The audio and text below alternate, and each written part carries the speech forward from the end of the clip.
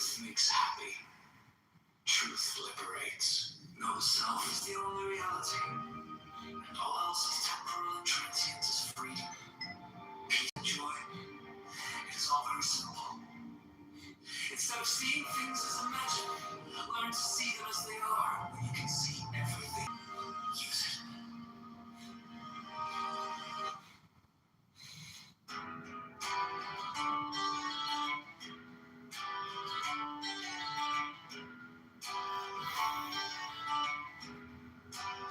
If you wish to see the truth, when the deep meaning of things is not understood,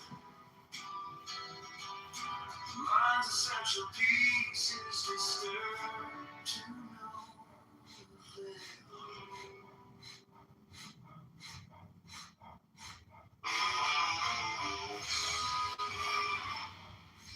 the great way.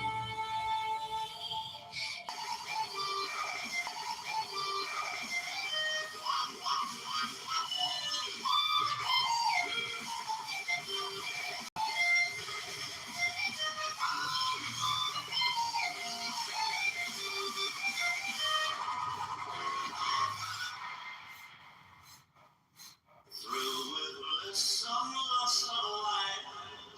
Oh man, my man, come careering out of the night of man, I owe man. I owe man, come over the sea. From Sicily and from Arcady. Rolling his backs with thorns and bars and nymphs and satyrs.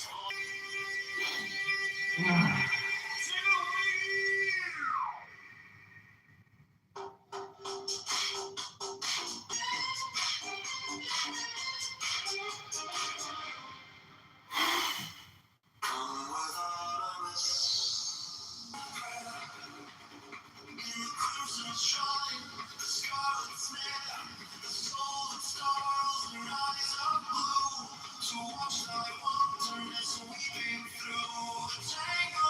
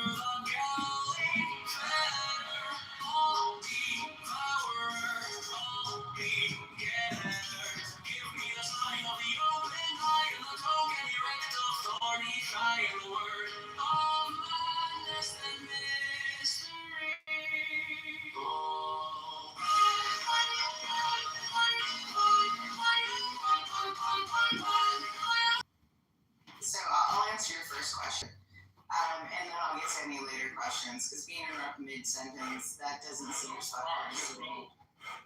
No, you're crying. I'm trying to go. So, what I was trying to say is, if you listen to what I actually said, I drew the parallel. I said I don't have experience with someone I love going to jail for that one, but I do have experience with people being severely injured or ill and people not visiting them. And when I say I have that experience both in volunteering as a counselor for people who had no one who would visit them in bad situations. And I had that experience as myself. I was in an accident where I couldn't walk for a year and a half. And I saw who came and visited, who didn't. No one knew if my brain damage was going to get good enough that I'd have the balance to walk. And I was in a horrible way. I thought about unaliving myself in those days. And almost nobody could look at it. And I worked in the tech industry. I had a lot of guy friends. And I can say almost none of them came and visited me, and I have the lived experience of I have a kind of epilepsy with the seizures that can cause brain damage and kill you. When I would look at me like I had died,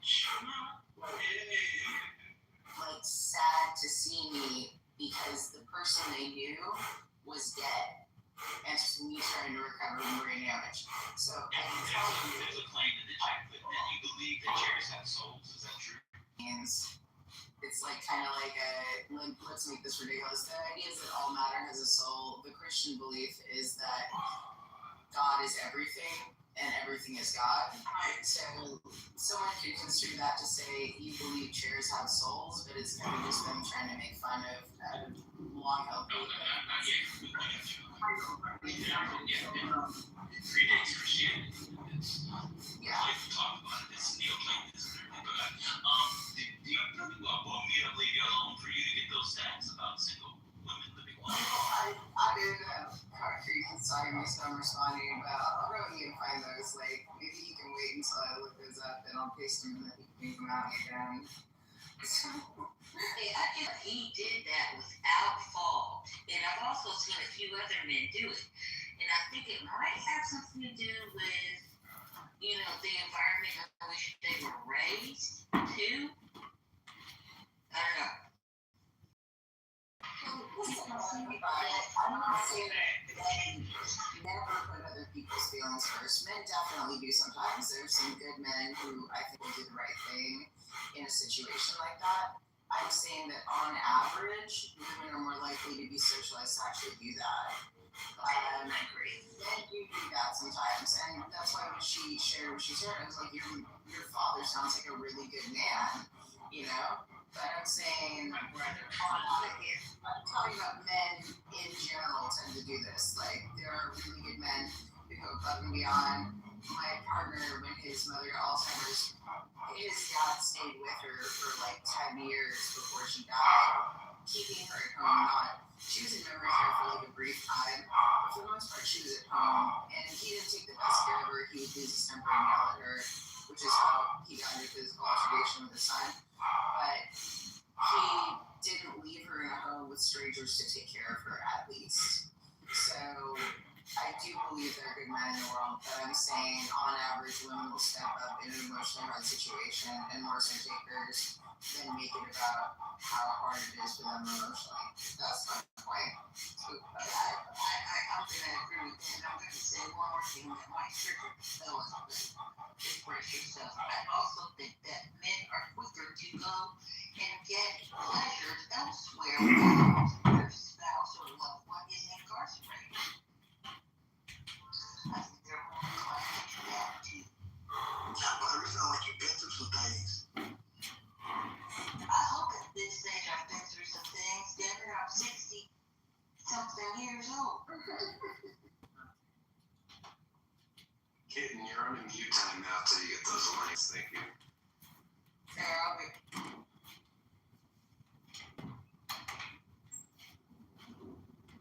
Get out here to have fun and get your mind off whatever's going on TV or whatever. We got barbecue and all that down here. We don't have here 65 degrees. So we had a good time down here. So if you're in this area, stop on by. We like to say, no, I'm watching. I'm looking at this guy. He's stacking this alcohol and putting all this stuff together so we can eat.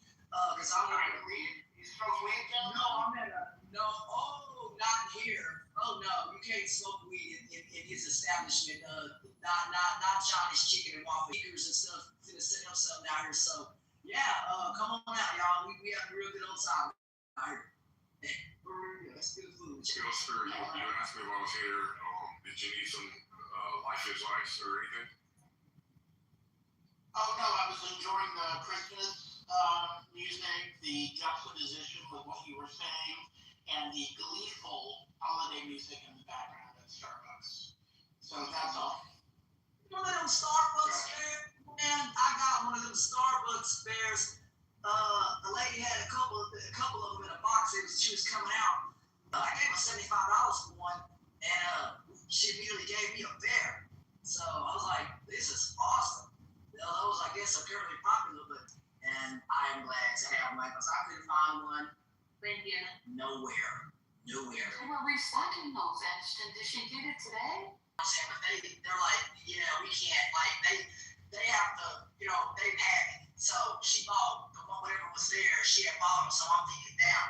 I was like, here, Ash still works. She gave me a bear. She had $75, and I had a bear. So I couldn't find no sneaking wear, so I was able to get one from a customer coming out there on the parking lot. You gotta hustle. Roll a double that ticket. You gotta hustle real quick. They gave me a teddy bear. I love it. Hustle, you get one. So, I would look. I'm gonna give Chris Kitten. So the point that I wanted to maybe explore with Kitten is she talks about how strong women are. Obviously we'll say yes, they are strong. But when we look at the particular domain of marriage, we see that. Gotta think about that part. Why did she do that? And how long has she been thinking about it? Do you know how long it takes her to say it's over with? Well, we can look at the statistics for average I appreciate that, Ken. And while you're looking, Fahim Amir was courtesy enough to put a link with. Post my own links because I understand people being like, why did you post them yet? But if I'm responding to people on stage, I can't post anything. And I'll explain why after I post my link. I mean, these are very, I don't know, are you having to sign in to some sort of Library of Congress or University Library account? I mean, Like I said, I will. they're very much available. The link that Brother Fahim posted, and also to him, says the opposite of what you say. Now, to be fair, this is for women between the ages of 65 to 85. They look at the older group and they find that married women, once they reach 65, once they reach 65, pervades links on the internet through ones and zeros. But Trump during sex. no, a soft agnostic is a man with a child that's not is agnostic. Just kidding. A soft agnostic. Soft agnostic doesn't know what they believe. A hard agnostic believes that the truth is unknowable and that no one knows. All right, sister, I gotta get back to work. Anything is that you're gonna find write-ups there, but you're not gonna find anything. I'm telling you. And the studies on happiness with married and unmarried women. So I haven't even begun to find it because I keep responding to shots. So I'm gonna go on mute. Cat, you won't be for the last 10 minutes. Now you're this line. I promise. Okay. That's right. I'm the dumb. I always get into it. God is in the mute button. Hallelujah.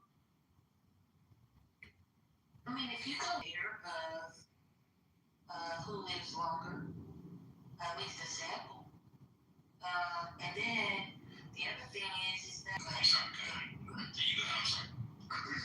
Yeah, and I know in my own anecdotal case of friends who my age who have parents that are still alive, that applies. So I'm not saying that in and of itself is, proves it, but it is an indicator.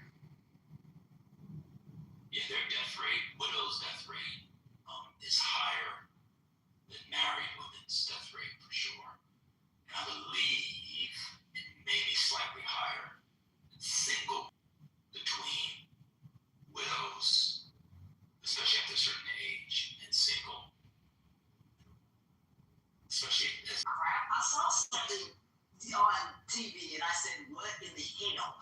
The dude, instead of trying to, run away from the fire in the engine bay of a car, he stays there trying to put it out. The woman that was in there, she took off. I said, damn. I said, that's the difference. Women live longer because they ain't trying to sit up here and die until you figure something out. I remember telling a dude one time, I said, brother, hello, hi, get out. You don't let me drive. So you need to be driving, you know what I mean? And so when I'm driving, we're going to get there the right way. We're all trying to cut into traffic and drive and speed and all that other kind of stuff. The only time I was driving fast like that is because I was trying to bear down. I was trying to get away from a storm in Louisiana, bearing on top of some 60 miles an hour. And I hit the lady that was driving. I told her to get out. Let me drive. She's sitting up here driving 75 miles an hour. The storm is coming. I mean, it's picking up speed on top of it. I was gone, got up to 110 miles an hour on that highway in Louisiana. Got us out of that storm because she was driving too slow. You cannot be timid on the highway. And that lady was driving timid. We don't do stupid stuff. That's the premise of what I'm trying to tell you. We ain't out here doing stupid stuff, and that's probably why y'all's insurance is high as hell. I helped the guy get some insurance. I said, hello, what's up with this insurance? Oh no. Why is your insurance high for a car? Talk about men, guys. What's up with that? Guys. You don't think your car? No. Definitely their fault in California. That's what I'm learning.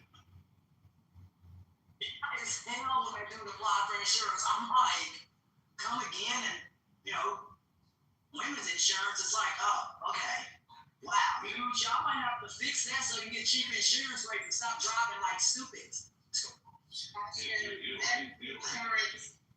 Men's insurance, especially when they're young men, it's always been higher, way higher. So a 16-year-old girl to get her license and end up years, give her a car, her insurance is going to be lower than her. Been out doing kind of, boyish things. That's what it is. That's exactly what it is. And it's a strong level. It is the fact that young men get out of their cars in their form. It is the fact because they do stupid stuff, as Ashton said, they should all burn in hell. Why we love y'all so much? We love y'all do stupid stuff. Funny. Everybody says like Felicia. That's all the time. What's up with that? I haven't heard it like 20 times since I've been sitting here. Can you get the link yet? It's been 6 minutes. What? Are you on AOL? I'm sitting here waiting for you for the last 15 minutes. I was And like, you check like an Amazon card. And people with Amazon cards? What's going on? So, if you let me speak for a second, I have a disability and I lost something that makes it so outside and safely, and I'm reordering it on Amazon. I need it to arrive by tomorrow, and so I need to order it now because you can't wait forever. I had one already in my cart that was going to arrive by tomorrow, and now it'll arrive the next day. So I'm selecting something to arrive by tomorrow and checking out along with all the Christmas gifts. Singing to him while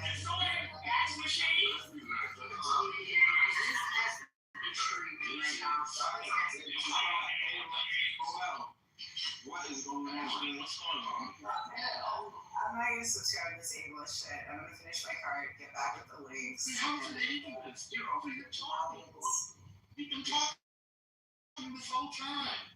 If you can leverage her disability, you gotta bring it to her. I've already put something in the chat. Go ahead. Do what you gotta do. Look, man, what in the world? Like, are you trying to, you can pay express, but they can ship it overnight to you. So we gotta let it go. Come on. Well, I was trying to see if she, here it is. If it's something that she needs, she could possibly get it to a medical supplier and have it shipped to her house. I'm sure she knows how to handle her business. Come on. She's being insensitive. Y'all are sensitive. Give her suppliers that I Okay. All right, cool. Well, I didn't know, so I don't know what she's getting, but I can, all apply her. Okay, cool. I mean, what does this mean? This thing has several articles in one letter B. What are we looking at? I see fatigue across the lifespan. I see men shortchanged on health. What is link.springer.com doesn't seem, is that a scientific Network.com? Those up from Google Scholar.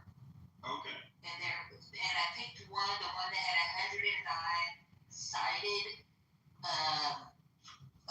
where somebody has cited that article.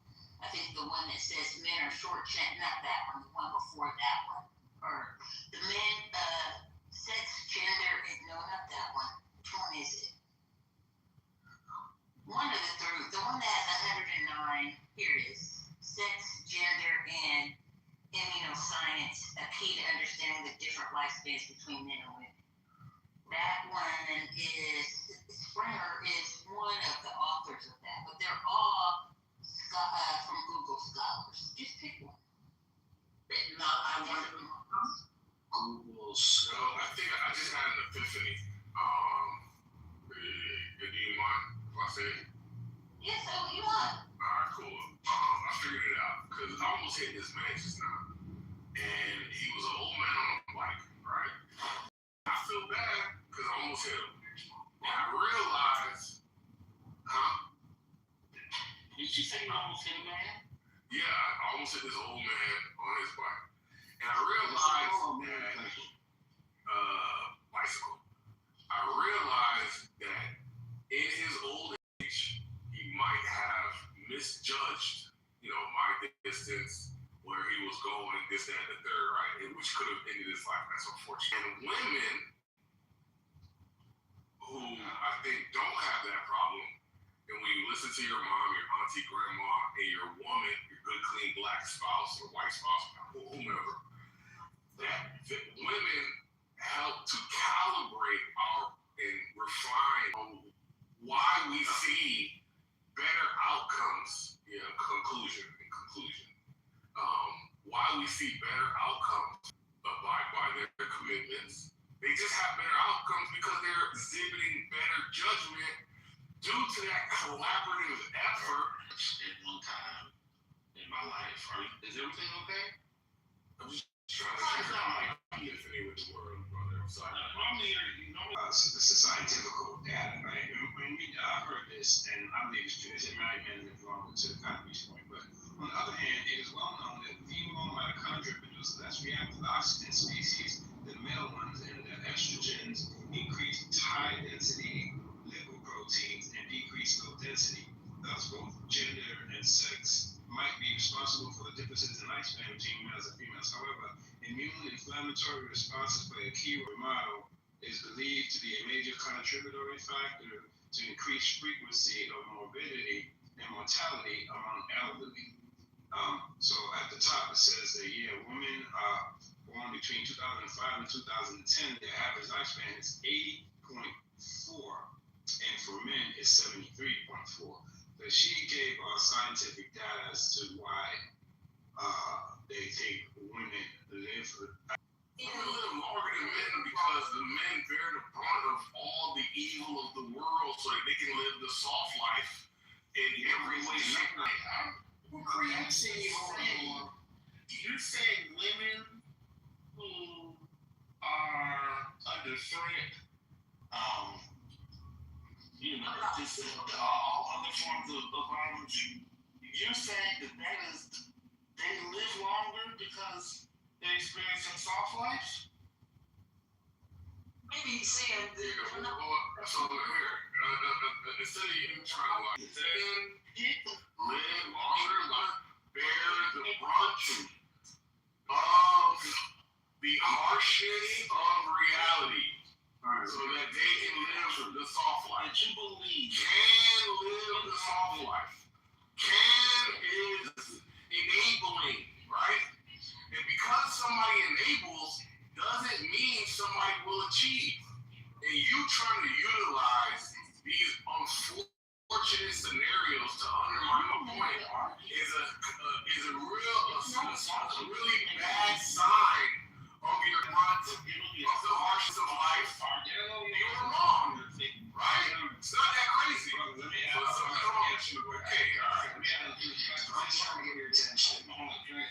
asking 1 second. 1 second, brother. I'm gonna ask him one question.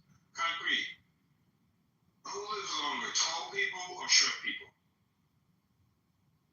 Listen, I think Bill has affected y'all with this like Socratic method That's a typical white thing. and petty flogging of conversation. They don't know.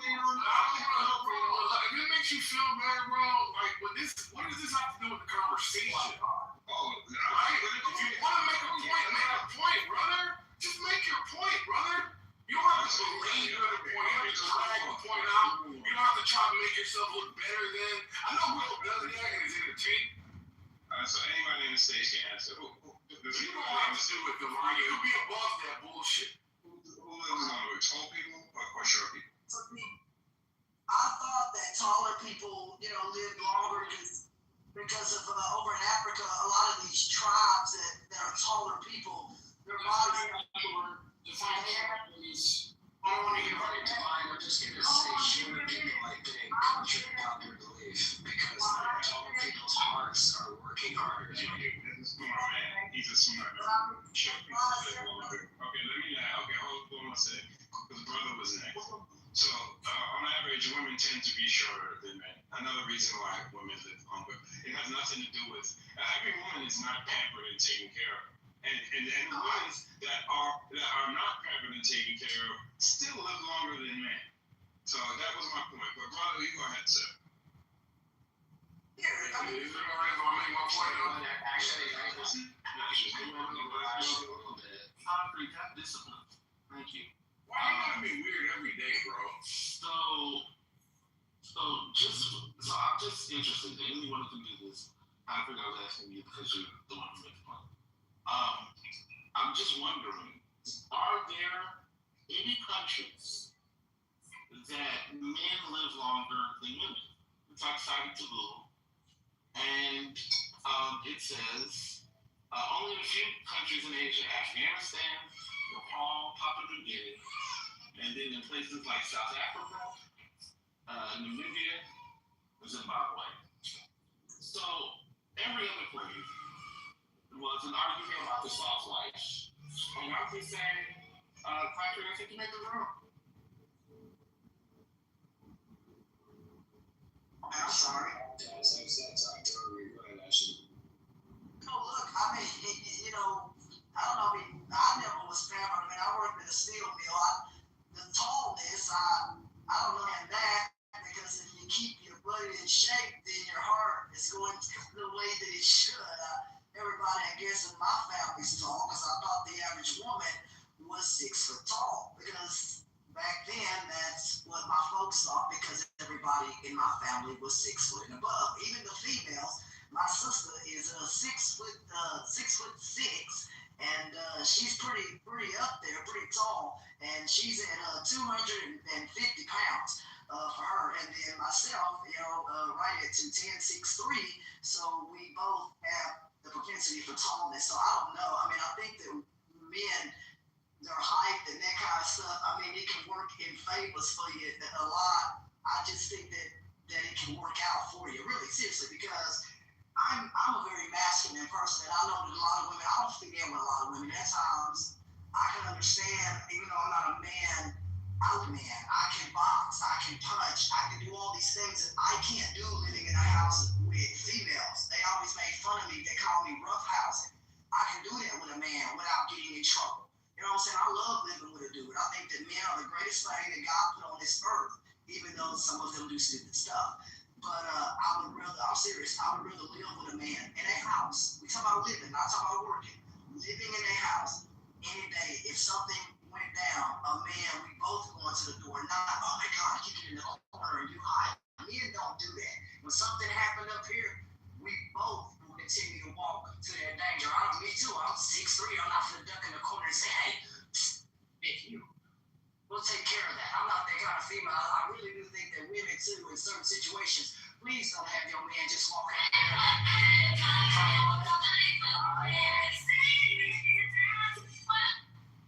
Okay, so you cannot have your man. I'm just saying, women, be bold as well. If something dangerous is going on. My grandmother taught me, don't run and hide. Make sure that you out there with your man if something is going on. And a lot of times, some women, they'll sit back. Hey, you go up there and you go check that out while he's going to go check that out and you hide in the corner. I don't know. I mean, I'm not saying I do that. Yeah, can we, because goddamn, how long is the flight? I don't want you to be mean to me. This flight's fine. Hello, Faye. How you doing? Hey, Concrete, how are you? No, it's not that astronaut. We get it. You know, you see the value of men and them as protectors, and I, you know, I'm here for it. I just felt like we didn't have to hear a chapter book. I think we could have had just a little short story. Other people write stories. No, we need our flowers, Faye. We need all our flowers, please and thank you.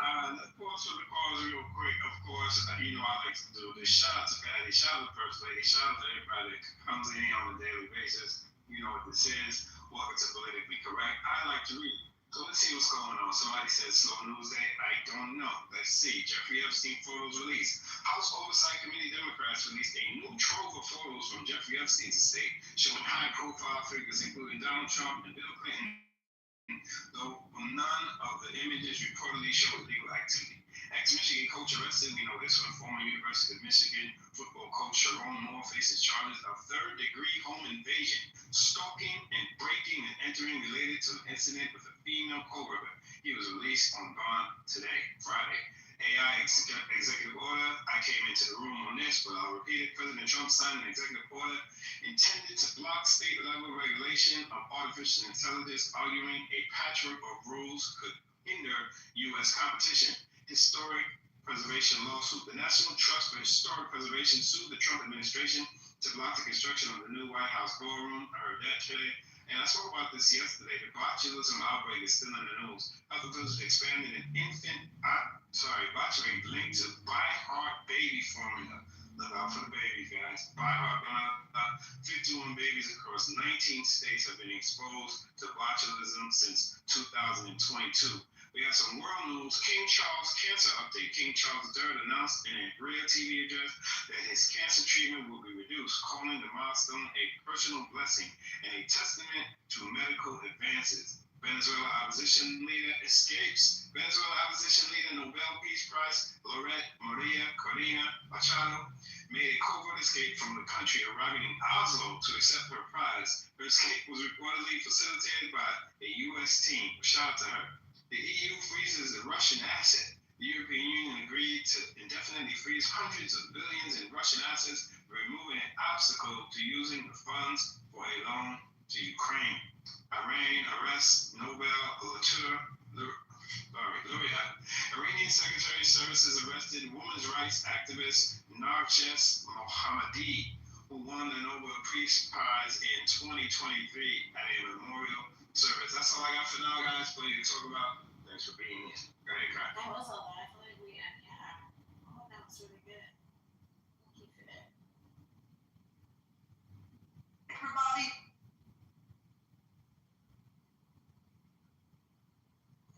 What was that? let's eat, baby. You got some food coming out at barbecue. We got chicken, steak, pecan pies, cakes, and cookies on the other side. We got it going on, y'all. Actually, do you know that guy who does less barbecue? The oxtail barbecue. Do you know that guy? What town is he in? I'm sorry. He used to be in Texas. I think he moved out of So Texas. y'all don't let me put my mic in. So y'all didn't see right here, Devon. This I want y'all to see where I fall short. This is the GPS location as to where I need help, because I know Beavis and Blackhead saw Divine interrupt you, Ashton, to not only give us a reset, he gave us options.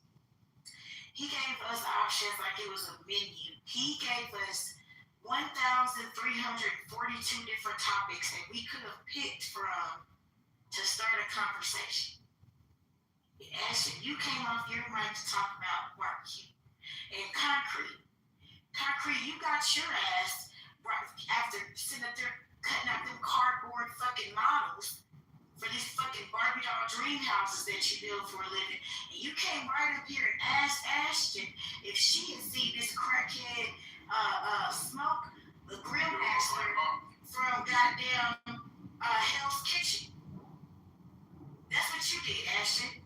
And that, I mean, concrete. That's what you did, concrete. And while you got this Google picture of a fucking library, right? I need you to read The Room. That's the book I want you to take off the shelf.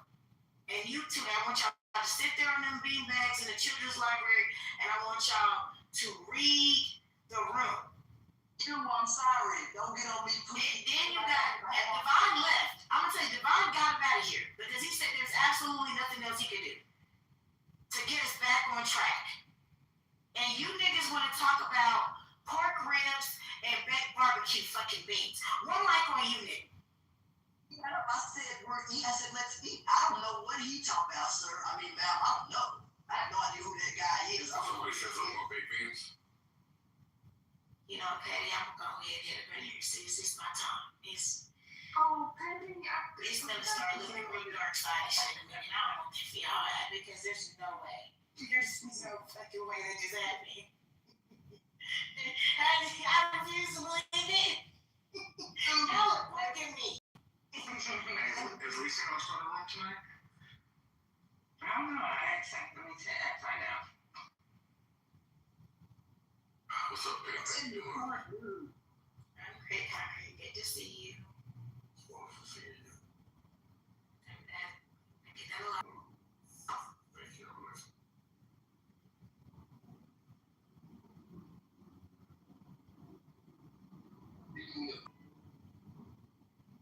So I have a bunch of links and I'm reading through them to make sure that the ones I want to post, which takes me longer for reasons I will explain after posting the links.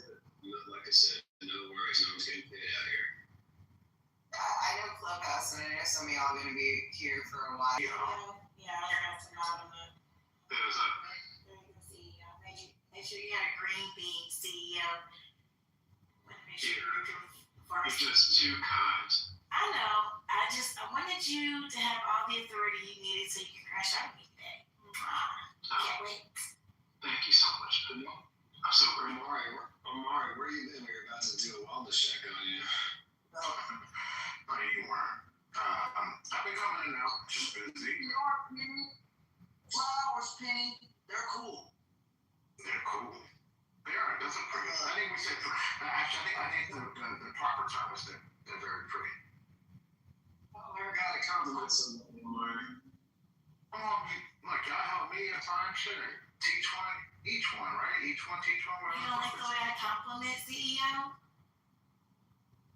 I like the way you compliment Penny, and that's all that matters. As long as none of this other shit matters. I don't have to see or the E. Just you're the only other matters. Oh, right. Yeah, I don't know. CEO does like the way I compliment. So what pointers would you give me, CEO? I can be better. Saying, Gustavo. you gonna know how to write them? Maybe it's got about. Gustavo. Brian with the grace about. Brian with the grace on it. ¿Están aquí? Sí, es que estoy. ¿Sí me escuchas? Sí. Sí, Buenos sí. días. Buenas noches. Bienvenido, sí. Por mí, buenas noches. Buenas noches, ¿cómo estás? Buenas noches, ¿de dónde eres? Yo soy de todo el mundo. Oh. Okay. Speak Spanish or French or German? English, por favor. This is the room. Me gusta hablar en español. ¿Qué hora es, Gustavo? Para mí son las 7, las 8. Ah, 7 de las 8. Oh, ok, lo siento. La ¿Cómo se gente... dice? Shut your ass up. We are here making a friend. Lo siento, en este cuadro solo habla inglés. Yo hablo español. Sí, poquito. Let's just speak English. These people can barely read, so we're just gonna stick to one language. I don't wanna throw it to me. I think me and Moose can hang with you, but I don't know about... Sí. These niggas can barely understand English, Gustavo. We don't want to take them too fast. We don't want to take them... Gustavo, ¿quieres practicar inglés, sí? ¿Por qué no? Sí, claro. Vale. say in the cat, MAGA, we need him now. See, Of course. so the first one was a king, you know, is a dictator. So that's what we were talking about that earlier. But did you have te gusta Trump? Sí o no? Sí, mucho. See, mucho. Oh, hell no. Oh, no, we gotta go English on this one. Okay? Oh, yeah. Oh, hell yeah. No. You know, What's going on in here? don't speak English. Oh, I know it though, because when you said make America great again, go ahead, I'm sorry. Yes, I love Trump. He's doing a great job. Gustavo, when did he deport you back? Yeah, what do you like about it? What do you like about it? Well, first of all, okay. So, all the Somalis, all the guys that can go. I pay a lot of taxes, guys. Okay? I pay a lot of taxes. So, all of this I pay.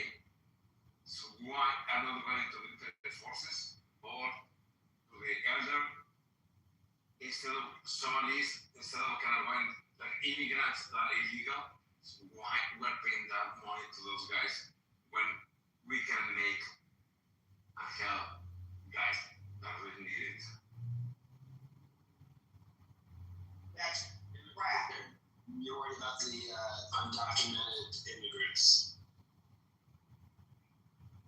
See, Tell me more. you are worried about if I heard correctly, you're worried about what Americans are paying taxes for the undocumented immigrants. To understand correctly, see, Yes, and I pay a lot of tax for that, my friend. okay.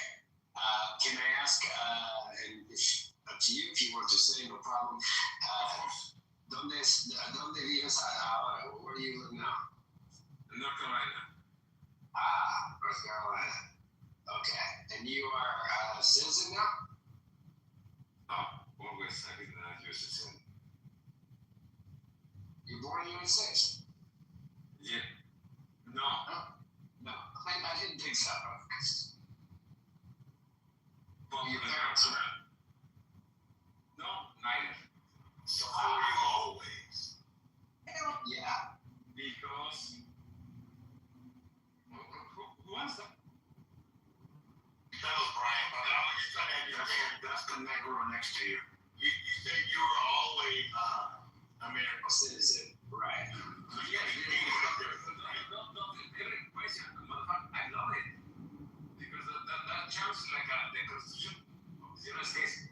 So, you know, when you move to this country, to the US, okay, or any other country, you have to afford something to make the country greater, to make the country more, to make the country better. Right? So, Canada, US, Australia, Italy, whatever country, always they are looking for people imported to those countries. So those countries can be better, right? So yes, it's like Camarena. I don't even you know who is Camarena. Camarena is the guy who invented the color TV, okay? He was born in Mexico. But nobody in Mexico heard about how to make the TV in color. But he sold his idea here in the US, and now that's why we have right now a TV with colors, okay? But it doesn't matter that, okay? My point is, wherever you are coming from, it doesn't matter. You can move to any country. It is kind of flawless at some point, like a Gustavo for me in my case. You have been doing this and all these countries. I work in India, China, okay, Germany. And some of the US probably, hey Gustavo, I want you here.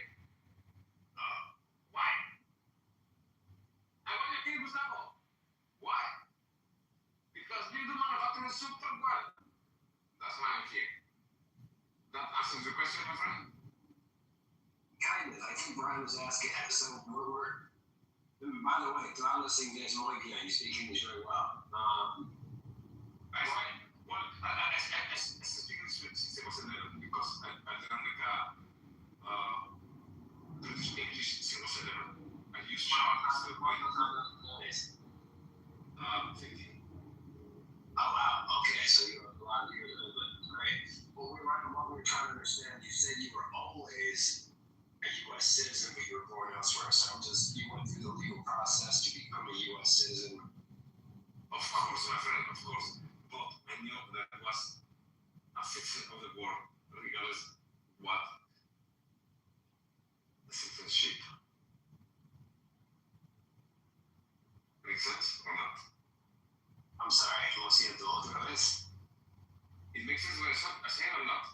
No. Yes. I'm not saying you didn't make sense. I'm saying I didn't understand what you said. If you can repeat, please. Oh yes, I was a U.S. citizen because I was all the time a U.S. born citizen because the country. That's what I meant. So you were born here.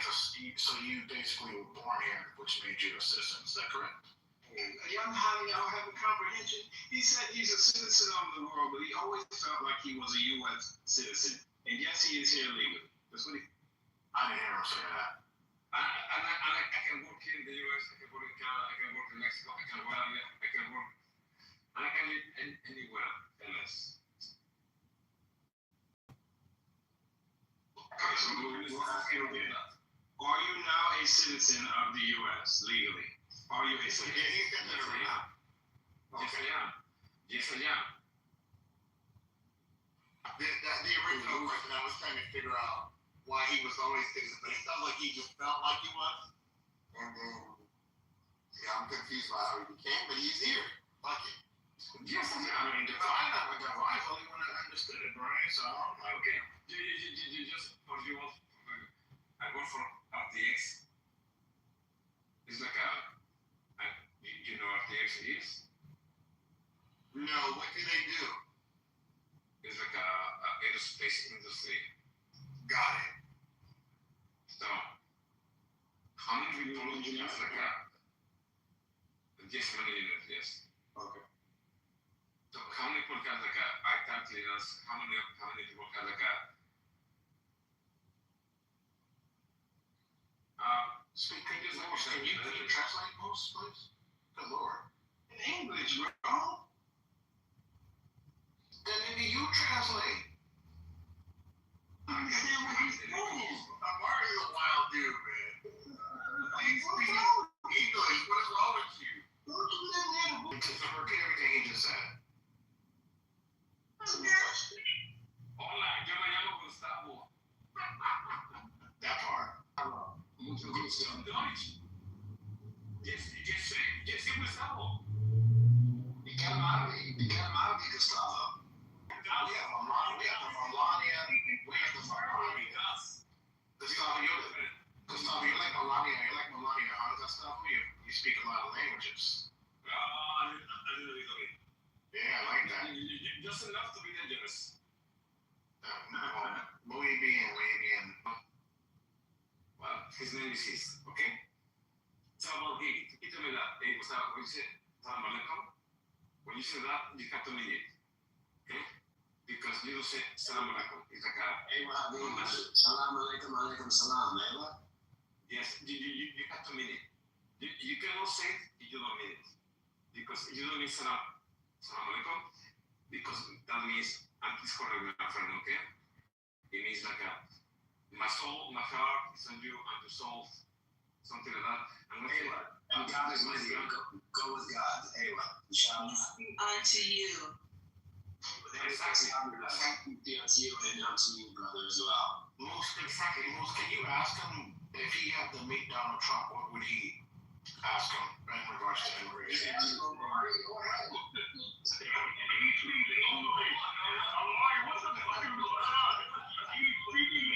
This isn't the year later, Mario. We're not in the U.S.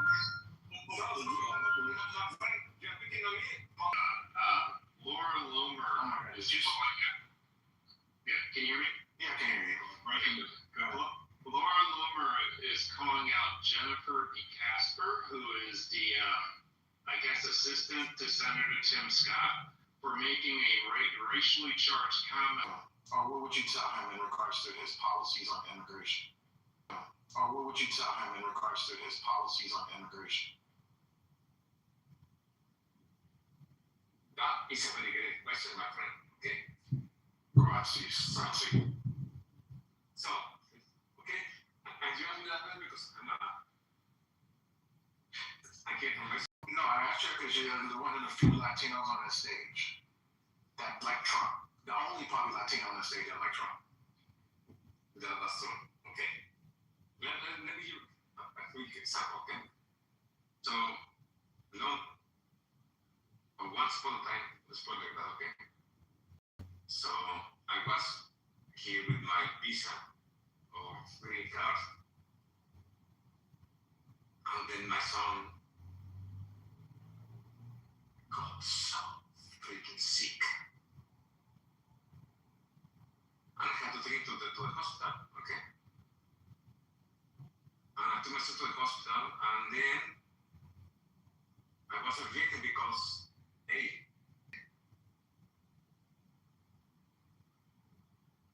because you make $65,000 per year, sorry. And then suddenly, after me, these immigrants, whatever the country, could be Venezuela, Salvador, Mexico, Somalia, whatever, I don't care, okay? I have no insurance, but my kid is dying. Oh, Makes sense, but if you had to consult him, I can ask the question, what would you tell him? Would you say he's doing a good job? Would you give him an A++ on his immigration policy? then 100 plus. Okay. Yes, indeed. Let's go back to your story for a second, because let's go back to your story for a second, because Yes, maybe now. Yes, please. Okay, hold on. Now he can understand you and I can't. So I want to put it in my own words what you said. Your son was sick. You took him to the hospital, and they would not give you insurance because you make $65,000 a year. Is that what you said? That's correct. So did they take care of your son? No. What did you do? What did you end up eventually doing? It's painful, but I have to bring it back home and have to look for something like this for him and private doctors. Yes, so I can get the penicillin or the medication. Understood. Okay. All right. Now I follow. Okay. So while you were working with your green card, making $65,000 a year, did your job not offer you health care? Yes, it did. So why couldn't you use it was just for you and not for your son? Boy, yeah, okay. Yes, it wasn't for my son, but the expenses. Anytime they offer a full-time employee the option for insurance, they will always offer an employee-only plan or a family plan, or a spouse plan. Unless you are a 1099 employee, if they're going to offer you the benefit, they're going to offer you the option to choose which plan works for you. But it sounds like they did, and you said it was too expensive because more often than not, when Exactly. you add even one child, it shoots it up about $500 to $600 extra. So. Yes, no, that's correct. But that would mean that was a you thing. Like you made that choice. That's not. Yes. No one tipped you. I have the family plan that was kind of $5,000, but what my son needed, it was like beyond that. And I think I had the money. So they probably work out here. We do it dependent. I'm glad it worked out. I just want to say we're glad it worked out for you, and thanks for sharing your story. So I didn't know this, so you just taught me something. No, thank you, because by the way, my son is still alive, okay? Now he's 18, and he's not supposed with me. He said, So, I'm Gustavo, not late. oh, I'm sorry, I must have a delayed reaction. My apologies. Gustavo, No worries. how do you feel about many Hispanics that support Trump, and he has been deporting them left and right, even those that have paperwork in order? How do you feel? How does that make you feel? Awesome. That That's important. that okay? Does support us? You mean us? Yes. Okay. So, right. If you don't mind, Lo siento, señor. Lo siento. Sí. ¿cómo te llamas? Penny. Penny. Let me elaborate on this, okay? If you don't mind, okay? That is also from me because Español, English, what's better, or French? English. So we are again. Of course, we're in English conversation. Sorry, I apologize. So, Estás bien, señor. Goodbye, gracias, señor. I like what Trump is doing with the ICE because I don't know where you are from. I don't know what's your roots, and I don't care about that. Sí, soy de Texas. Soy de Texas. Yo vivo en Estados Unidos, sí. Okay, Texas. ¿Tus papás? ¿Lo siento? Tus papás? Sí. Okay, but maybe you feel right now, your parents and your grandparents. I don't know. Mis padres es de aquí. But I don't mean. Lo siento, son de aquí. I don't mean you specifically. I mean that in Lo siento, sí. But at the end of the day, this is what is happening. What happens in every country. So you see like a US has like a deportation or immigration from Mexico. Okay. And that comes from Mexico, perhaps comes from Salvador, comes from Honduras, comes from all these countries, even from Brazil.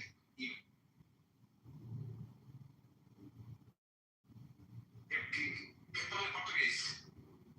¿El portugués?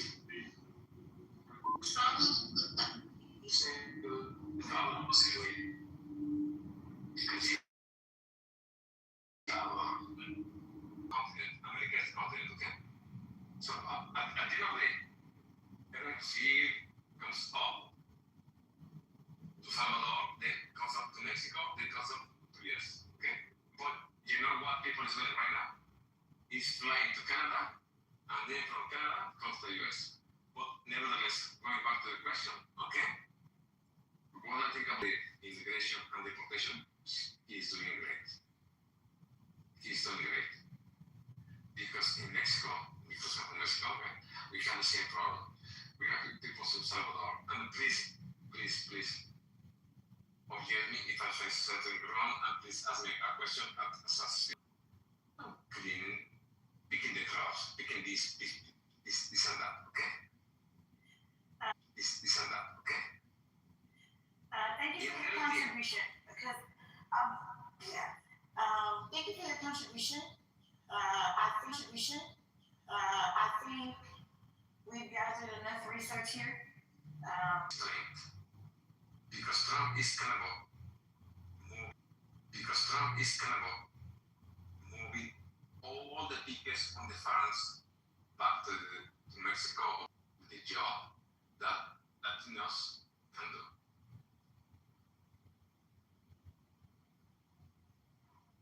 So, Gustavo, you still have family back home in Mexico, correct? Sorry. I think you still have some family back home in Mexico? Cousins, aunts, uncles, family? No. All your family's gone. Nobody will know until my corpse stinks. So you mean all the new friends in the U.S., all the other ones up there? And that's it for 3 years. Got it, okay. No, you've been there a long time. Interesting.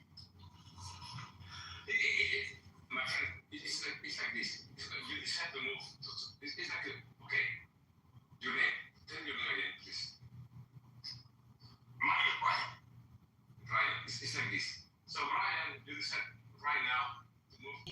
I'm sorry, I did. You don't think that there's a sick twist to that, No. right? You know, so you know. Okay. But please, Would anybody else like to come to the mic and talk? Anybody else? For the big red dog. Yeah, Patty, the replays on because this type of shit that Kevin Sanders said can't make this shit up. Okay, I don't know. You know, Penny was speaking. I'm saying this. Go ahead. I'm just saying. Can you give me a reset? Who's that, Trent? No, that's you. I'm sorry, I was looking at my hey, I'm sorry, get out of my couch. We have Penny, who's that? Who said hey, Penny? I know Sandra said that. Sandra said that. Hey, Sandra, let me down, girl. Yes. Ooh, excuse me, y'all. My apologies. I had that sparkling water. Are you okay? Yes, thank you for asking, Gustavo. You're such a gentleman. Look, my Spanish. It was a beautiful time. And then Moose asked for Gustavo's opinion on MAGA and if he liked Trump. And he said he liked Trump a lot in Spanish. And then Moose said, oh, from here on out, you must speak in English so that everyone can hear this. And then he kind of elaborated on why he liked Trump. We didn't really get a clear, quite logical reason. And so, If I learn something, with one of the oldest HBCs in North Carolina? I don't know. You don't know. Yeah, no one knows about that, but y'all black people call that. No. Yes, okay. But if I may, okay? If you're this country, where you're coming from, if you don't speak English, you are fucked up. So you are in this country and you have to speak English and communicate in the best way, and you have to understand the moods, like even the shoot. Even the kids, I'm talking like that. You have to understand all that. Hey, Gustavo, that makes sense. Gustavo, okay, one last question before. Los Hombres del Norte or Mana? Come on. What is the best band that you like? Licorice or Mana? Dime. Say it. Omari is pendejo. He called you a pendejo. Escucha, por favor. Escúchame, por favor. Listen to No, that's the Tex-Mex version. I'm the California version. Es escúchame. But let me ask this though. Like, I agree. If you go to another country, you should learn the language of that country. But that doesn't mean that. Of course. Yeah, but that doesn't mean that you should be treated like shit. Right. Or like you're not human. No. Hermano, you have to treat like shit whenever you go to go. You are not the rules of that country. You know why? Because that makes you better. What say again? Oh, right here, right. That's why I haven't figured it again. Yeah. So you're saying you feel like shit. If you go to a different country, you have to be treated like shit. Because you want to learn fast. Why? Because when you are to that shit, you learn the shit of that country in 2 weeks. And then you can blend and you can be whatever you want to do. So, Makes sense? no, not really. But what makes you about Trump though? Like, what do you like about Trump? You know, you being Hispanic, not being from this country, and seeing the shit that they're doing. Now that you told me you're in North Carolina also, see what they were just doing a couple weeks ago. That's a good question, Bobby. So, you want to tell me about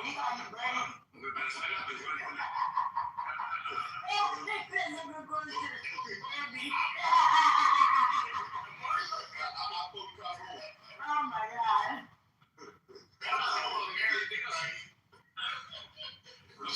He don't know who Mana is, so we already know. Everybody knows Mexico. Okay. Simple and young. Okay. So I was born in 73, like 1973.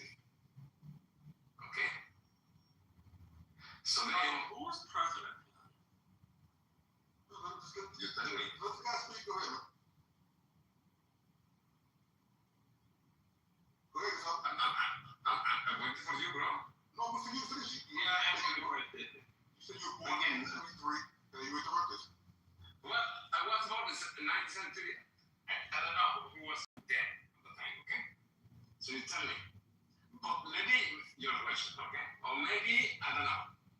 I don't know who was one other time. I agree. You know, guys, I love you guys. I love you guys.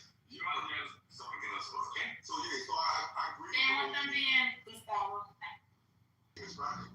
And not being born here that you support a piece of shit like Trump, who's clearly a racist piece of shit. And you tell me you're North Carolina Charlotte. So you know ICE was over here fucking with people.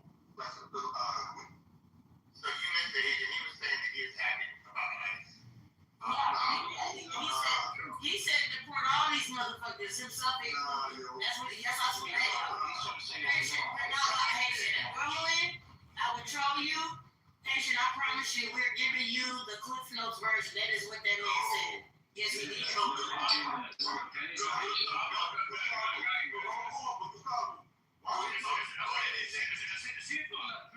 was ICE, black, yellow, brown, whatever color, I will put down to the fucking street and I put my fucking knee on that guy. If that guy is illegal, somebody else will get out. He said he was putting them down.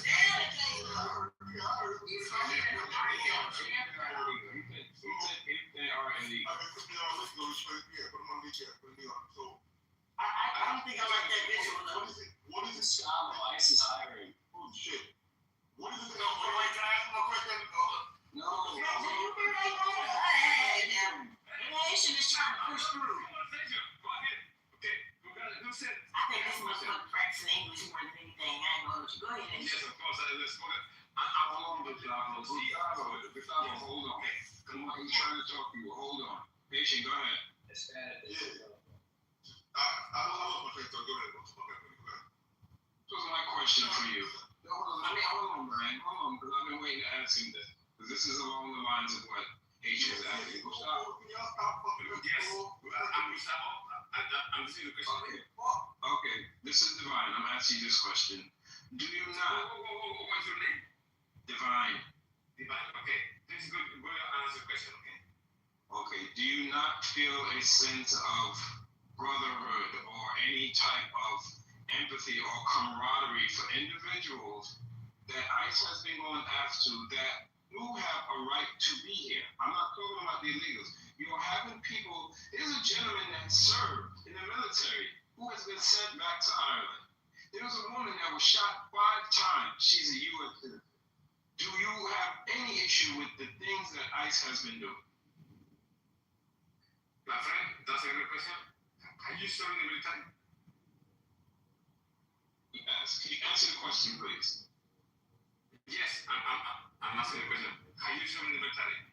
Have you? I have family that. Can you please answer my question? Because you're answering Yes. the question. I'm going to answer the question. If you answer this question first, are you serving the military?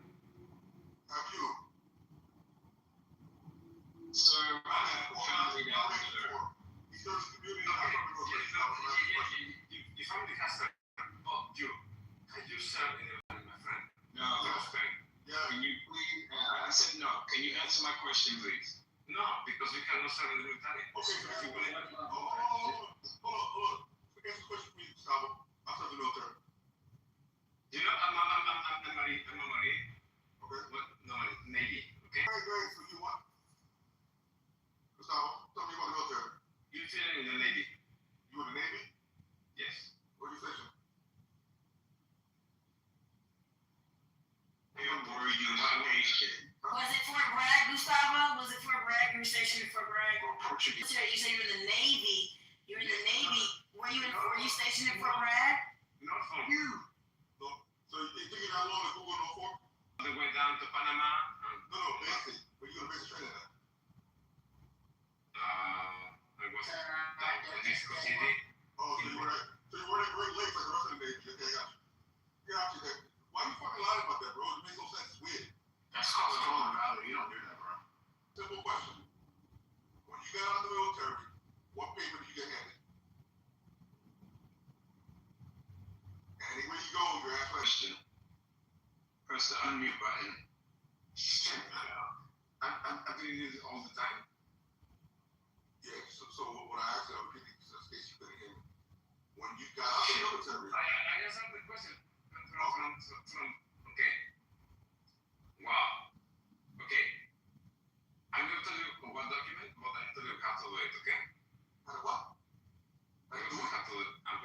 away. Neck, under the left elbow, okay? Right on the liver, okay? Right next to the head. Left on I'm in the military, so I know he's lying.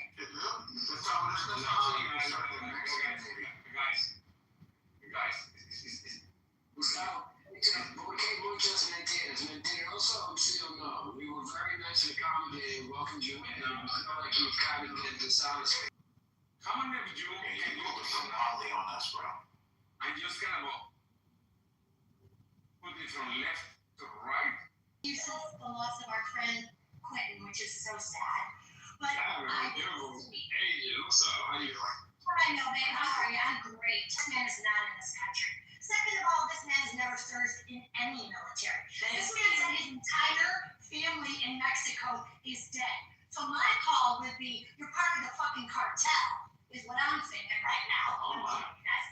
But long story short, the I'm on you. And the fact that you guys have given this so much airtime just cracks me up. Like, this guy is so full of shit. He can't even lie properly. So it's great talking to you guys. Just wanted to share that. Thank you. Oh my God, Laura, I came off my. Oh my God, I haven't seen you in so long. I hope you're doing well. I hope you're doing well. Fantastic. I have another grandbaby, Divine. It's my wife, Oh, I come to Daddy's room. I just sit in the goo. I just sit in the goo and listen. But with this guy, like everybody giving this guy, like everybody started out with this guy. You guys, it was so nice. But I'm like, oh my God, he's so nice. This, that, the third. Next thing you find out, this guy just a lying son of a bitch that's part of a drug cartel. Okay, I'm going home. That's not racist. You can answer my question. My one question. I know people that are part of the cartel. Sad. There are many people who sound like him, meaning whatever accent that was, that really don't give a shit to what ICE is doing. Yes, I love it. I love Trump. I think he was Venezuela, part of the Venezuelan drug cartel. That's what I think. Yeah, remember that. You just don't have to down on it. Yeah, remember that's not racist. Just like if she said, oh yeah, you sound like you've been in prison before. It's okay. And you do this to me, that's the way. What part of that gives drug cartel? What part of that gives drug cartel?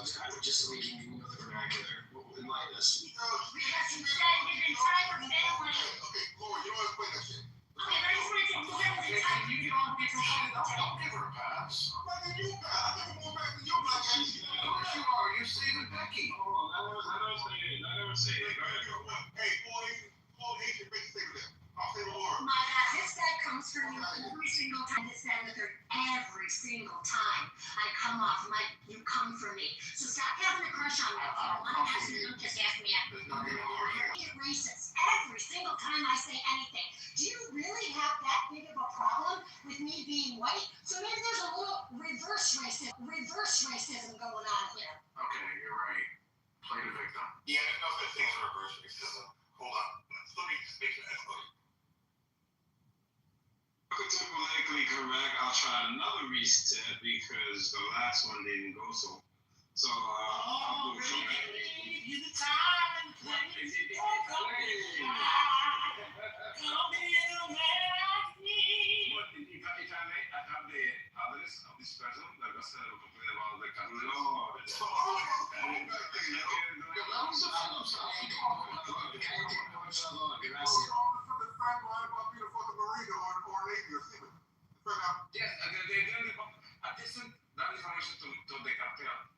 So the cartel can go from here because why not? Let him show up. Because guess what? My brother's a member of the Hells Angels. Let's fucking go. Okay? Okay, so the SOA issue. Yes. Is he 82?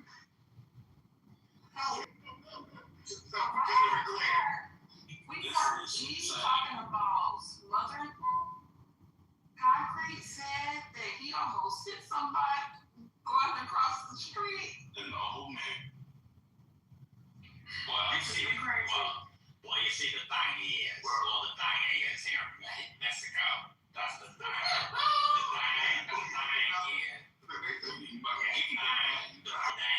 Or a position, but I can be Mexico. $2,000.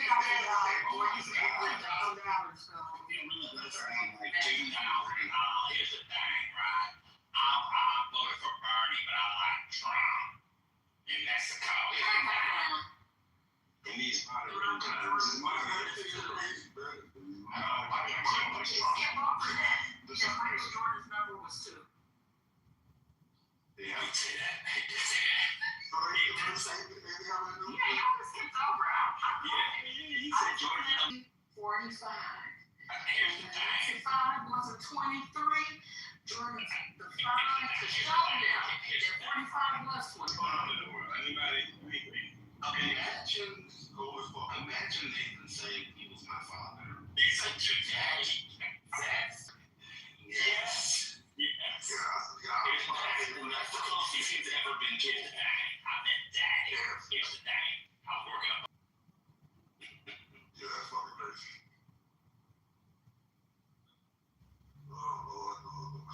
Why Gustavo keep getting moved down? What's going on? Hey, what's up, Gustavo? You wanna play the bet on the game tomorrow? On the Army Navy game? Wait, is this the man who's in the cartel? I'm confused. /Marine /Navy. Okay. So Haitian, you wanna bet on the man who's in the cartel? I'm cool, bro. Who's in your same state? Yeah, that's why we can play. You fucking have the money. Dog, forget that. I'm trying to do Mexico. Right? Everyone has those on the weekend. Can you buy citizenship? Not too much on this. Now, anybody want to bet on the game tomorrow? I don't think Nathan has the arm strength. No. Nobody swapped in Army, Navy. Today, last night, it could be worse with Navy. It could be the Air Force. At least they're not the Air Force.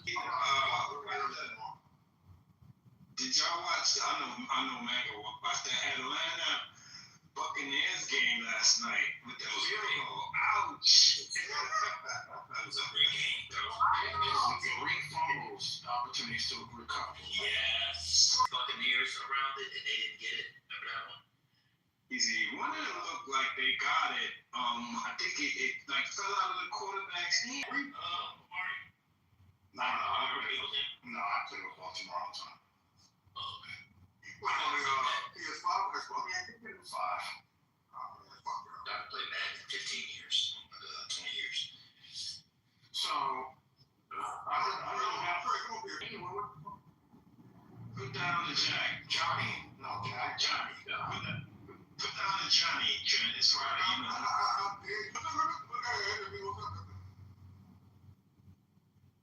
So I got breaking news here, y'all. No, that's what he's gonna say. Trent, man.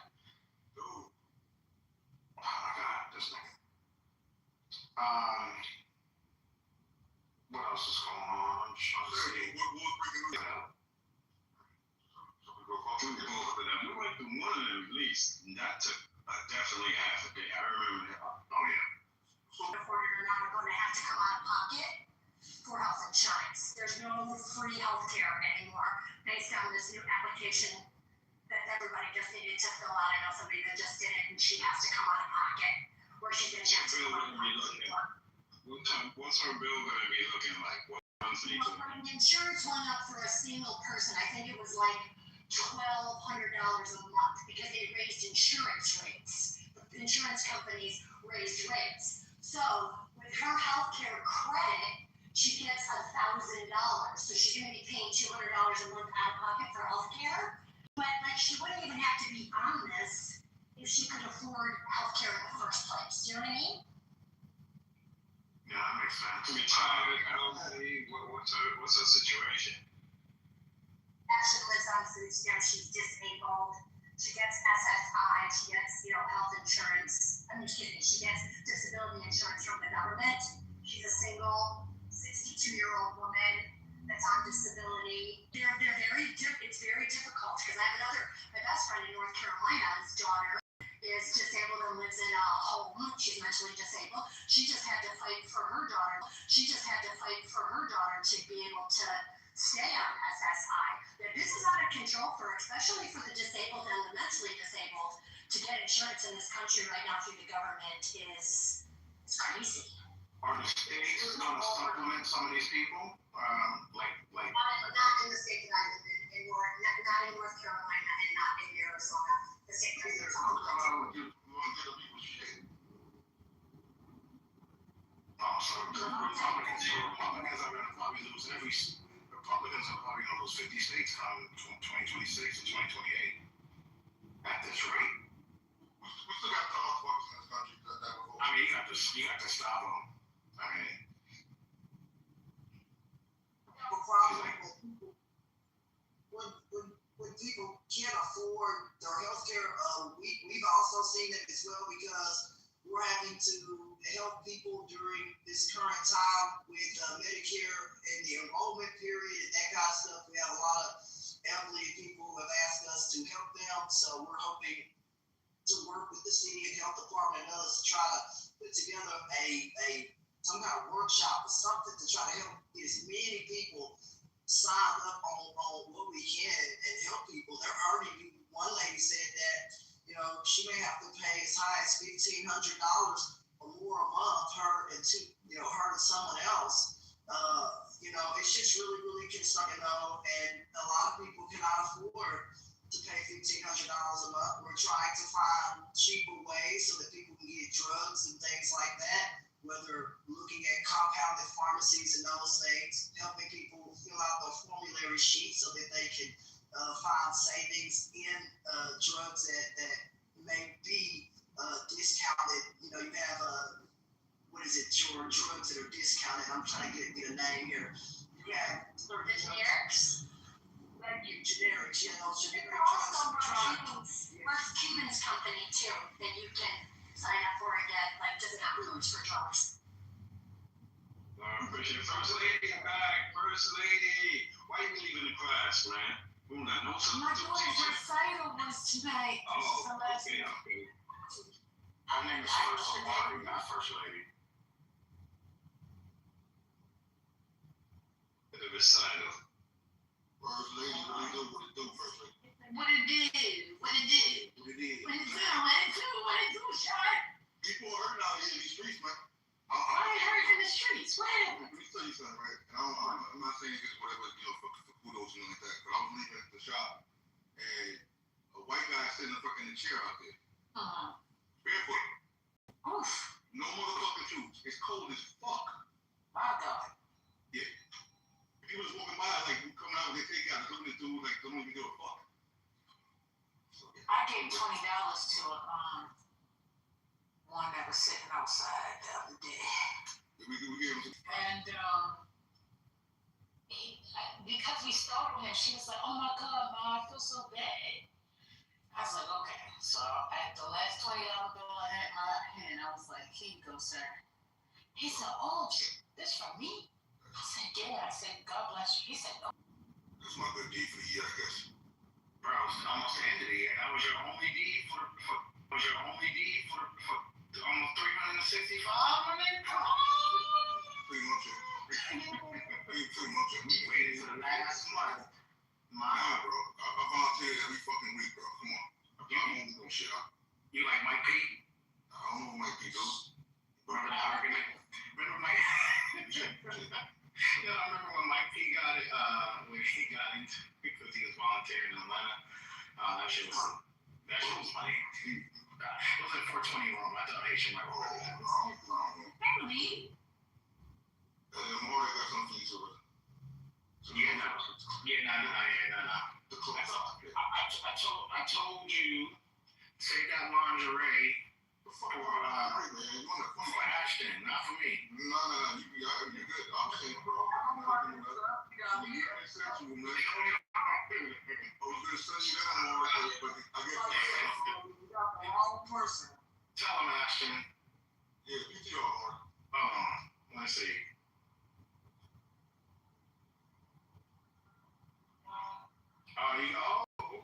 Okay.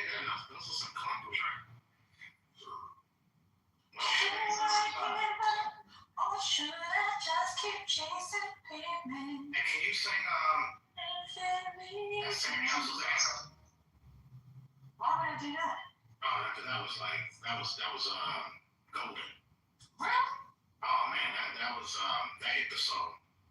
Yeah, I can't do it right now because it hit my soul and it was something said I gotta sing this right now. So if I'm not feeling that, Yeah, everybody saw, I think, on our room. really? I think so. Oh, When did you get your cushion? Her cushion? You know, I don't I don't do checks. So, Oh, okay. so you want to be so disrespectful to send cash out? I like that. I like that. I like that. Yeah, I mean, I was, you know, unless someone asks, yeah, I'll do it, but other than that, I ain't gonna do it. Stop playing with me. I want to shout out Drew came out. Shout out to Drew. Jukebox from Why is that showing I got a phone sign? I don't like this. Hold on. Just PTR. Yeah. Drew's here, and shout out to Trent. Trent, we was calling on you earlier. I don't know, but and shout out to Arthur's up there. And Penny's back. Brothers, you be quiet. What's going on? What you was quiet? You got your track on for her? Does he you was a woman tomorrow? No, because I was gonna order his book, so I just wanna let him know that he dropped his Another dude, bro. What's up with that sister? No, nigga. This man's wife is out here. Said they were impressed. So he should pick up some. The link is in? No, I was in the room last night. But yeah, that's what I asked him. He can drop it again. His wife is really Prep. Academy of Prep School. HBCU prep school. In Queens, I think this is their first year, isn't it? From their high school to any one of the HBCUs throughout the country. I get you. So give me with that information. So, Hey Brian, my wife wants to know, like, when if she does order, is the information, is it secure, like, you know, because you know, she said people on Clubhouse, y'all niggas be crazy shit. So we use that's crazy because we don't want to talk about military question. But Shopify is a viable network that has its own security for your protection, as well as Amazon. So if you feel more comfortable with Amazon, just because people know Amazon more, you can use Amazon. But Shopify is the same. No, just the mailing address, you know, like personal address and all that other stuff. All stuff stays secure. Okay, yeah, I want you coming back with me. I know this nigga Amari, you know, don't I don't even talk like that. Okay. Next All right, time, can I drop the link in the chat? Somebody asked for it. oh yeah, you can always go. I'll put it in there. Yeah, always. Nation, I'll put that one in the chat for you as well. Oh, thank you. Yeah, that was the only question she had. She's like, because she be sometimes listening, and she's like, yo, they be, he's like, they ain't gonna try to push you, especially her Penny that I shit, ain't nobody gonna try to pull up. She's like, I don't have to shoot nobody. I was like, no, that shouldn't be no problem. I'm trying to help black folks. Hey, Brian, we got one in Queens. Brian, we got one in Queens. I just put the link in the chat. I'm at the one in Principal last year. I caught the end of that when you talking about the high school in Queens. HBCU High School in Queens. It's their first year. I'm slowly making the connection with them. We've connected on LinkedIn, but I'm trying to get in touch with her so she can see what our books are, because I think that's a perfect opportunity for us. There's a similar school like that in Atlanta, and they've already bought a bunch of books from us, and they're using them as a part of their curriculum. And so I'm getting the same situation with that school too. What's the curriculum you guys are pushing? So my wife's first book series was called The ABCs of HBCUs. So it's all about historical black college universities. The first one was just a book about schools, but then she did a coloring book, then she did an activity book for elementary age students, then she did a teenage activity book. But the teenage activity book is not just about HBCUs, but it's also about college in general. And so the other school incorporated into their Does not run the whole year. yeah, Go ahead. I was going to say, San Francisco Unified School District is using it as a part of their year curriculum. And the only reason I know theirs for sure is because they brought me out there, and I was able to see how they were using it. The other schools, I know that they're using it, but I don't know the capacity. Oh, man, that's what. You know, and anybody that's investing in schools and colleges, Trinity Metro bus service, they just made all of those students try to make it more affordable. So that was on the news this morning. So yeah, Trinity Metro signed an agreement to work with all of the colleges, in this area. So I think that's a really good idea. It's probably make transportation free, or even as well $176 million they crank out, and they're trying to help some of the poorest people who ride their train. But $166 million. But it's they said, look, it's a start, and they're doing their best.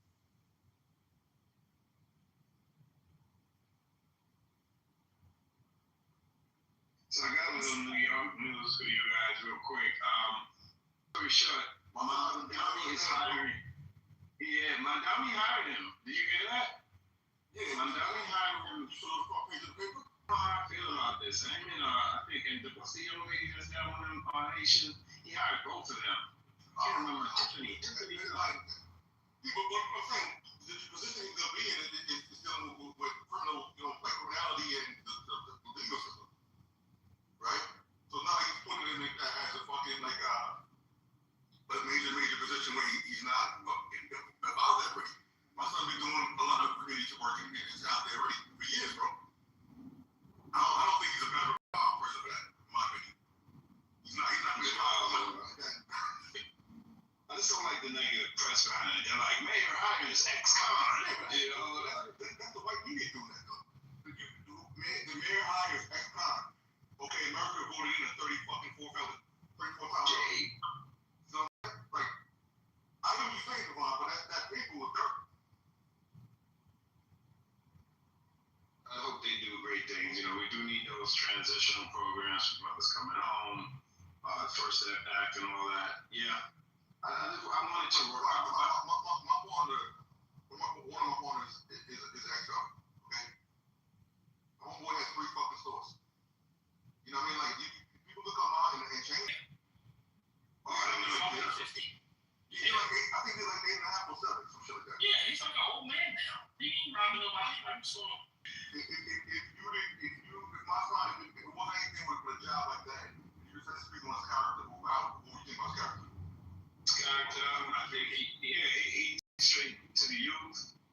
He's definitely someone I think the kids might listen to because he's been there. You know, he lived that life. You know, he got caught up, and if he can somehow develop some programs to help the youth and get the mayor to pay attention to, you know, at-risk youth and poor attendance and all of the things that you know kids face here in New York. Yeah, more power to him. Like I said, I'm looking to do well. I really. Speaking of that, about did y'all listen to the Nas album yet? I have not forward to that. Came out last night. Produced by Prima, everything produced by DJ Premier.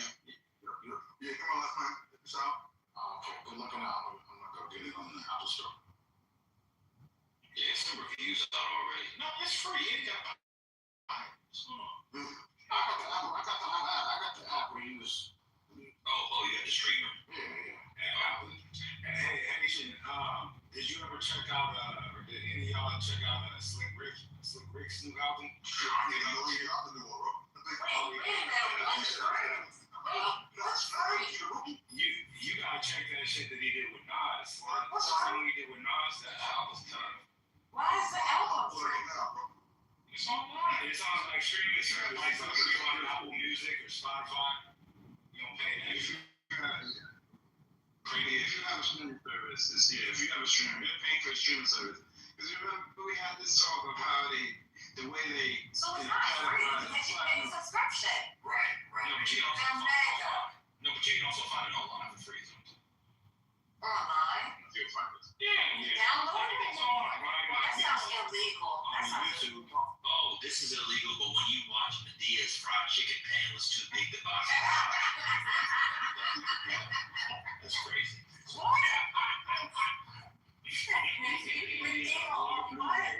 Medea's fried chicken pan is too big to box. With God. Shut up. You're bringing me out. You're crazy. Why is this mine? Is anybody else preparing for snow? It's getting ready to snow. Well, some brothers in here have been preparing for snow for like 30 years.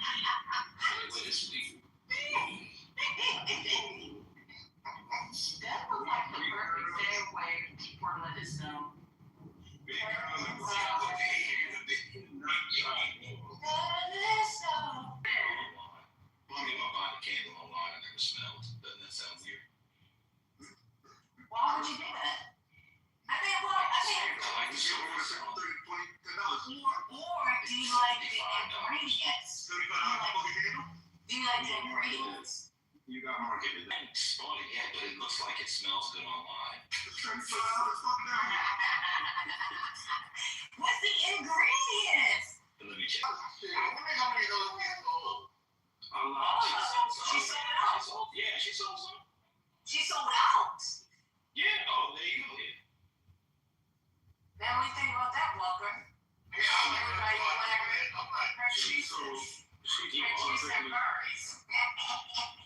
perfectly toxic. Oh my God. She's a perfect woman. It's insane.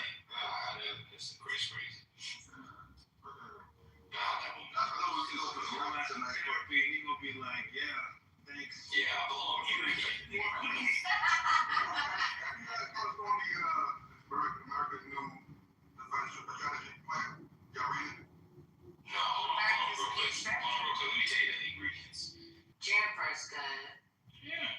Don't have no sandalwood in it. You know what's no sandalwood? That's. If you know, I'm going on mute.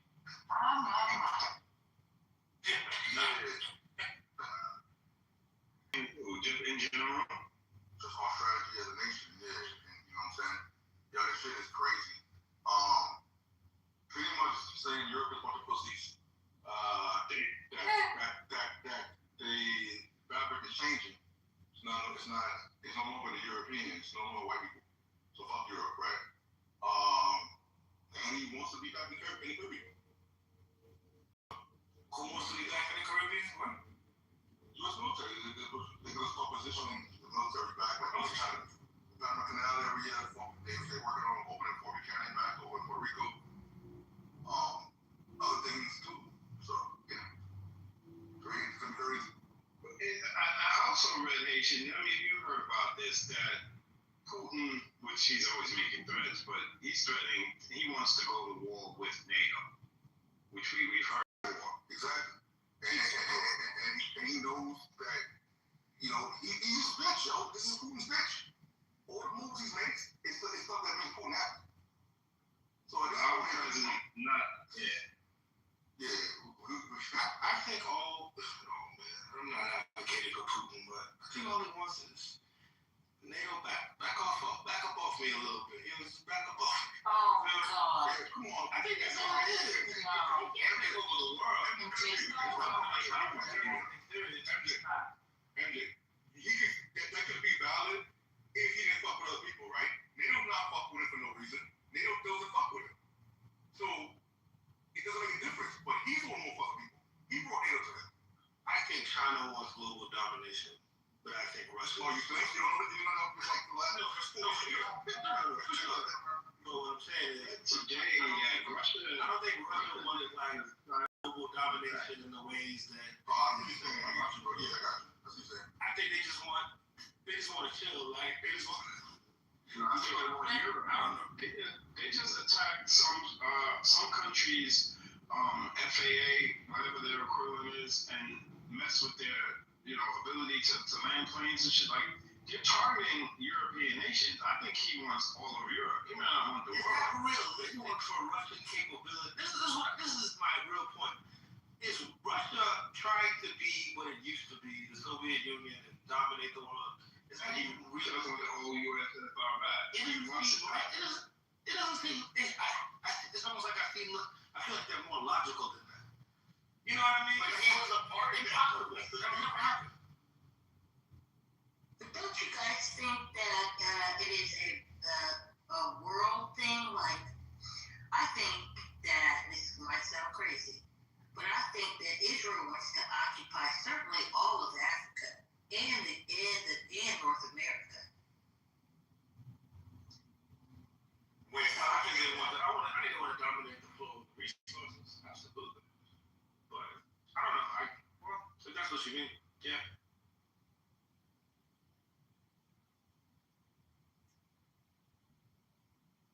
He definitely wants to reunite the whole USSR. I get what you're saying, bro. It's not feasible. And the way they That would seem like right. almost Trump They can't even delusion. You know, right. He can't even take Ukraine, right? He's having trouble taking little Ukraine. How is he supposed to get back the whole USSR? I don't know. Maybe some are for the same. Right? When you hear things like cyber attack and infrastructure attacks and financial attacks and sanctions and things of that nature, and bringing countries to their knees in other ways, I don't think it's not that feasible.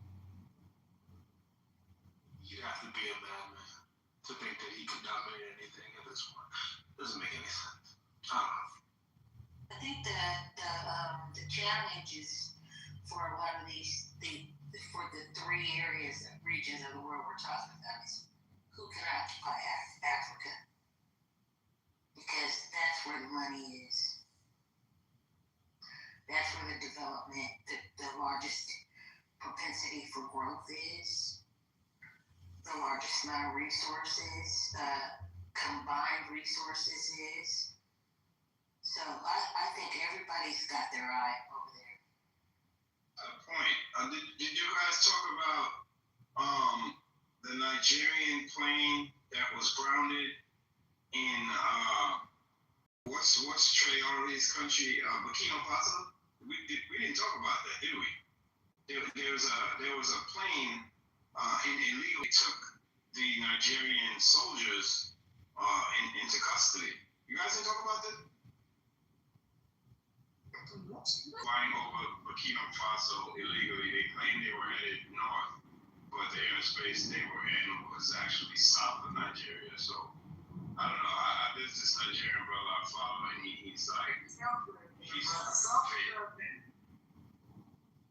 yeah. I think that Nigerians are behind this. They want the Nigerian people not want the Nigerian army messing with Traore and Burkina Faso. They feel like they're being used, like someone sent them, like, yeah, go fly over Burkina Faso and see what happens. They don't want that. Their worst nightmare is Africa united. African unity. It's a great continent. I'm gonna tell you, when I was over in Dubai, the places they have the beans that Africa come up, the beans that they have from that soil, they some of the best coffee beans that you was armed, or was it just a cargo plane that would feel no harm? I'm trying to understand if it's a cargo plane with no, weapons or things fired, or just, I don't understand why the plane was seized, or do they think it was a spy plane? Let me read for you. So a recent incident on December 9th, 2025 involved a Nigerian military transport plane that made a precautionary landing in Burkina Faso, leading to accusations of airspace violation by the Confederation of Sahel States. The plane was a Nigerian Air Force C-130 transport aircraft carrying 2 crew members and 9 military passengers, flying from Lagos, Nigeria to Portugal. The Nigerian Air Force stated that the crew detected a technical issue and made a precautionary landing at Bobo Dioulasso Airport in accordance with standard safety procedures and international aviation protocols. However, the AES, a mutual defense bloc formed by Mali, Burkina Faso, and Niger, after they broke with the regional body ECOWAS, claimed the plane flew over Burkina Faso without authorization. This incident has highlighted rising tensions toward EAS and the ECOWAS member Nigeria, West Africa's largest military power, particularly as Nigeria had recently sent planes and troops to aid a neighboring country. So there you have it. Plane, so it was a cargo plane. I mean, I want to say that I believe that I really want to believe the article where the folks said we're having, what are 9 people going to, 9 people, and then we're having mechanical issues. I don't think they would make that up. Where's Burkina Faso has partnered with Nigeria and another African nation because they're sick of the bullshit. Yep, so they're trying to kill Tory. Banking system, the game would be over. Man, that's why they murdered Gaddafi. Over. Man, that's why they murdered Gaddafi. Over. I'm sorry. Yeah, that's why they murdered Gaddafi. And to the chat, Bella, fucking name is, he said Portugal was south.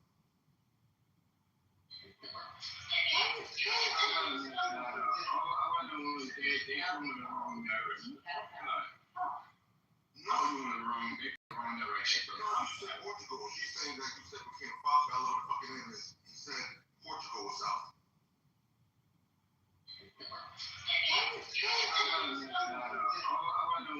They have them in the wrong direction.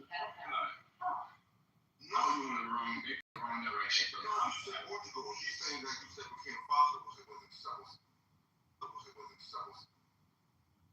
Right. Yeah, I might have messed it up, but the fact remains they had no business flying over Burkina Faso airspace. They have no jurisdiction. This to me it's a threat. Why, if you could have just turned around and landed where you came from if you were having a mechanical issue. You could have landed in a nation that you're friendly with. You don't fly over a country that you're not friendly with and say, "Oh, I'm having an emergency and I need to land." That's crazy.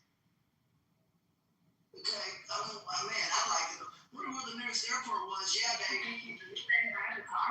Yeah, They should turn back around. You know, there are some things that I wonder too. Were they over water? Was there other hazards to where they may not have been able to turn around quickly? Those are things I think about. You know, here in the United States, there was a plane dealing with downburst winds. They said, look, we can't fly into that. So they had to literally find the nearest airport. They had to go around that thing. They couldn't turn around. They said, we can't go back. We don't have the fuel to make it.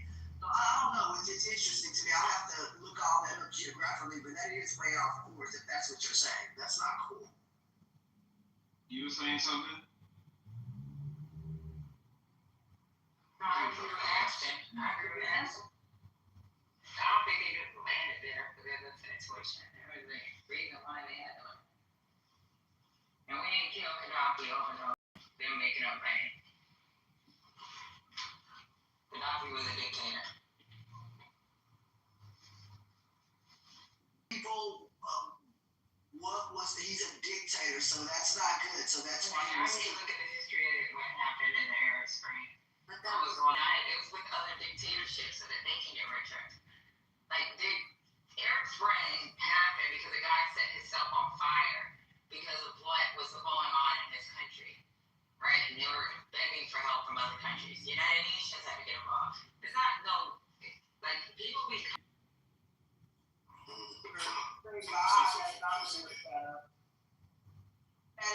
I'm with you on that, Patty. I want to look that up because, Gaddafi, what I'm looking up here, all people mad at me, doesn't sound like on this thing that he was a shining figure. A lot of people lost their lives and that kind of stuff. So I'll have to look more into that to find other articles, but doesn't look. I'm saying that the main thing was that he was actually trying to give some money to and also he wanted to have a one continent currency. Now the other stuff that she's saying, I'm not debating.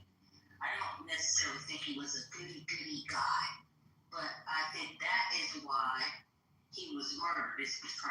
But I'm not saying. And he pissed Macron off. And he pissed Macron off. The oil framed over. And he reneged. All that again? Correct as well. That's correct. Yep. So and he already had to beg Obama to finally give him the fucking green light because Obama wasn't out at first. Correct. I think y'all hate policy so much, y'all don't really know that shit going on. Like, it's a bunch of stuff y'all talking about there. There's a whole bunch of other You ever heard one talk about the oil with France? No. Macron get him back?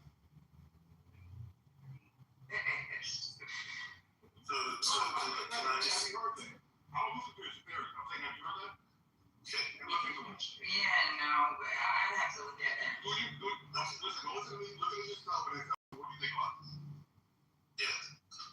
So is it okay if we just say something very quickly? What Ashton said and Haitian said at the same time as well was very much correct. What was happening inside the region was Gaddafi was going to use oil resources to back a centralized currency base within Africa without using the dollar as a de facto currency base point, which if you do know about Africa at the same time as well, the US dollar is one of the is the de facto currency for big business, especially within the region because it's stable. So essentially what he was actually trying to devise was to use resources, whether it be oil, gold, in order to centralize currency base that African countries can actually trade and integrate with one another and use that currency as a basis for any type of economic model, especially when it came to trade. That would up the issues that they were having within, if anyone knows about France at the same time as well, region of like Burkina Faso, Nigeria, any of the speaking francophone countries at the same time, their central bank or their currency is actually housed within France. So their whole economic currency basis. It's so fucked up because even Haiti's money comes from fucking France, made in France. Correct. So basically in Africa we have something called they have something called the BVR. So what was the problem with the hydrocarbons in this country? Because see y'all need to talk about this oil, this shit, all this shit was supposed to be state controlled. It wasn't they were not gonna redistribute it amongst the people. Patty, you know I love you. No, I'm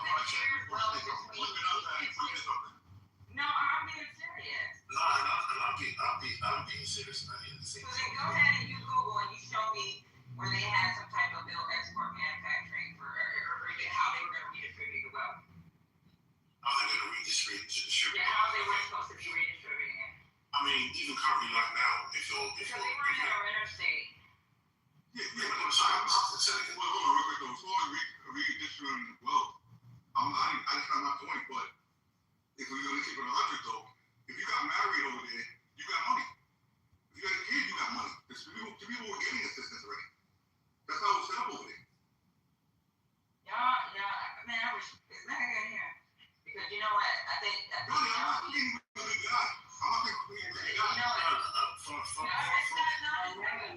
It's good guy. Like when it came to like all that shit was external rents, right? Well, then what's right? So what goods and services were they producing? Well, let's just okay. The only thing that I can say to you is let's go back in the 1950s. Let's say we're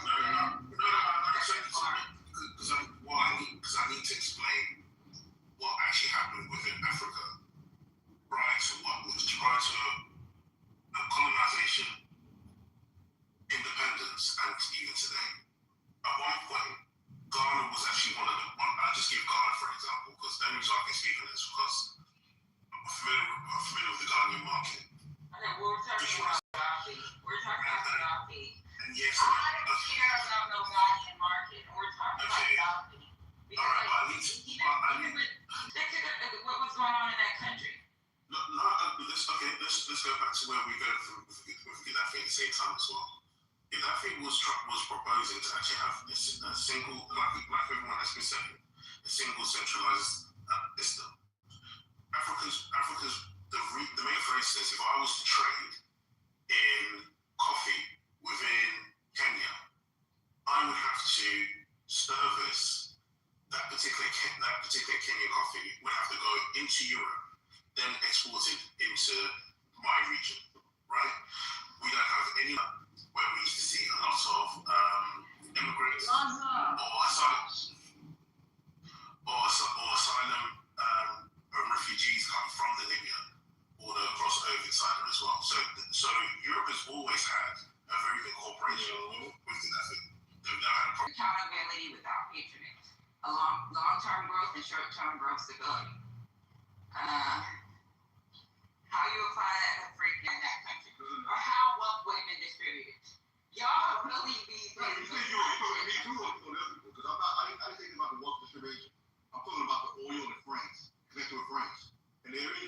means, and there is a connection there with friends. That's not a rumor. That's not like, I don't do that bullshit. I'll show you. I'll show you.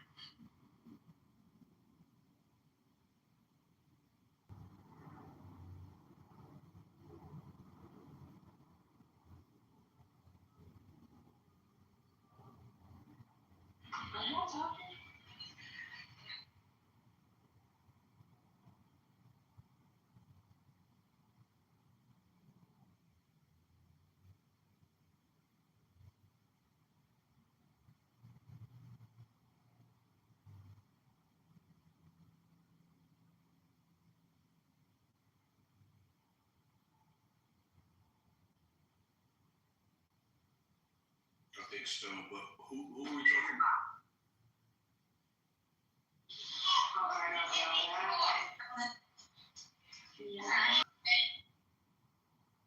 So I got some radio. We're in trouble in One second. Well, I'm sure they're gonna come back to it. I got some breaking radio news. So we have here in New York City. I know y'all don't give a shit, but we'll talk about it anyway. Ebro got let go from Hot 97. There's no more Ebro, Rosenberg, and yeah, Ebro.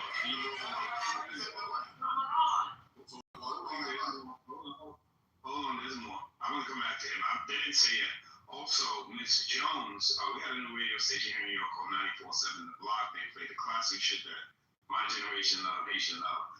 Miss Jones is gone from 94.7 The Block, and Ed Lover had the evenings on 94.7 The Block. He is also gone. There has also been a shakeup in morning radio in Philadelphia. So shakeup, I don't know who those personalities are. I'm in New York. Yeah, so there's something going on with hip-hop, urban morning radio shows. There's, again, a big shakeup with Ebro, Rosenberg. They've been there for a while. And Ebro was a program director. A lot of people had issues with urban radio. It's why we need our own stations. Unfortunately, we don't own shit. So that's why they're able to do shit.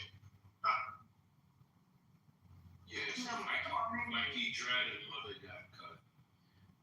Mikey Dread has definitely been there for years, decades. He's definitely like the morning show we have in Philly. That's crazy. What's happening? They let these people go if they're producing.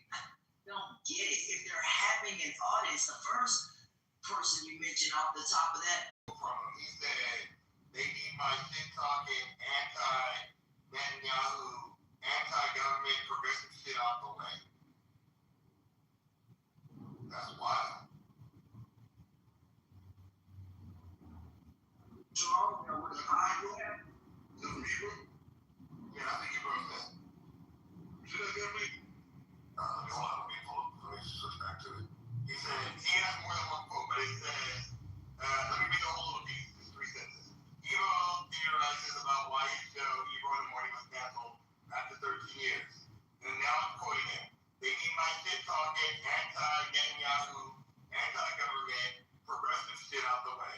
They're trying to get to the bag, and these VCs gotta raise some capital. So he's basically saying that, like, the same thing is happening with TV is happening in radio, which actually might make sense, right? Remember all of a sudden that there was those 2 weeks where all of a sudden Jordan Reed got fired, but the other MSNBC people got fired, CNN started shaking it up because they want to be able to get approval. FCC. Yeah, FCC and also the money. I mean, so much of the radio is owned by like 5 or 6 major companies, and the people that are doing the ads of those companies are called the shots. It's really concerning when I hope the Republicans and those who are trying to squander media, I hope y'all have the same energy when these tables are flipped on you guys, because it seems like, these folks are going after anybody who doesn't fall in line with their beliefs or whatever it is. That's a problem. And, we don't want America whittled down to, the right or whatever the hell they only allow. They kicked out a bunch of media out of the Pentagon and News Now and some other America, whatever, for some crap media, not the legacy medias. And so that's the problem when you start shutting out legacy media or radio or things like that because you don't like what they say or how they act. Then people are gonna start, because they're big buyouts and stuff, and I'm concerned with stuff like that because even radio and TV competition is squandered. And what does that do for consumers? We have About that, when he was like, bringing down, a lot of hip hop upcoming stars, right? Away from like what's happening right now, really been actually talking about it, even on their like on Instagram and things like that. That is crazy. Feel that. They got that sitting on the shore of Houston. What in the hell? Hold up, back then. Where oil is going. Houston, we don't want it. Let's keep it. So we're They're gonna use it. They're gonna use it. They're gonna use it, and that's what.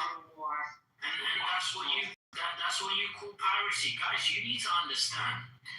Southern America has more resources than America itself. Southern America, Brazil, has timber, has fresh water. Peru, Argentina has lithium. Chile has gold and cobalt, right? Venezuela has the largest oil reserves in all of humanity. It's a very rich country, and Mexico too, by the way. And also, the entire Southern Pacific has immense amount of fish stock. Tuna, sardines, yellowfin tuna. Unbelievable. And the fertile lands Brazil has could literally feed the planet 3 times over. These are facts, ladies and gentlemen. Yeah, I almost got Okay, that was strict. I was just trying to be. But if you want to go to that area, Man, you should. Guyana is able to sustain their own people what they have with the Exactly. But anyways, Guyana is my God, Guyana is a Southern American / Caribbean country, and you just found oil. It's one of the highest producers of GDP right now, right? 15%, double figures. Guys, you need to understand when an empire is thirsty, it invades. It makes individuals. 1 second, my dear. And I'm about to land my plane on this. The reason why Donald Trump. Oh, sorry. I apologize. Sorry.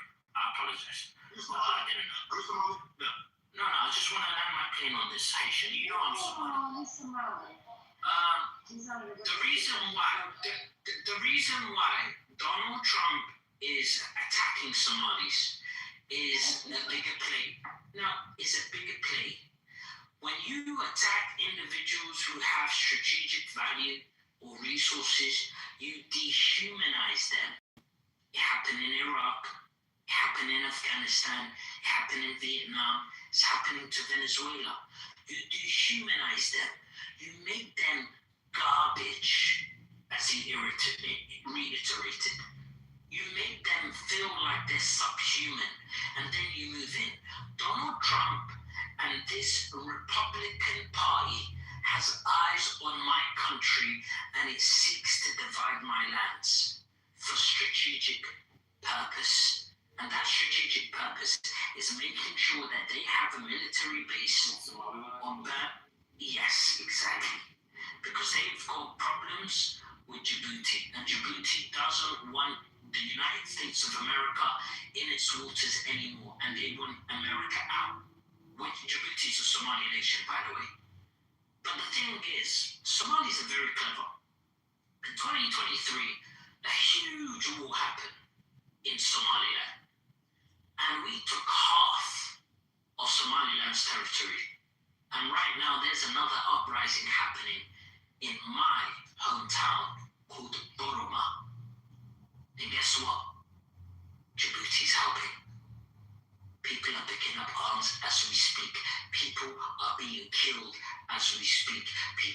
Politicians are being thrown in jails because of this so-called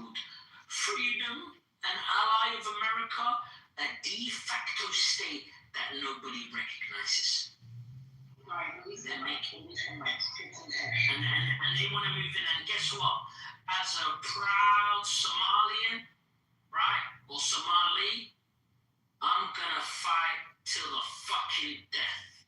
And there's a group of you willing to fucking throw our fucking lives for that fucking. Look, America you may be biting off more militarily. I don't like Donald Trump, but boy, watch, be careful. Listen, it happened in 1991. Listen, it happened in 1991 with Black Hawk Down. One sometime. Listen, let me finish. I'm gonna finish, sister. You shut the fuck up. Hold on, Black Hawk shit down.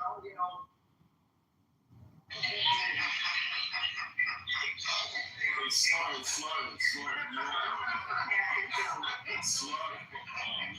Say smart. You have like military. You have soldiers. You have people that work in the military. Yes. Nah, he's about to crash out. He's You're about to crash out.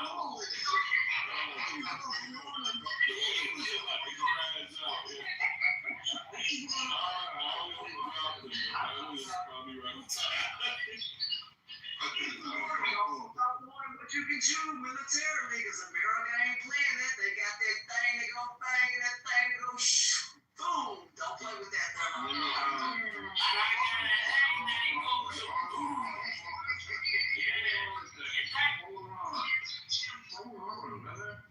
Welcome MJ to the stage. What's going on, my brother? I gotta welcome to the stage. Good to see you up there.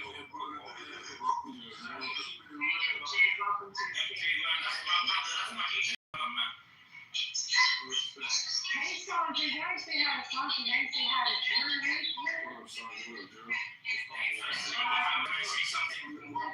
They brought up a miracle.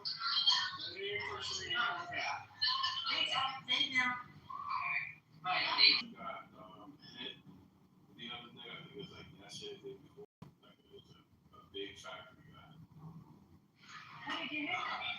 Oh, they don't know, like, I think they believe that it wasn't Ukraine. So they're thinking that it was a NATO country. So if that's what he said, I'm thinking Russia trying to front and say they did it. So they can attack NATO? Yeah. Oh, shit.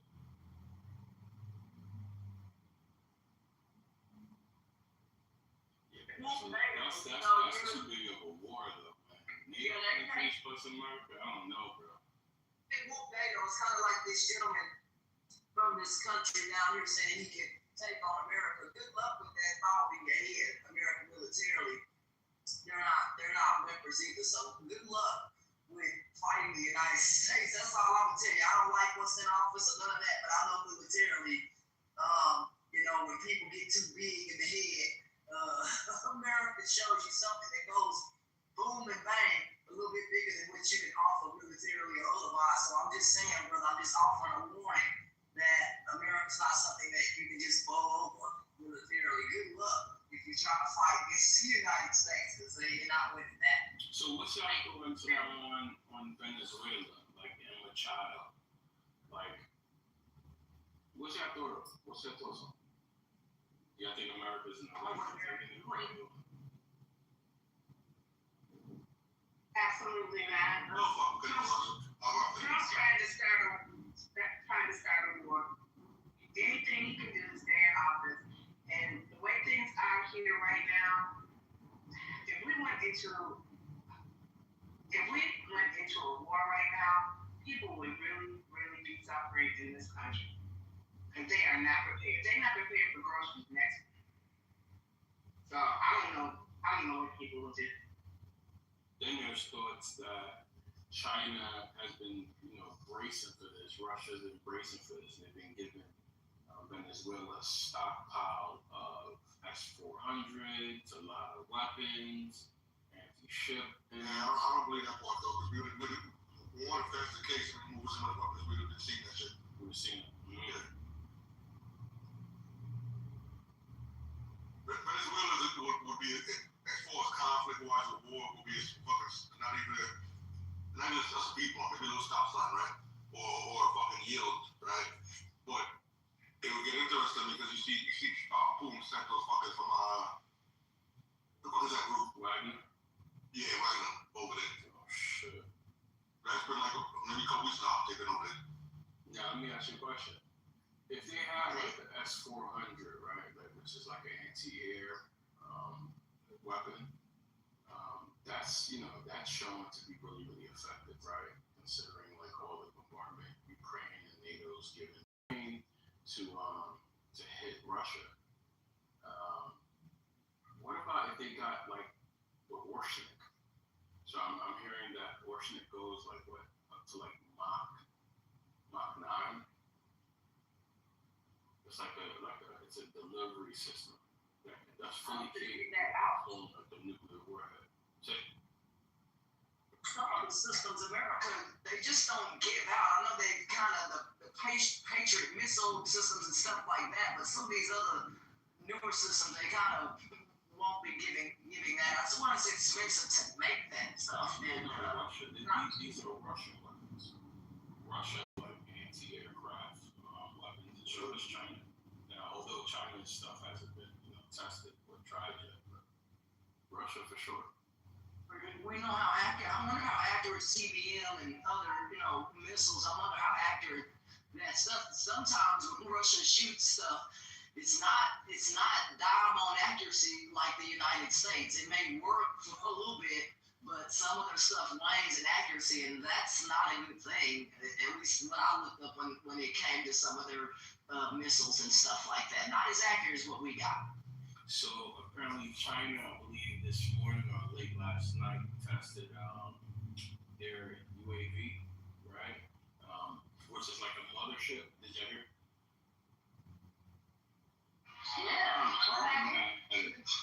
Yeah, so this mothership is supposed to like hold like all types of different missile systems, and when it opens the doors on both sides, I believe it's like thousands of drones can come out like a swarm. So they just tested it out yesterday, or just for flight and shit like that, and everything went well. So let me put this.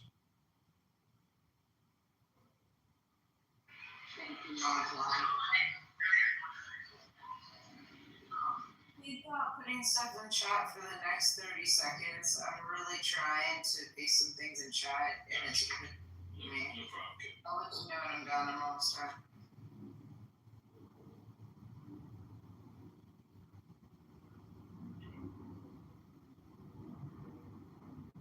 I'm sorry.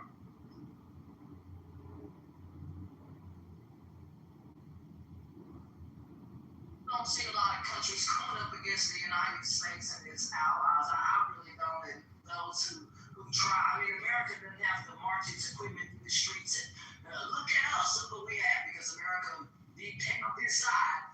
They probably know they can come up with something. Even though they can. Well, the equipment that was marching the streets wasn't some kind of secretive equipment. They ain't gonna march that kind of equipment through the streets. The stuff they marched, what I saw in the parade, was stuff that you can look up on TikTok or something. But they're classified stuff. They're not marching that through the streets. No, sir.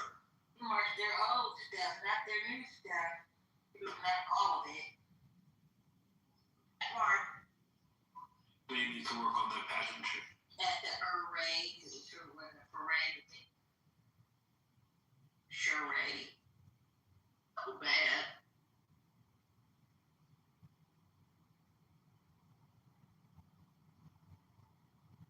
They're not ever march its new stuff in the streets, and I'm glad they don't do that for obvious security reasons. They ain't trying to have people come out here on TikTok and whatever these sites are and be like, well, they're just not doing that. It would put a lot of people's lives and stuff at risk to march things like that in the street. We ain't rushing.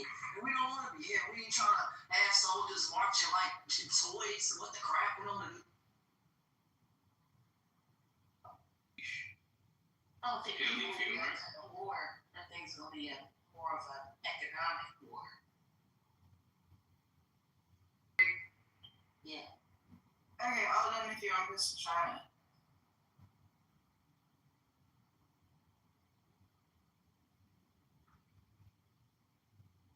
Thank you. Descriptions, do links because it cuts it off after a certain amount. I don't know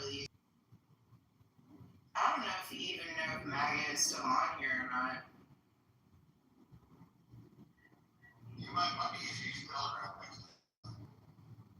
Not for me though. If you read chat, you might understand.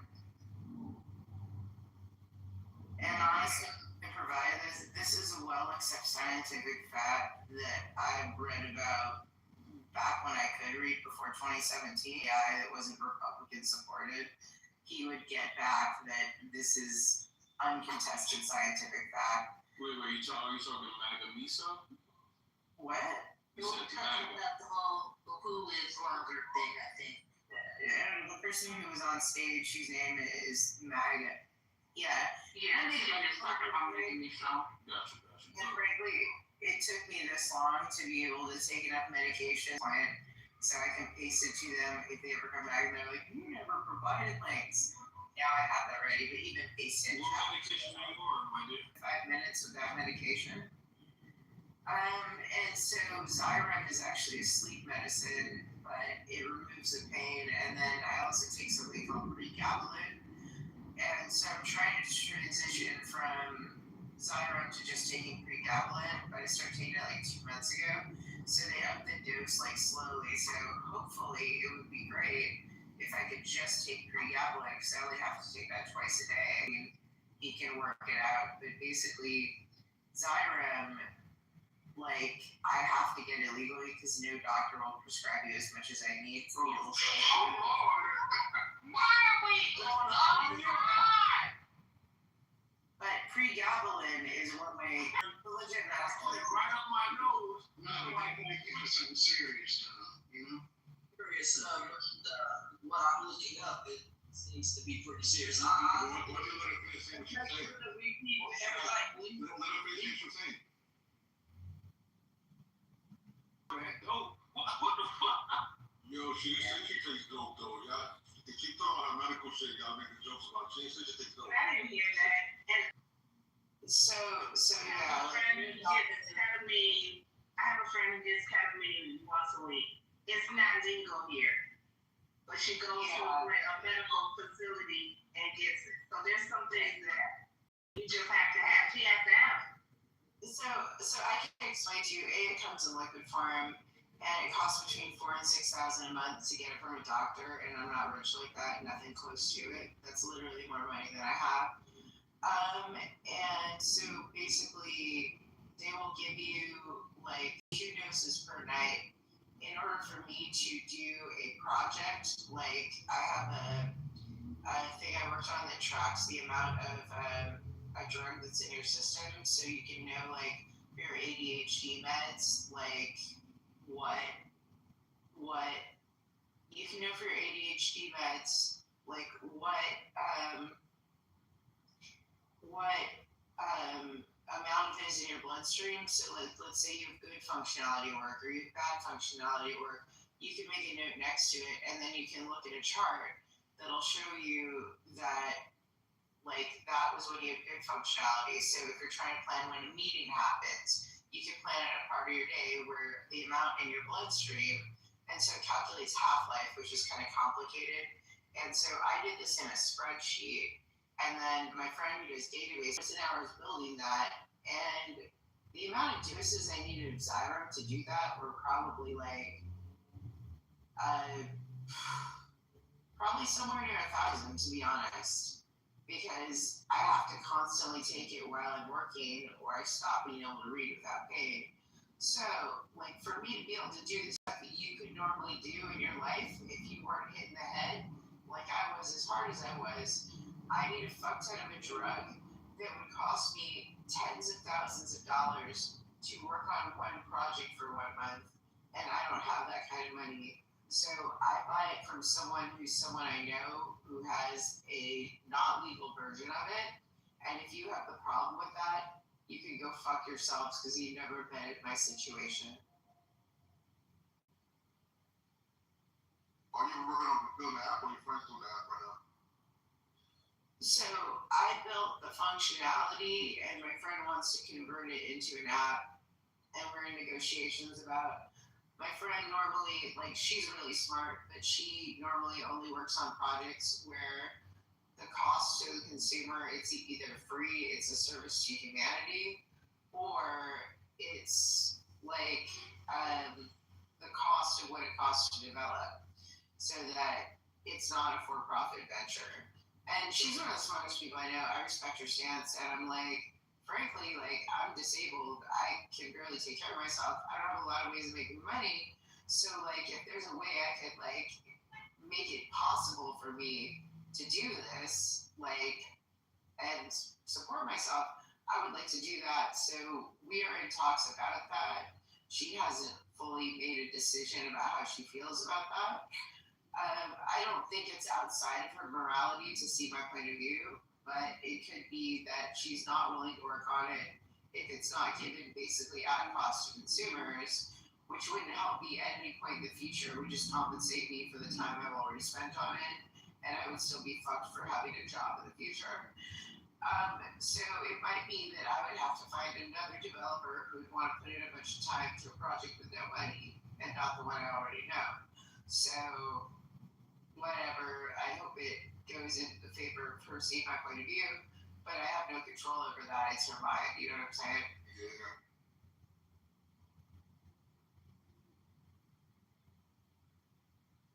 For you, and folks will pray for you for real. That is tough.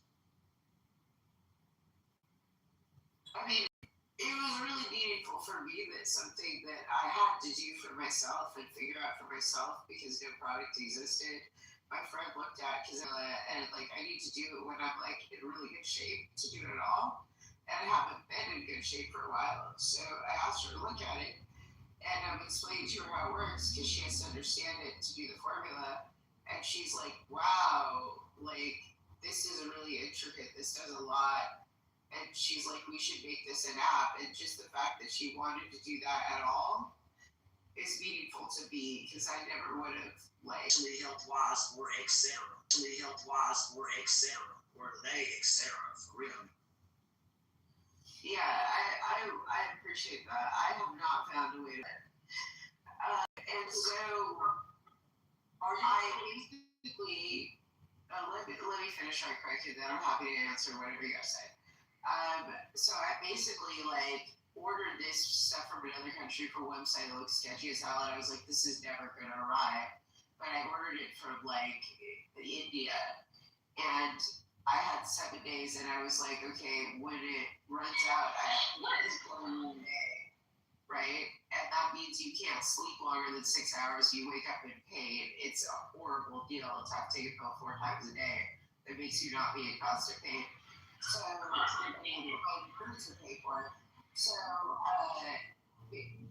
I'm gonna land this plane. Don't worry. I don't know what you're trying to say, but I'm just trying to finish what I'm saying.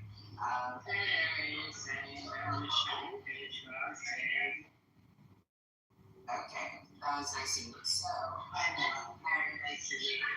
basically, I can't believe someone's trolling me right now, but some people have no class. But anyway, so basically what I was trying to say is that the thing arrived from India, and that was the only reason. I was like more surprised than anyone that it arrived. I was sure that money just disappeared. That was the only reason I was able to afford my medication, was because I found a way I could order a 3-month supply legally from India. And then sometimes it was cheaper from the UK or Canada, and I was constantly trying. It's been a struggle, and it has never worked out for my financially.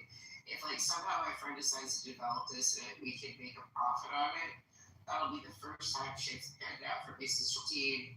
When you can't read, you've worked in the tech industry, and you've also worked as and you have a hard time cooking, it is really hard to earn a living. Like I've had very limited like catering gigs and like catering things I've personally, because I usually just can't do it. Like it's nice to think that like if you try real hard it'll work out, but sometimes you try real hard and it doesn't work out. So like meaningful formulary that is cheaper typically is there because if there was a way to go to Dallas Fort Worth area, there may be a way to get this stuff at a reduced or zero price. It also depends on things in your own life. If you have been in a hardship issues that even keep you from working, right? There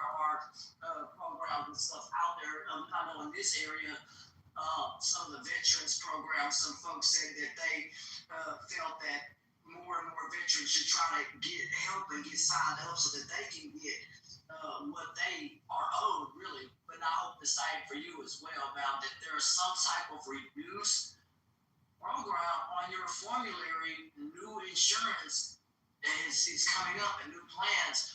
Find a formulary, and if you can figure that formula out here in America, I can't speak for India or places like that, but you can start to find formulary sheets in various states and see within these borders to see if you can find things that are cheaper in certain U.S. stuff like that. That's what I would start. I would stay away from. I would stay away from stuff in India and all that because it may not be under the site. Just be really careful. I would, in the U.S. look at those formulators. You may find generic. Maybe did not explain well enough. I appreciate that you're trying to help. I'm aware of all those programs, and I'm excluded from all of them because of my status. So awful need that they don't have to help anybody. They can technically say we help and afford our medication. They're pharmaceutical companies. They're not a charity. But what I didn't explain well enough is that Xyrem is prescribed 2 doses per day. 2 doses per day wouldn't allow me to do any of the things that I've managed to do that have made it easier to live my life or might one day bring me professional success. I need more like 10 or 20 doses. And since there are no studies of it being used for what I do, no doctor would prescribe it to me in that quantity for me to legally get it. So I'm using it off-label for something it's not approved for. No one pays for that. Like, they will pay something if there is a study that pays for it. And while there is a generic version of it, it becomes $3,000 to $4,000 a month. So it doesn't make a difference because that's still more money than I have on a monthly basis. I can't have, magic money that exists. And so far as using a drug off-label in an illegal manner that is a pharmaceutical so that you're able to function, no charity on the planet is going to give me money for that. So getting it legally, not an option. I'm doing what I can do, which is I found the links to studies where I could not read that without that. I would lose the ability to read with the headache so bad I couldn't function or enjoy life, actually start getting the back up. I ran out of one of the things that helps me consume it safely, so I had to refill that, and I was sitting. Where do you live? I know, but you need to be considering that. Where do you live? I already use Spravato for. It's not the same. He could prescribe me ketamine therapy, but he prescribed me a drug that works on the GABA receptors, which is the same thing Xyrem does. So for the particular issues that I have, from someone who can see my whole medical file, they think what would help is something that works on the GABA receptors. You know how much gabapentin? What's up? You know how much gabapentin? No, it's pre-gabapentin. Oh, okay. Yeah. Gabapentin. I've been using ketamine therapeutically for like years. What were you saying to me? I was just going to say ketamine clinics are popping up everywhere. I mean, within months of each other. And I live in rural Indiana, and there are 4 of them in my vicinity. There's access, and you don't really have. Medical doesn't really count. They get you in, they identify your area of weakness, and they treat you. It's pretty damn easy. Yeah, but treatment's more expensive than a pocket, though, you know that. No, it's not. Alright. Okay, if we can consider affordable because it's about $600. And I don't have to pay extra money. How much you get from different states? How much you seeing down there where you are, Libby? yeah, I'm in Indiana. I'm an hour away from Chicago. So I'm in pretty rural community.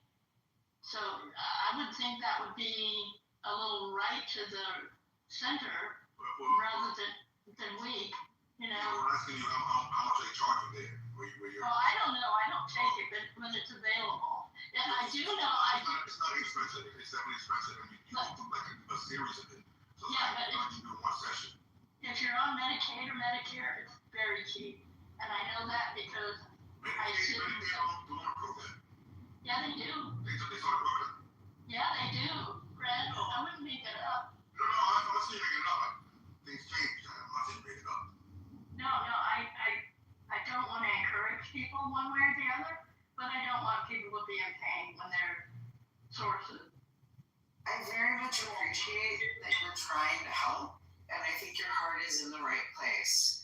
However, the pain that I'm in is from migraines that are brought on by reading and images. So, like, when I watch Netflix, I occasionally glance at the screen every 5 or 10 minutes, and I listen to it. The part of my brain that, like, looks at images and, like, reads text is severely broken. So, for whatever reason, and for literally the first thing, you might be right. Pain is not the same thing. It's not like having pain because you have severe brain damage or things from parts of your brain that were destroyed. That kind of headache that you get that feels so bad that you wish you were not alive. Feel out and that kind of stuff. Like you said, your ability to read and stuff like feel out. And that kind of stuff, like you said, your ability to read and stuff like that is a little affected. But there's audio programs and that kind of stuff. There's a talking book program for someone like things out there under, certain states. I don't know what state you're in, but I would certainly look into hardship programs. There are even programs dealing with your driver's license if you're in a hardship. You fill out that. Just 1 second. Listen to her. I feel like you might have missed Whatever you pay for some of this, if not, a third. Medicaid and Medicare, they do not cover the ketamine treatment that I'm talking about with the IV. Oh, no, it's the IV. Yeah, no. Yeah, when you're saying they cover, I'm saying it's expensive. So, Ashton, I feel like I wasn't clear enough, or maybe I just need to repeat it. Ability of actually prescribing this to me at the level I need it to function.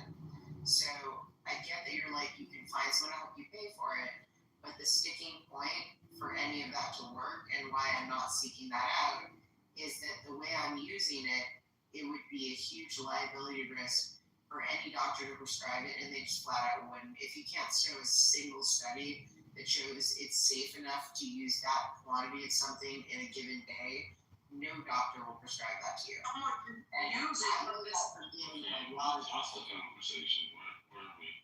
Sorry. I mean, if you're saying, because, we've helped people with cancer and all kinds of stuff through hardship programs. I'm not just sitting up here blabbering, and the amount I've worked with a church and things like that. I'm not just sitting here telling this stuff, right? I help folks and all those things. But if you're saying that it's outside of the limits of what I can do, and you're using more than the amount that the doctors or folks out here can prescribe, that's a problem. I don't know how much of it you're using. If you're using, 20, vials or 10 or 2, I don't know. But if it's a limit of 5 or whatever, then I can't help you over that limit. I can help you within the limits of what the state and pharmacies here will require, but over the limit, I can't help you in those areas over the limit. Right, but before I stop you so you can better understand the situation is that the way I'm using it is very not the way it's used by doctors. And while I think there are studies showing that they have had some good results for people with similar conditions, those studies don't show them using the quantity that I need to use in order to have a productive day reading and working on something like the thing my friend wants to make into an app. So if I just needed to fall asleep, I might be able to get that prescribed, but that would probably be a struggle.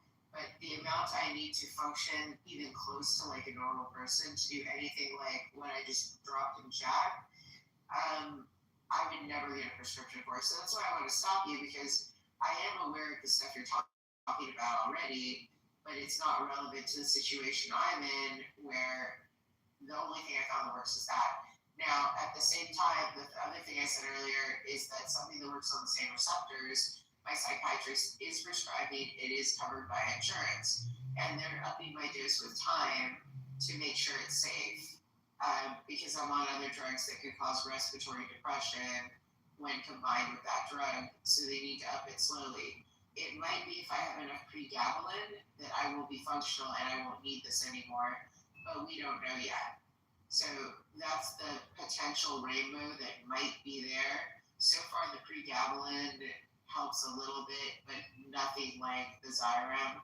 And I'm hoping enough pregabalin and I won't have too much respiratory depression, so they can up my dose to the point where I'll only have to take it twice a day. That would be amazing for my life.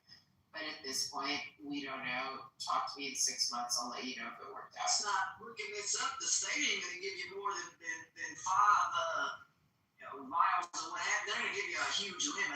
Like I said, I don't know how much you're using, but you can't use more than 2 to 5 in this thing because you can cause some serious issues. So if you're using more than 2 to 5, then that is could have some serious problems, and you really might want to go seek a specialist. Like I said, we've helped people with cancer and terminal stuff, drugs that cost more than that, but this is a very complicated, statement. I'm trying to wrap my mind around it. It's very complicated even for me to understand this thing and getting help with what you need, because like I said, I do things legal the right way, okay? And so that's what I would offer you as a legal the right way to figure out how to get this stuff paid for, okay?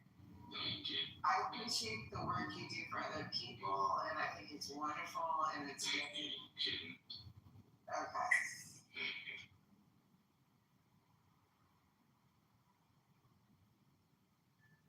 I just need to finish what I was going to say, but I don't have the luxury. Do you need to finish? Because it just seems like you're talking about thing. I'm just wondering, where was the conversation? I mean, you start talking at us. Ashton, she clearly does not, whatever help you're offering, she doesn't want. She's not seeking it, she doesn't need it, she doesn't want it, she doesn't like it. Okay, okay. It does not like the situation. Thank you for trying that. Well, it sounds like you got It's legal though. Brother, you're not even a moderator. That's very, I've been listening for a while. You've been talking to us. It's not clear to me that you're actually wanting to have a conversation with people, but you're wanting to talk to people. And at this point, I don't even know where the plot is. I What the conversation's at. Listening, and you weren't here when this discussion started, but you were mod. You've been talking for a while. What is the conversation that you're having with us? On this week. Brother, the conversation was about her having traumatic brain injury and speaking on the treatments for it. That was the conversation. Yeah, but and I know it's not that I live with it also, so that's why I was kind of giving it. Patient, respectfully, sorry, I know I just got here, but can I get reset to my non-mod male, please? Thank you. I told you, I got help for you, but let me know.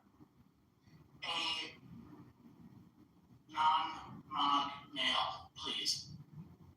So I don't have anything against you. What I'm saying is, I'm trying to figure out what the conversation is. It's all right, brother. And you drag on. Yeah, that's all. I got you. Yeah, that's all. I'm not. Yeah, it's nothing against you, Kaden. It's just Ashton was going back and forth with you. Didn't y'all seem to not be talking at each other, and so y'all can continue that, but it doesn't seem like it was fruitful. You didn't seem to appreciate what she was offering, and Ashton didn't seem to fully comprehend the complexity of what you were talking about. So I'm just trying to figure out the conversation. I'm trying. Like I say, the legal help is out there, the paperwork, the programs, folks who have had, degenerative cancer and all these things, they're able to get the paperwork done on the double and turn it in and get help. Is it overnight? No, ma'am. It's not an overnight process, but it is a legal and viable process that you need to get on. She's told you multiple times, so that the non-vaccines won't be prescribed to her from a doctor. What's the ultimate option? she has to overcome. It's not about affordability. Oh, It's not a matter of, I mean, it also, the cost is also an issue, but no matter what, she still has to, go jump through hoops to get the shit, because what she's required, what she knows that she's requiring for her to be able to function the way that she wants to is not going to be prescribed. So, that's why it's been said, the help that you're offering won't work.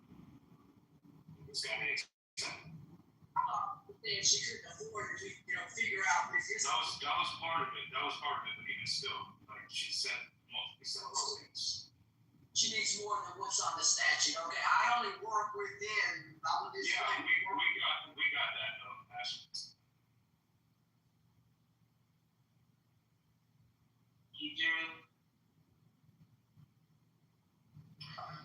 So basically, I was looking up links and people were like, why the fuck is it taking you so long? What, you just can't find them, blah, blah, blah. And I said, when I'm done posting links in chat, I will explain why it took me so long. And this was a long time ago because it took me a long time to find the links. So maybe no one who remembers that conversation is still in the room and at their mic.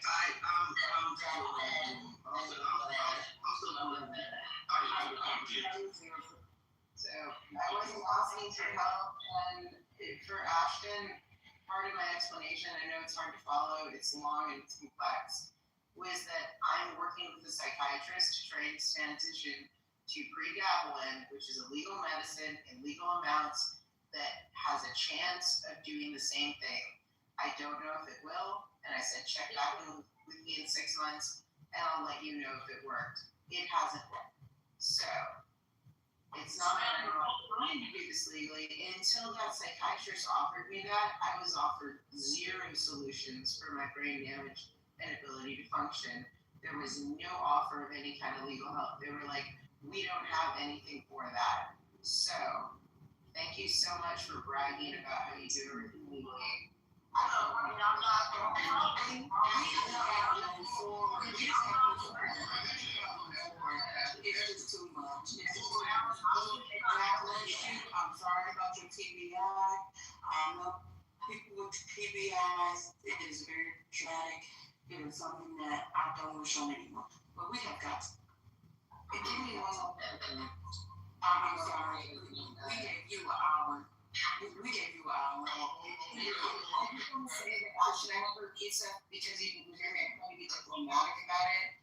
But you didn't do what I said, and rather than take more time. That's all right. Patient's trying to talk. Have some respect. Patient's trying to talk. Patient right there. Yeah, I'll message you in the back. King, I don't know if you ever try to buy a real feedback. No, I know. No, I'm trying to know what you're saying. God, man. Brother, some of y'all need to really take a moment, pause, and get out of someone's shoes. That's all I'm fucking saying. I hear you, Haitian. I wanted to just check in with Brother Devon. Brother Devon, are you there? Guess not. Oh, you there? What's going on, bro? Hey, just wanted to check if you had any other topics. I know you'd like to run the game of the topics. Let me see what's going on. We ran through a few of them, but it seems to be a slow news day, man. It's a really slow news. Yeah, they don't drop breaking news on Friday. So.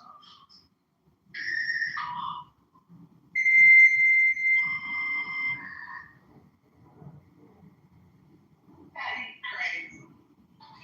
Stop the noise again. That was hours ago.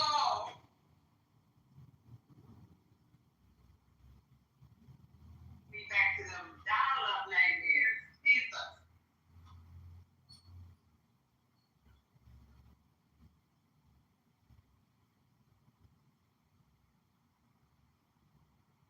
So make sure you go play your Powerball. It is $1 billion if you're in one of those states. $1 billion hundo. So make sure you get out there. They used to say, patient, you gotta be in it to win it. Man, folks that bought the bottle could have struck the lotto. Texas is down under the ring. Remember that one, Devon? Like the buck that bought that bottle could have struck the lotto. I mean, $1 billion with AP, that's wild. That's wild. Like, that's crazy. I hit some of y'all for it, you know what I'm saying? When I get it this week, I hit you. If I hit it, we're gonna do a How you motherfuckers? No, I'm gonna fly everybody to do this in person. I'm gonna rent out a venue. I'm gonna set it up like the Hollywood Squares, and everybody's gonna have a little cubicle, and we gonna battle on stage and have these debates.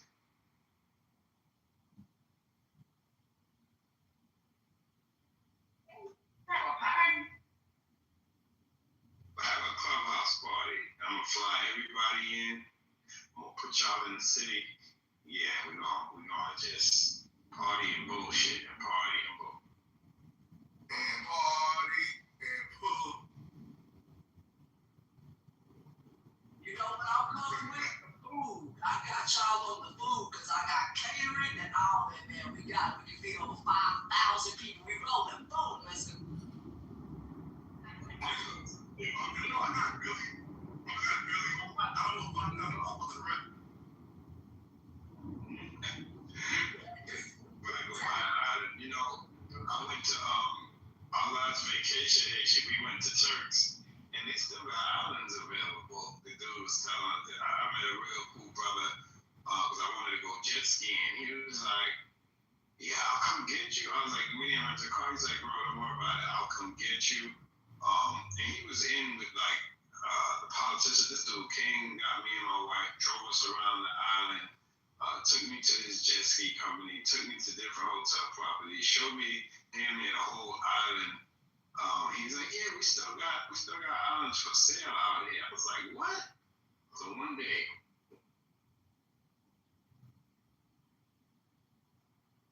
Reception bad on the island, bro? What? Where you at? There's a fun island, bro. That was good. It was good. We had a good time, man. It was good. We had a really good time. You cut out though, I'm saying. I cut out. I said when we were in Turkey, Caicos, this brother was driving us around. When you got to the jet ski business and stuff. And he was letting us know. After he showed us different properties and stuff, he said there's still islands for sale down there. They got a whole island. You can buy every island down there in Turkey. So you remember Reggie Bullock? Every player? Yeah. He has his own private island over in Belize. That's living. And what I'm saying is, while he's doing like to make it more like a tourism thing. But it's his own island, though. You know what I'm saying? That's what's up. I'm trying to find a link to it. I'll send it to you.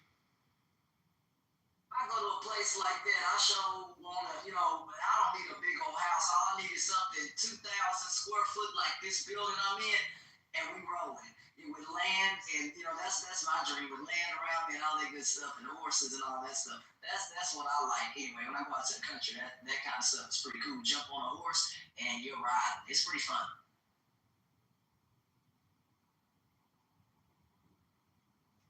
People that drink like craft or whatever the fuck beers, I'm not really a beer drinker. Any of you familiar with Sycamore beer? I don't watch it with drink person. I don't know if it's a local thing then. But the owner, it's like a brewery, right? And they're in stores also. But apparently they're getting pulled from Publix, Food Lion, and other stores.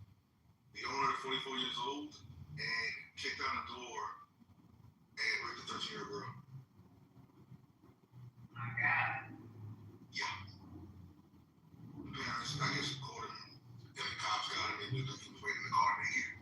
I don't know how the fuck he got in the house, because I would fucking shot him in the head. But, yeah.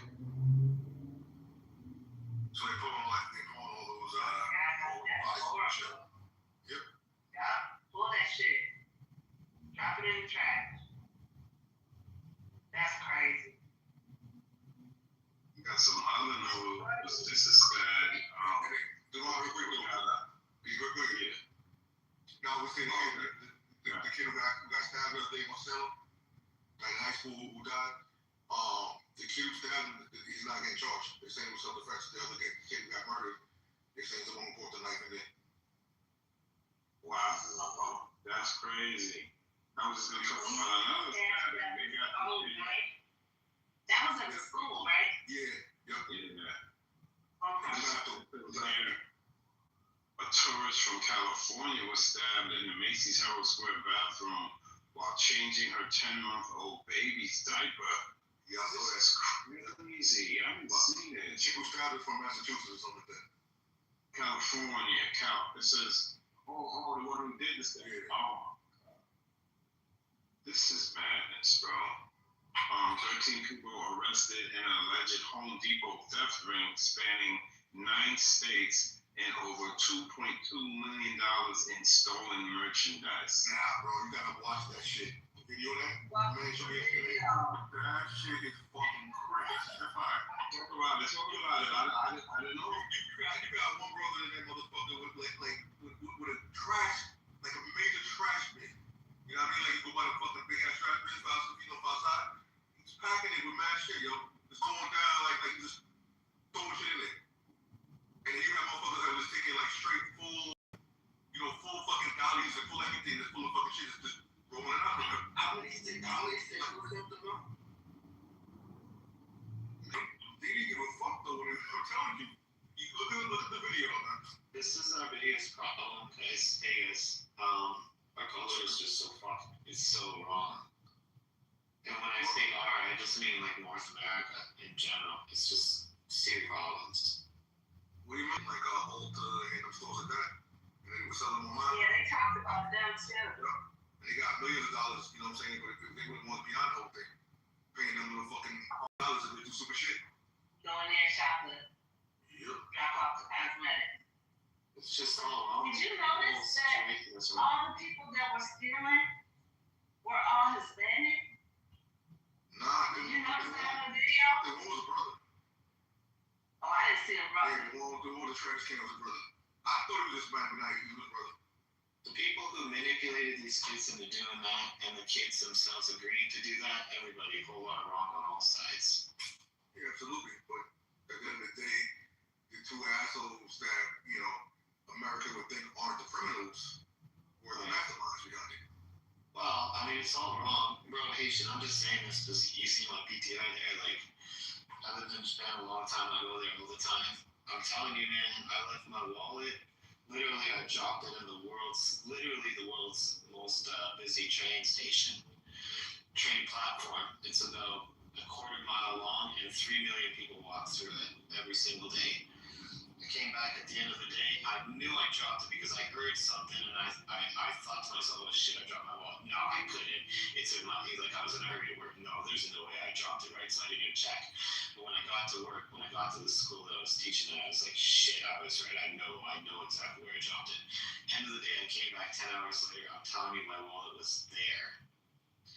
That's a different culture. That's what we need to get to. Fuck the politicians. It's not their fault. It's not nobody else's fault. It's our fault. It's the way we have control over treating each other well. We have control over not stealing shit. We have control when they show negative shit on the news. You just turn that in Japan. Somebody come out your ass in Japan. Other countries aren't crazy like this shit, man. It just doesn't happen in other places. Yeah, like animals here. I've only lived in the U.S., so I would say that. You gotta look at the history of this country. I want to change it because we need to change it. Is my point. You know what I mean? Change it? How are we going to change it? You know how you change it? We have the most powerful person sitting in the White House talking about how he hates all people with reddish to black skin. Yeah. How are we going to change? It's getting worse every day. Crazy. I agree with you completely. It's crazy. It needs to change somehow. So it's so wrong. I mean, the first thing to do is to identify clearly it's wrong, and it's everybody's problem. It's everybody's problem, from young to old, black, white, everything. You want to live in a high trust society. I think the biggest problem is the attention sphere, all this negative information all the time. Like you're saying, Sandra, whenever you turn on the TV, I'm up here in Canada, whenever I see Black Americans on and they do that with everything. They show negativity about everybody and everything, and they're so divisive. The media, it's horrific. I'm telling you, the whole thing is fucked. What are some other differences you see in other countries? Bro, I'm telling you, like in Japan, right? Like the little kids, they don't have people to clean their bathrooms.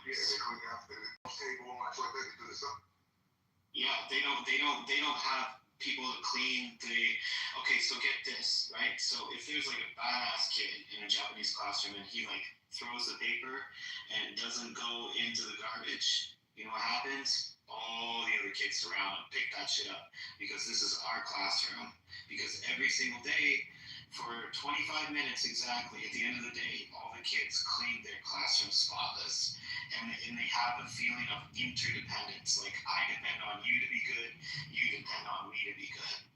And they do this, they're taught this from the ground up, that you can't do anything alone. And that if you act stupid, it's going to affect someone else. And if you're hateful, it's going to hurt someone else. And that's just the way they're taught. And if you put on Japanese TV, you don't see crazy shit. Crazy shit happens, but they don't exploit it on television. They don't allow their media companies to like make money off of convincing people that the world is a dangerous place and that people are bad.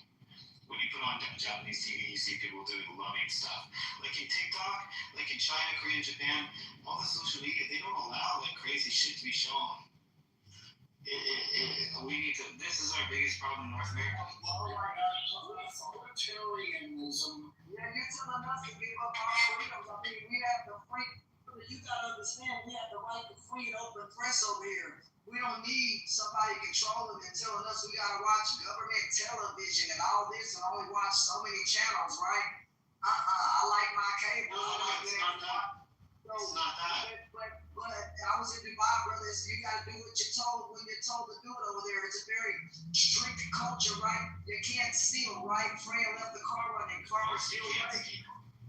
Brother, I'm trying to tell you, it's kind of like over there what you're talking about. Very strict. They don't run political ads. You can't shout. You can't chunk paper. Whatever you say, you can't do nothing over in Dubai. All right. And so if America was like that, it would be tough because those systems, they are very, very, they can be very, very tough. And they'll cut your hand off over there, you know what I'm saying? So you can't go over there broke and thinking you're going to steal out of their stores. That's just not happening, right? So it would be too tough after you're experiencing that. I'm glad to live in America where I can make this much money. I don't have a government, coming to my door saying, well, yes, you paid your taxes, but we'll get more now. No, the government here, you pay your taxes or whatever. And, as long as you ain't doing that stupid, the IRS, whatever, right? So it's different than in other countries, man. Some countries can seize your stuff without you ever doing anything. So you better understand something wrong. I like living in America because after going to certain countries, man, certain parts of this world, and you can wake up and you might not have water, right? You know what I'm saying? Electricity. So let's be real. So I'm grateful to live in the United States. It's not perfect. No country on this earth is perfect. But at the end of the day, each country has its problems. And so it's not going to be this perfect thing. It's going to be people and have to be shaped. And that's every country on this earth to be shaped into whatever. Well, that's just what it is. So America is what it is, but we are free over here. And I like being free. Are you free? Are you free if you can't walk in certain parts of the town without being worried about shit?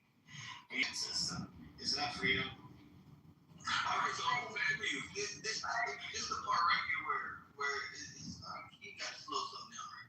So we're talking about news stories about theft rings and Home Depot, and then you bring up Japan. Okay, so then I'm gonna talk about black people on TV. I don't know what that has to do with Japan, but the real screamer right here is I feel that way.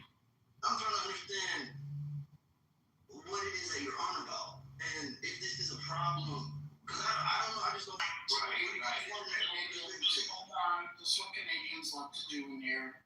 They love to come into these spaces. Tell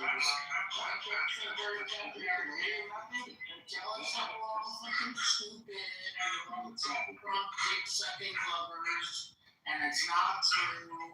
And they should be pointing their fingers at themselves and checking about their own household and how they treat their own family and their own neighbors. And so, You are Canadian or American?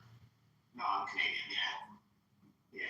So you you see know the what? pattern? You see the pattern, y'all? We're German. We're German. Yeah, where's Germany? So what yeah. But to tell ourselves because of the gold standard we got off of 1971, it's all our fault. Go on, Bitcoin. No. Nothing to do with that. No, what I'm saying is that if this is a room about Canada, I'm happy to engage. I'll tell you, man, Canada's not perfect. Like, not even close. Our government, the way they treat Native Canadians, and still do, they're absolutely horrific. Absolutely horrific. But here's the thing, if I start talking about Canada, a lot of people will be like, fuck Canada, I'm not interested in Canada. Let's get back to talking about the United States.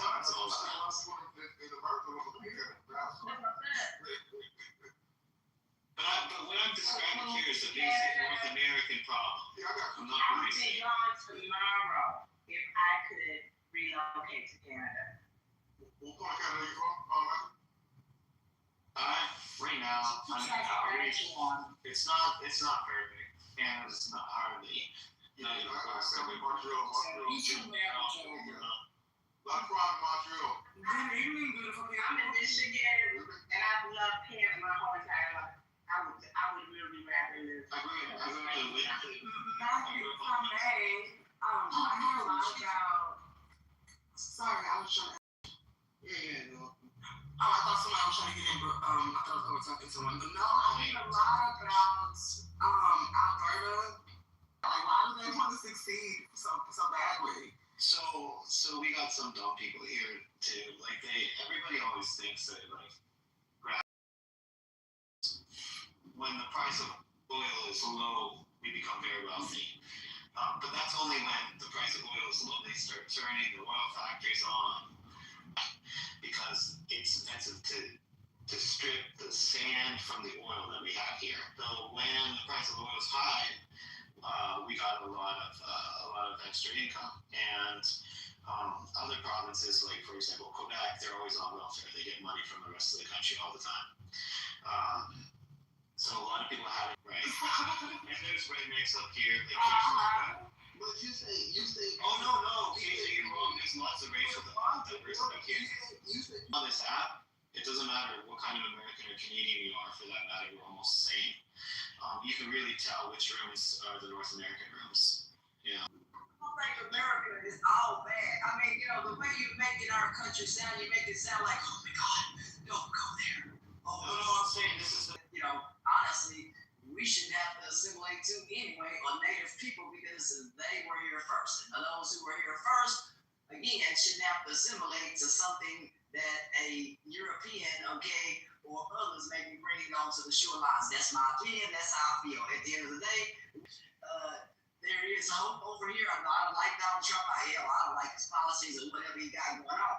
I'm just telling you, America's a wild open. I would never say that. I was just speaking of one particular problem. I was responding to the craziness that they were talking about. That's not true. Well, brother, there's some kind of freedom over here that's working out. What is the freedom? What's the difference? What's the difference in the freedom? Brother, I just sit here and told you. For me, I'm happy with some things. I'm not happy with all things. We have the right to free press. We have the right to a lot of things that I didn't have anybody, right? So I was able to make that comparison because I was over there and it's like, whoa, you can't do what? All right. That's why I can sit here and say what I'm saying because I've been to a lot of nations, that they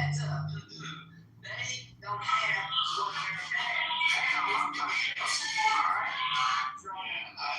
I could Dubai only for 2 weeks, so it's only for 2 weeks. And it's not very long. And I agree, people can write whatever they want in the I think like companies shouldn't be able to sell little kids like sugar or cereals that are like 90% sugar, but someone who's like freedom, let anybody do whatever they want. They'll say let the little kids eat as much sugar or crap or put as much violence on TV as you want because that's what people want, right? No, you're telling us to take away the free market. Bro, let me tell you something. Because let me tell you something. Hello, hi. America's not telling you to go out here and go buy Hostess. You gonna sit up here and go eat some pasty cereal over the back. They ain't telling you gotta go out here and go buy McDonald's. All right, ain't nobody dragging you down the street and you got a free market here. You all right? Same thing with a gun. Hold on, because ain't nobody telling you to go down the street and go buy a gun at the local gun shop, right? Hello, hi. We're not buying at the counter, whether you buy a small cup or a big cup. We are about choices. Don't ever limit people in their communities and not offer health care for people. We have a choice to not be able to help poor people and less fortunate families. Not lived in I don't know if you lived in the United States or not. I don't know if you traveled around the United States and spoken to different types of people, but we have a million different opinions over here about this country and what freedom is. Yeah, for sure. The way that I think about it is kind of like first order, second, third, fourth order consequences. You know what I mean? So I understand that people are given. Oh, hey, let me get my thing out. Because I think I'm kind of replying what you guys are saying, but I'm trying to address it as closely as I can. I hear what you're saying, and I think there's a lot of good to having a lot of choices. For sure, it's important to have that freedom. But like what Spirit was saying, sometimes people do choose the wrong thing to do. An example is like if you have the first order consequence, like wealthy companies make a lot of money from selling sugary cereals or addictive cereals to little kids, just as one example, right? So the first order consequence is that the little kids get happy. Like they're happy, oh fuck yeah, I get to eat something that makes me happy, right? But the second, realize that we understand all this stuff shaped in to what we've discussed over the years on this fucking app and in spaces like these. So you're telling us stuff that we already know. So if you can get to the point, that would be So my point, anyways, the reason that I came up, Mike, initially is that the room was talking about all sorts of craziness, and I was saying like this particular thing is the most fucked up thing about our shared North American culture, and I think it's something that we can rectify. And really, I think the fault is with the media more than anything else, and that's my opinion. I know that the United States is a good place. My sister lives in Chicago. I've been all around. I know there's a million different kinds of opinions and everything like that. But I was just addressing, that one particular thing, like the craziness. And I think the media has a lot to do with it. That was my point. You want choices in life. You want to go up to the Starbucks counter. You want a little cup or you want a big cup. America's about the big cup. Texas about the big cup. Well, that's what we get around. We get the big cup. So at the end of the day, you can't take away our big cup, big ideas, and big lives. At the end of the day, we want our choices. It may be bad for you having a Snickers bar, whatever the hell. 100 Hershey's is healthy. No one said that. When you're eating a dang on McDonald's, you know that ain't no health food. You know that, but it gives you the idea to make a choice. You got to have. Let me ask you a question. Austin. Do you think that the news channels should have the freedom to portray as much of a negative, very, very, very bad portrayal of black people in America on the media as they want? Do you think that's a good idea? That is the freedom to do that. Sugary cereals are not remotely in the same venue. They're not. I'm sorry. No, that's a different question. I asked Ashton, do you think the news cycle should have the freedom to portray any group of people however they want? Because they know the first order consequence, Ashton, is that when they portray people acting foolishly, that they're going to get those clicks and views. And that might only be 0.00001% of the population, people that are doing foolish things. But it's if it's like spread out in the information sphere day after fucking day, the racism every single day, over and over again, portraying certain people in a certain way, it has an effect. People don't want, open media obviously making their lives look bad. But, America, since war, America has sent cameras into the battlefield and all that other stuff, and Cronkite, and if you remember these Cronkite, him and older people back in the media, when you look up the history of older people, the media started from, that vein of war and seeing shaky black and white footage of soldiers and stuff, and black and white pictures of Normandy, and even before that. So media has its place in society, and you must not forget that, and you must start to learn that and understand. Media shows what it does. Not, some of it, yes, it scares people and all of that. Some of it does and whatever. But again, it does give you the right to watch that if you choose or whatever. No one makes you watch Channel 5 or whatever the channels are, right? So this is why America has the Freedom of Information Act and all these acts, because it gives you the right to counter that broadcast. Hey, you might not like what's negative. What's up? Then you can start your own thing on radio or TV station and broadcast something different. So you have to see the government here allows for you to do that. A lot of other countries, in other countries, you have to do what they say, all right? So I'm just telling you, broadening and the rights that offers, especially under SEC, well, right now, so that certain things before that, people had open rights and things like this. The right to access the White House and media, the right to access the Pentagon and take notes and all these other things, right? So before they were shut out here recently. So I'm just telling you, you cannot sit here and squander media. I hate the fact of what they're broadcasting. You can squander some of that kind of stuff. But as far as media, it has its place because it shows war and other things, not just. I get that. You get it? I get that. See, I do believe that the media.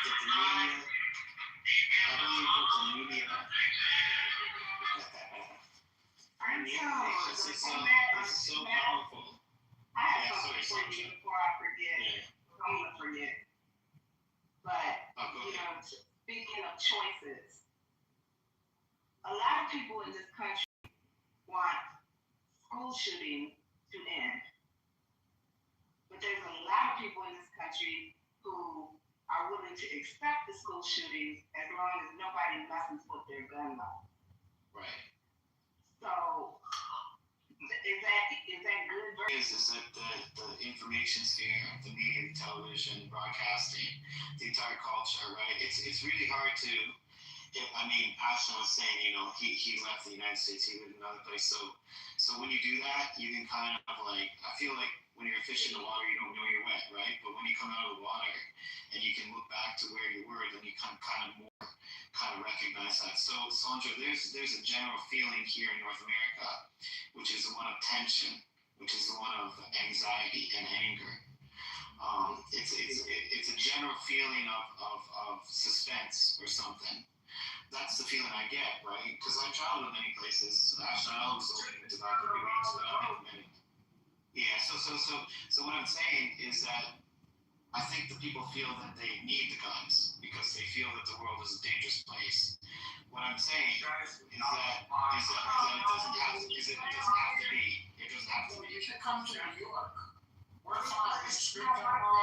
don't have guns in New York.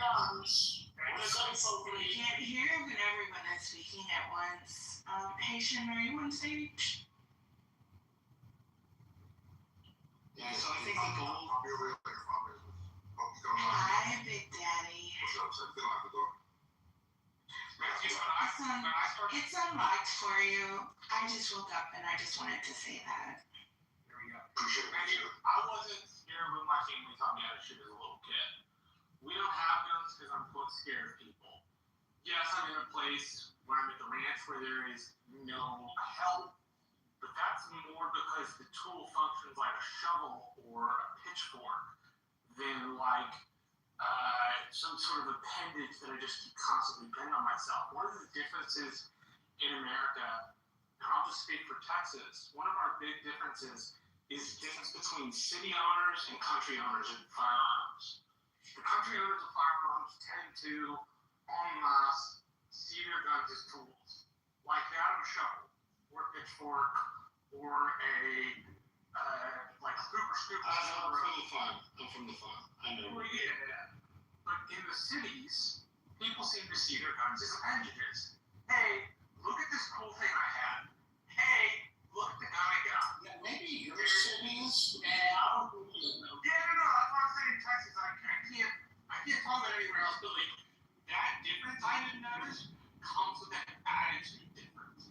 The attitude difference is one of, well, okay, in the cities, guns are toys. In the country, they come out like tools. I've never known why there's that difference, but my experience going from large to big cities with gun owners is usually that.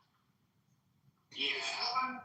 But all you need is one home defense. You don't need all this. I told somebody I believe in having reasonable gun laws and stuff like that.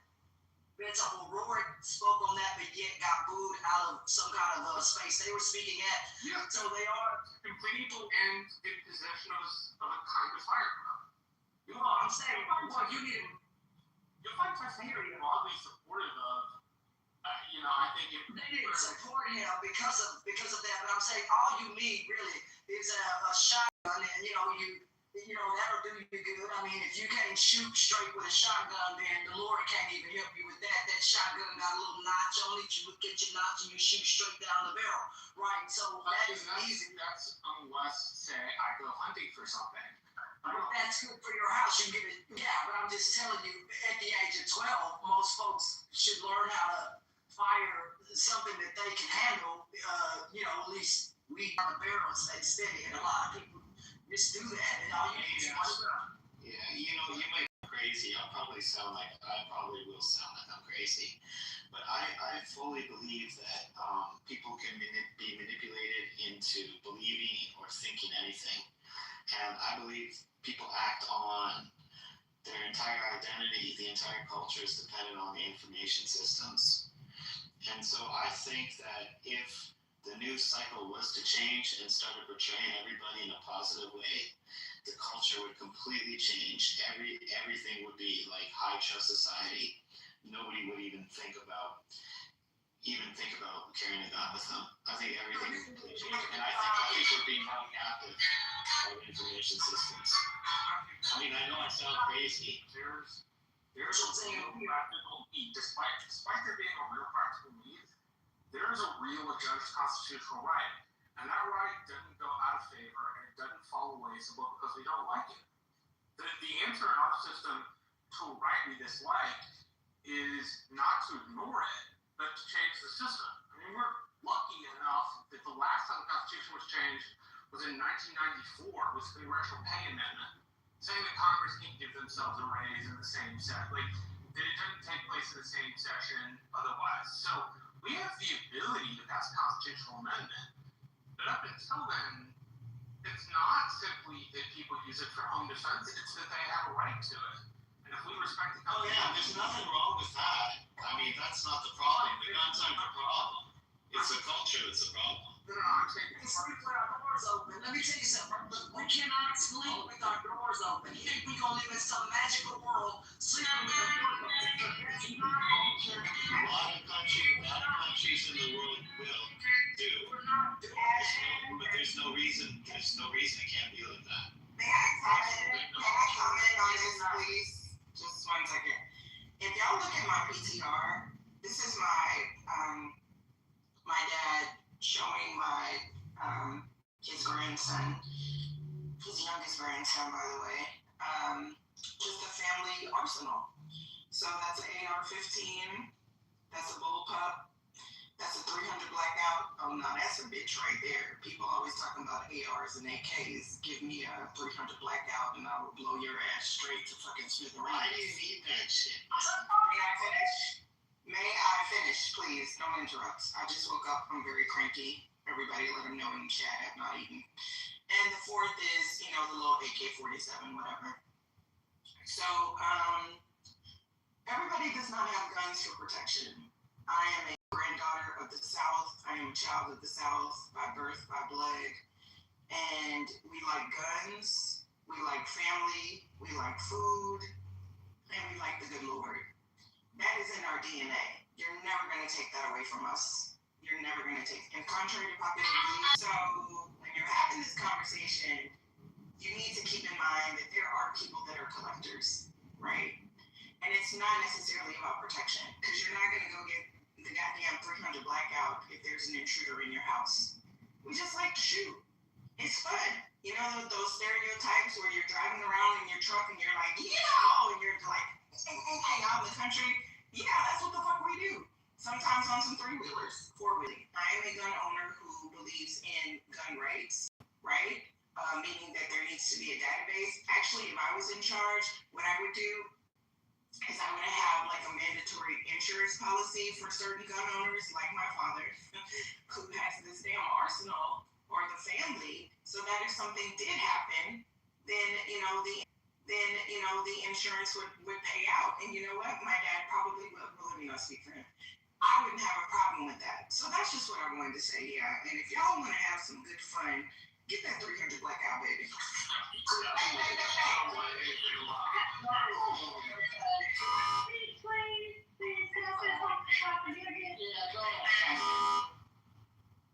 I mean, I owned a freaking gun until 5 years ago. And I'm 63 years old. So I guess there's a difference between growing up in Michigan and growing up in Jackson. I don't know. But I never had a desire for them until I decided that I needed a gun for home protection. And that's what I bought. And now I'm trained so that I can get maybe one, maybe two handguns. Because I don't feel safe anymore, because I don't feel safe in this country anymore. So I think that's kind of more on the lines of what Matt was talking about, because I never thought I would buy a gun, but now I want more than one. I'm going to get my concealed carry permit. I'm leaving everything. I hate guns. I don't want to have one, but I'm here by myself, and I have to take care of myself. Yeah, that's what I'm saying. Like, I mean, it's just, it's sad that you feel like it's sad that you feel like you need a gun for protection. I'm just saying that the guns are kind of like this temporary thing. You want a place to live where you can walk around any neighborhood and absolutely feel welcome and safe. And again, I think people on the side probably think I'm crazy, but I think it has everything to do with the information system. I'm absolutely certain of it. I was going to say that actually before we got interrupted before, I used to sleep in my backyard. I have a huge ass backyard.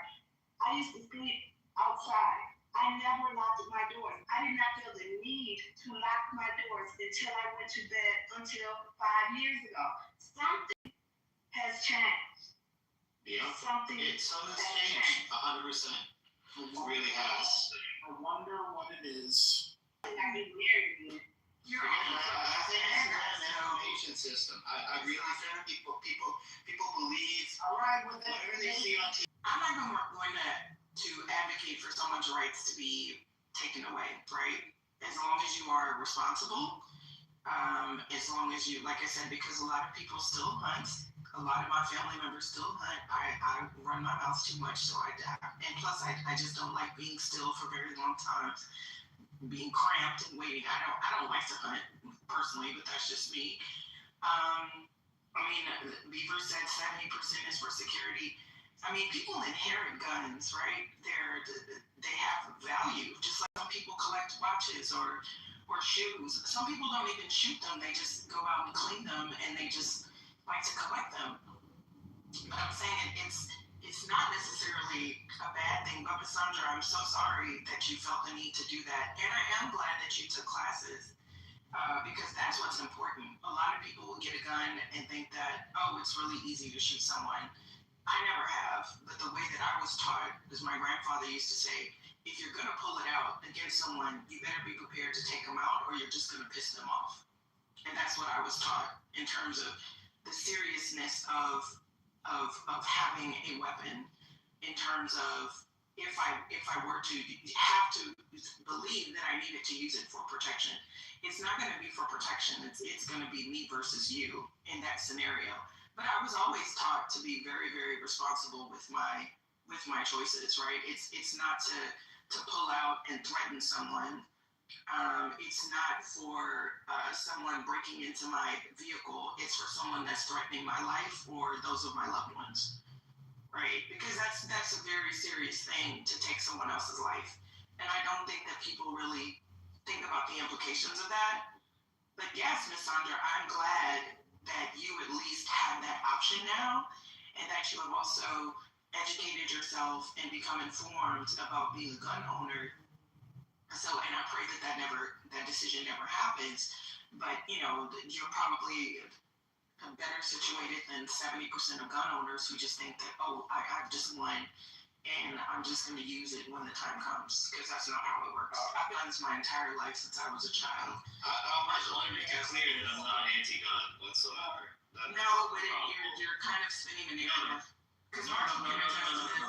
we grow up with guns being in the back of our grandfather's trucks on the gun rack, right? Like it's just a normal course of life. I grew up on farm, the exact same experience as you guys. I want to say, as another northerner to Sandra, I am so sorry this country has put you in this position where they don't give a fuck about people, about children, about schools, and they let the permissiveness of guns go run rampant all over the country. And I'm sorry that this country has put you in that position where you feel the need that you have to get a gun, which is your right, by the way. So people want to have a gun, and that's totally fine. But I'm sorry you have to do that, Sandra. I'm glad you were able to do it and take lessons and all that stuff. But I'm sorry that this country is sometimes a shithole with a lot of. It's one solid stock from around 1865. It's a sniper rifle. I've got a bunch of different guns, actually, and I grew up with them. I've been shooting shotguns since I was like 6 years old. The first time I actually shot one on my shoulder, I completely dislocated my shoulder. So, yeah. That's what I'm against. What I was saying, and guys, I was only arguing against one particular point, is that the violence, I think, is very much caused in the distrust, the overall distrust of culture is caused from these information systems. And that needs to be changed, in my opinion, because I think that people are so completely malleable. I think the way, when you look at yourself in the mirror, I think you see yourself through how the media portrays you. I think we're that malleable. I think we're that influenced. That's what culture is. I disagree. I think we're so removed. I think we're so removed from the reality that if America wants to stop gun violence in this country, they could easily make the manufacturers of weapons mark every single gun that is sold to the retail stores that these guns are getting to. They can track every single fucking gun. They can do it, but they won't. You know why they won't? Because it's business. America says, if you put out more guns, hold on. Let me finish. So they put out more. All they gotta do is go to the manufacturers. These guns are not in our communities unless the manufacturer makes them. When the manufacturer makes them, why isn't every single gun marked to those retail stores to where they're going? Somehow, I'm gonna use Chicago for example because I think that is probably the most egregious place on earth that has the most fully automatic weapons, handguns, in the hands of young men, right? No, Chicago is, right, in America, right? So I think that is, excuse me, this gonna be It's to be that way, man.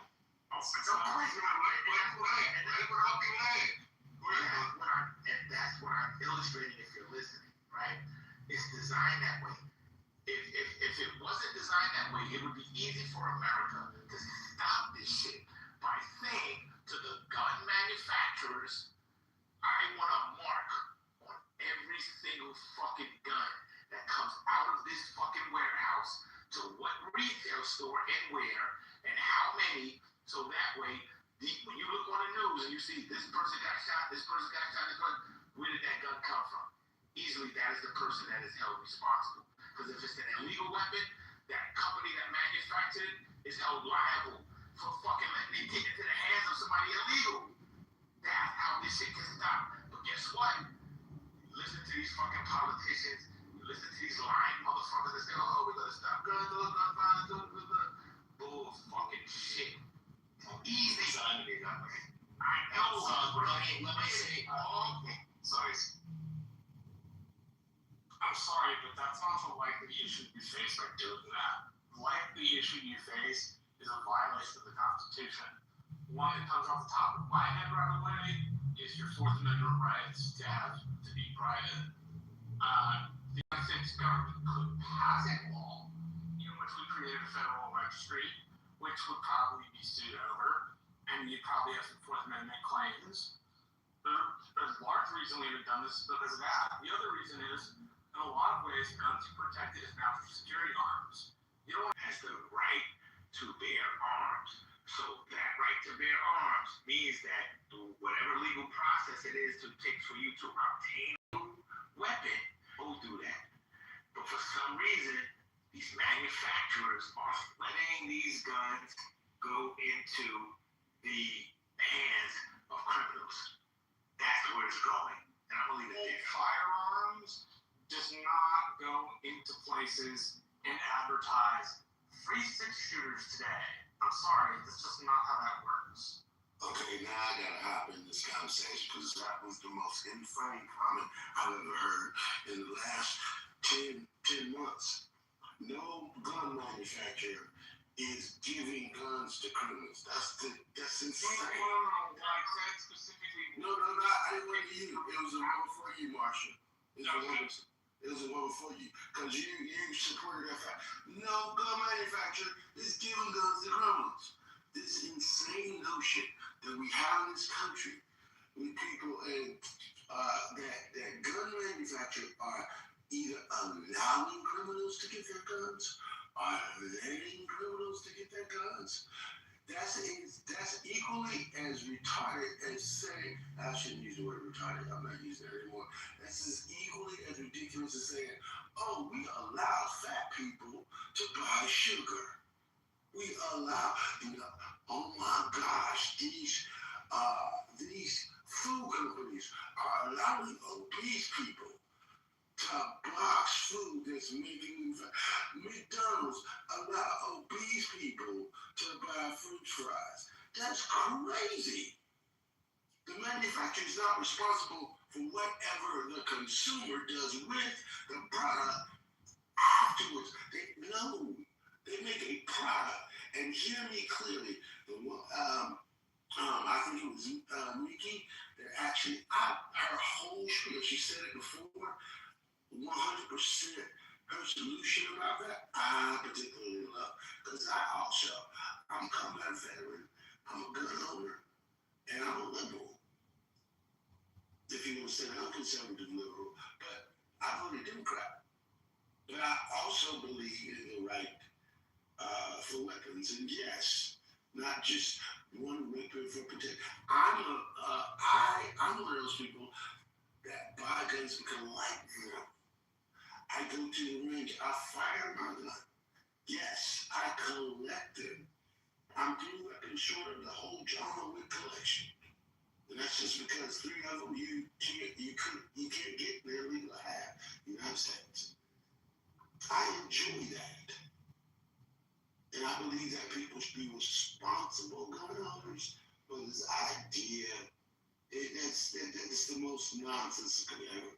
Oh, I don't know. People are actually driving drunk. These car manufacturers are allowing alcoholics to buy. No, I'm not kidding. That they have access to all these guns where guns are known to be sold in Chicago. So as far as people bringing them in, I'm not saying there's not thousands of people running to Indiana every day buying guns to bring into Chicago. Those guns are already there. Wherever they were going, and the bricks would lay there in a pile. They left them there so they can bring those and shit. There's other stuff going on. Yeah, but gun banning guns is not going to work unless it's something that's done across the board. Like, yes, because people are going to. guns. No, that's what I'm saying is that if you're not supposed, if you have a state that has stricter gun laws, it's not going to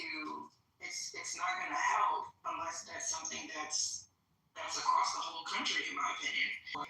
You know, within a certain area, right? Like the what do they call them? Like the dry counties where you know, that's another thing in the South, right? Yeah, like I buy liquor on Sunday. Right. Does that mean we can't get it on Sunday? It just means we can't buy it on Sunday, if I'm not mistaken. And then that comes to, like GA said, about responsible gun ownership. Like I said, I've been around guns my entire life, right? I knew not to touch them. And I've said this so many times that we had the fancy gun cabinet in the living room, etched glass, and the, you know, the inlaid oak and the, you know, whatever. And then there were like the gun racks in all of my, you know, papa's trucks and my uncle's trucks. Like, I knew not to touch them. They were right there above my head on the gun rack, right in the truck. So I think it is more about responsibility in that regard.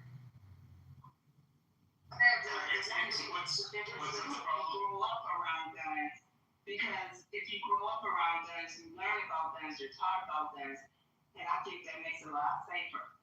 But like for inner city kids and kids like me that never were around them, you know, to me, I just knew they were dangerous. And then when I had my kids, I had boys, so I definitely wasn't gonna have no guns in the house with my boys. In fact, my boys didn't even have toy guns. They were not even allowed to have toy guns. The only gun they got was a super soaker, and it was orange and purple. So you know, it is a combination. Yeah, it is a combination of guns with a certain culture, and a lot of inner city kids just watching. Like I was a teenager, I was a boy in my 20s. You know, a lot of your identity comes from, as I said again, the information system, watching TV, the culture, and stuff like that. So if you lay the groundwork. There's what you think is normal and what's right and what's wrong, right? There's no inherent behavior, right? Everybody, you take, we're all tabula rasa, right? You throw someone in a certain culture, they have expectations for themselves. You lay that groundwork and then you give them access to guns and they're going to do stupid shit. Or they're going to do good things. They're going to keep letting them rock like this or what? There's not going to be a solution to this. I remember having discussions about this. Keep having him lecture us about inner city culture, and he's living in fucking Manitoba. Okay, go for it, bro. Yeah, I don't speak to inner city culture because I don't know anything about it, and I don't like to conjecture about things that I know. I'm talking about culture in general. This is what culture. That's not culture in general. I do understand what Spirit is saying. Like, I don't think that's cool to do, to speak for a group of people. I'm talking about human behavior. I'm talking about the human brain. But it's not. We don't know the human brain. We know. There's millions of books written about this subject, and I doubt none of them lived in the hood. Is my point. I would say that the this is kids definitely a bad place. Just like everybody else. Sir, respect the green bean. I know that we like to reference data in this regard. We do. But I don't want to hear about you reading no goddamn book about what inner city kids in the hood face. I really don't. I'm sorry. I just don't. And I love reading. Yay, read. Get your information. Get the facts. Get the facts. All those people. But yeah, I'm misunderstood here. Let me try to. How about this? I'm being misunderstood too. So there you fucking go. Hard ass head. You don't listen. Mickey, thanks for that. Like the irony is talking about how we're manipulated by media culture, and he's literally being manipulated by media culture about how cities are, how America are, how the inner city is, how our culture is, and lecturing us about that. Right. So, and he didn't even understand that he's literally a part of the propaganda and the narrative as well. Like, how tone deaf can people be? Like, bro, come on. They Thank you for pointing that out, Spirit, because I'm a little hungry and I wasn't paying attention. I understand. I was just seeing how far we could let it go. That's all. I have a particular version. Hey, should go back to bed. I have a particular aversion to Canadians, and I love Canada, by the way. I just want to say it. There's a lot to admire about them, but for some reason, we attract Canadians that come on these stages, not just in the year, and want to finger wag us about, what the fuck's wrong here, and we know what's wrong here. And a lot of us disagree about what's wrong, but there's a lot of fucked up things. We definitely don't need a fucking Canuck wagging their finger at us about what's wrong. He just like Boys in the Hood, so, he was that one with the inner city youth, so. Volunteer or write a check. That's what I'll tell you to do there, sir. Okay? What's that game that they're playing? The game where they go shoot, shoot, shoot, bang, bang. What's that video game? Call of Duty. Yeah. Oh, no, not Call of Duty, the other one with the GTA. robbers. GTA. There's nothing wrong Like with his ass is what? Alright, there's nothing wrong with GTA, so just mind your business. No. So you're saying you're not coming for GTA. You come for life. I never let my kids play that. I saw a friend of mine playing that, and I was like, oh my God, did they just drag him out of the car, shoot him in the head, carjack him, and the prostitutes? No, yeah, That blew me away. That part blew me away. it's really weird. Not Spirit playing GTA. I was like, oh hell no. I'm saying they're not unfamiliar with it. They're not doing that anymore. But you can, of course, carjack a car and drive around the city and listen to fucking fantastic music, including your oldies, Mickey. I know, but when I saw the blood, I was like, what the hell? Mickey, I don't know. Now, back in our day, you talk about blood. I was shocked by the things you could do on GTA. You can just walk up to random people and beat them in the head, or you can contact people out of prostitutes. I was shocked by that. And I had all kinds of things. I didn't really play video games. Well, as far as the blood, I graduated in 89. Mortal Kombat was pretty bloody back then. It was pretty nasty. I mean, you could snatch out somebody's spine. You could snatch out somebody's whole spine and show it to her straight. So yeah, it's pretty bad. But at the same token, I mean, I don't know. I played that growing up and wasted a lot of quarters at the arcade. I know I'm ancient. This is not. I was playing Miss Pac-Man, so. Oh my God, Wonka. But I mean, I played that and I grew up. And my point I wanted to reference is growing up in '89, when we drove to school, I grew up in the South. They had gun racks in the back of the truck. The kids did. I said that, yeah. And there was and the kids drove to school with the gun rack in the back of the truck. And there was a gun on the gun rack. We didn't have mass shootings. Low-key, thinking about that is like crazy, but I think also, white people weren't as fragile. Like, white people didn't start this mass shooting shit until, like, what was it, the 80s or 90s? Like, the teen angst hit an all-time high.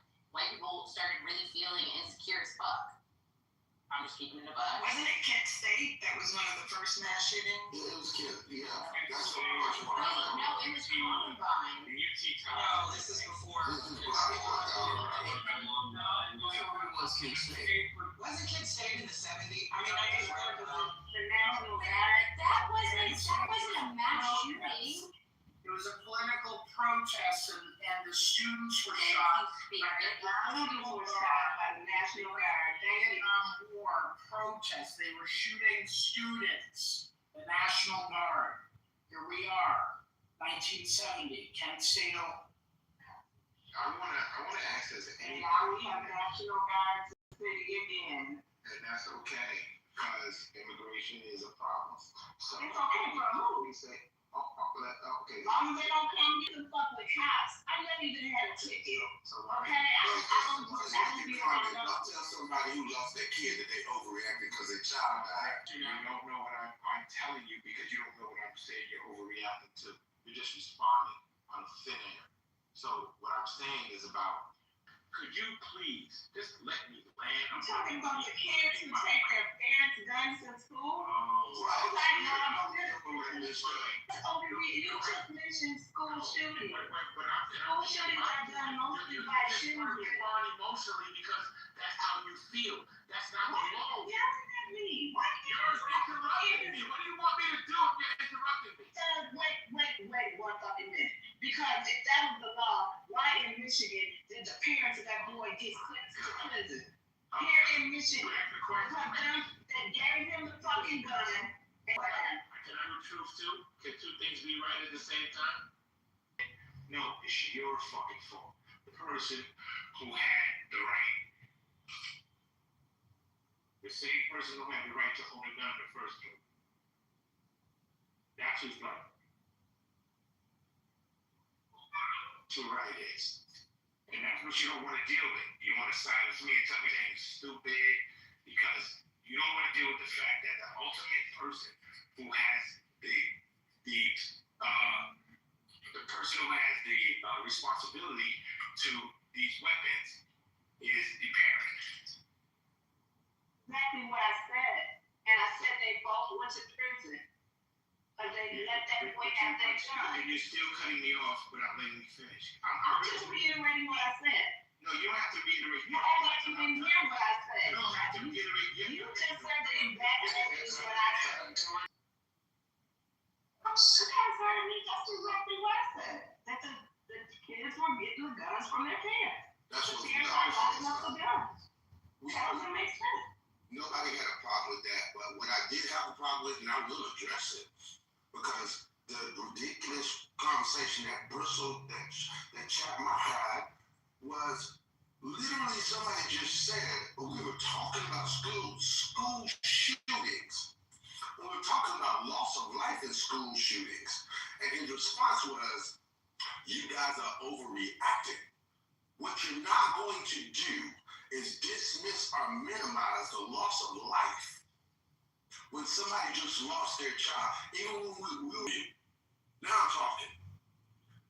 No one is going to sit up here and minimize the fact that the National Guard killed somebody's child at Kent State. You're not going to do that. You're not going to do that. And that's what I was responding to, is the minimization of the loss of life in those particular areas. In addition to that, it is the proximity of a school. That's not a legal right. This is ridiculous. Nowhere there, now I'm talking. I encourage people to stay on mute while you were talking, so you stay on mute while I'm talking. Do more than encourage, Jay. And literally, there is no legal right and nowhere in any constitutional law or amendment law that it is a legal right for children to possess a firearm, be it their parents or anybody else's, in the proximity of a school. So no, they're not law-abiding citizens. That's no legal right to do that. They're not law-abiding. Because not only did they have their parents' weapons, but it was in the proximity of the school.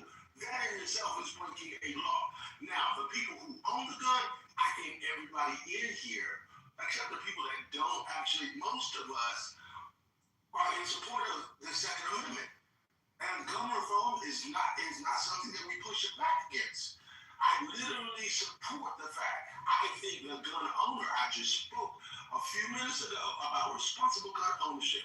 I believe that if your child has access to your weapons, then you should be held accountable if your child does something with your weapons. The gun owner, whether it's a parent, sister, brother, uncle, whoever, is responsible for that. Everybody in here agrees with that.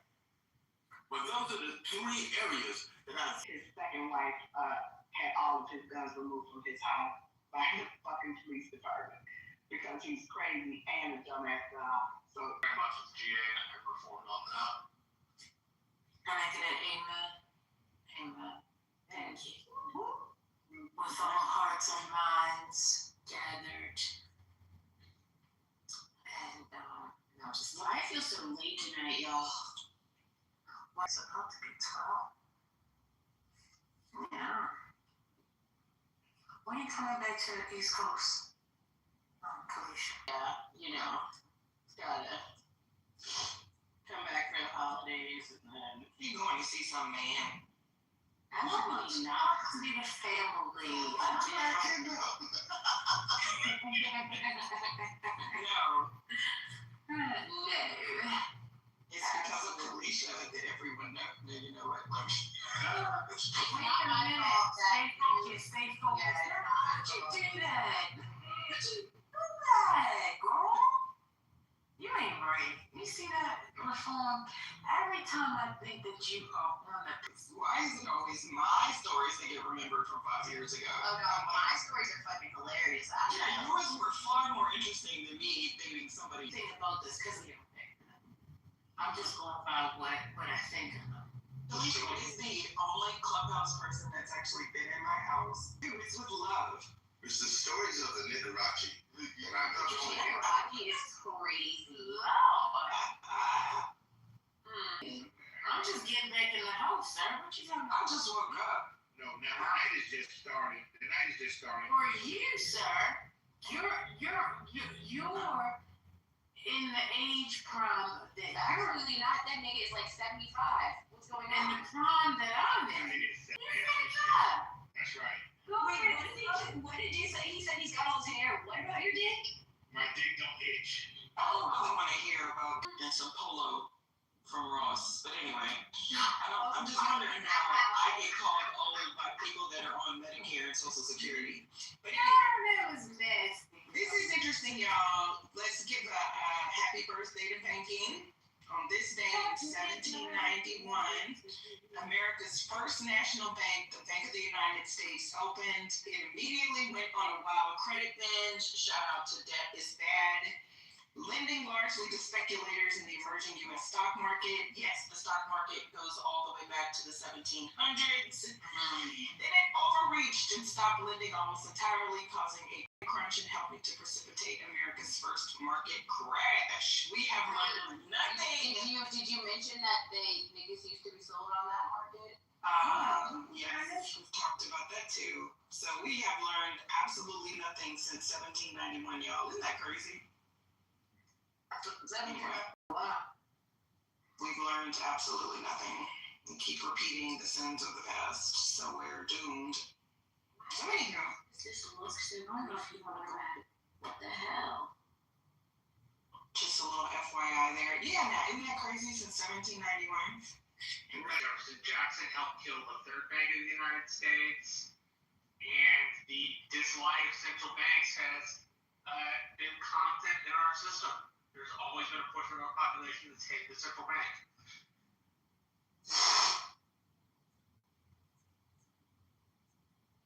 You know what I'm going to do, Marshall, since I'm such a huge Hamilton fan, and when I found out that they were a little bit liberal with the with some of the story, I was disappointed. But I want to research. Of course, I got like 100 other books sitting here because I'm always on Clubhouse and not reading as much as I usually do. So I want to really look into Hamilton, and because he's seen as the father of modern banking. Yeah. He was an immigrant. Shout out to Hamilton being an immigrant. I do love that part in Hamilton where they say, immigrants, we get the job done, and then the house always erupts into this great applause. If y'all haven't seen Hamilton, it's also on Disney, but it's one of my favorite. I like now. I love the part. I have to see it 3 Me times. too. I've never watched the play, but I've read the Ron Chernow book. Yeah, it's On like the lay down, my bird.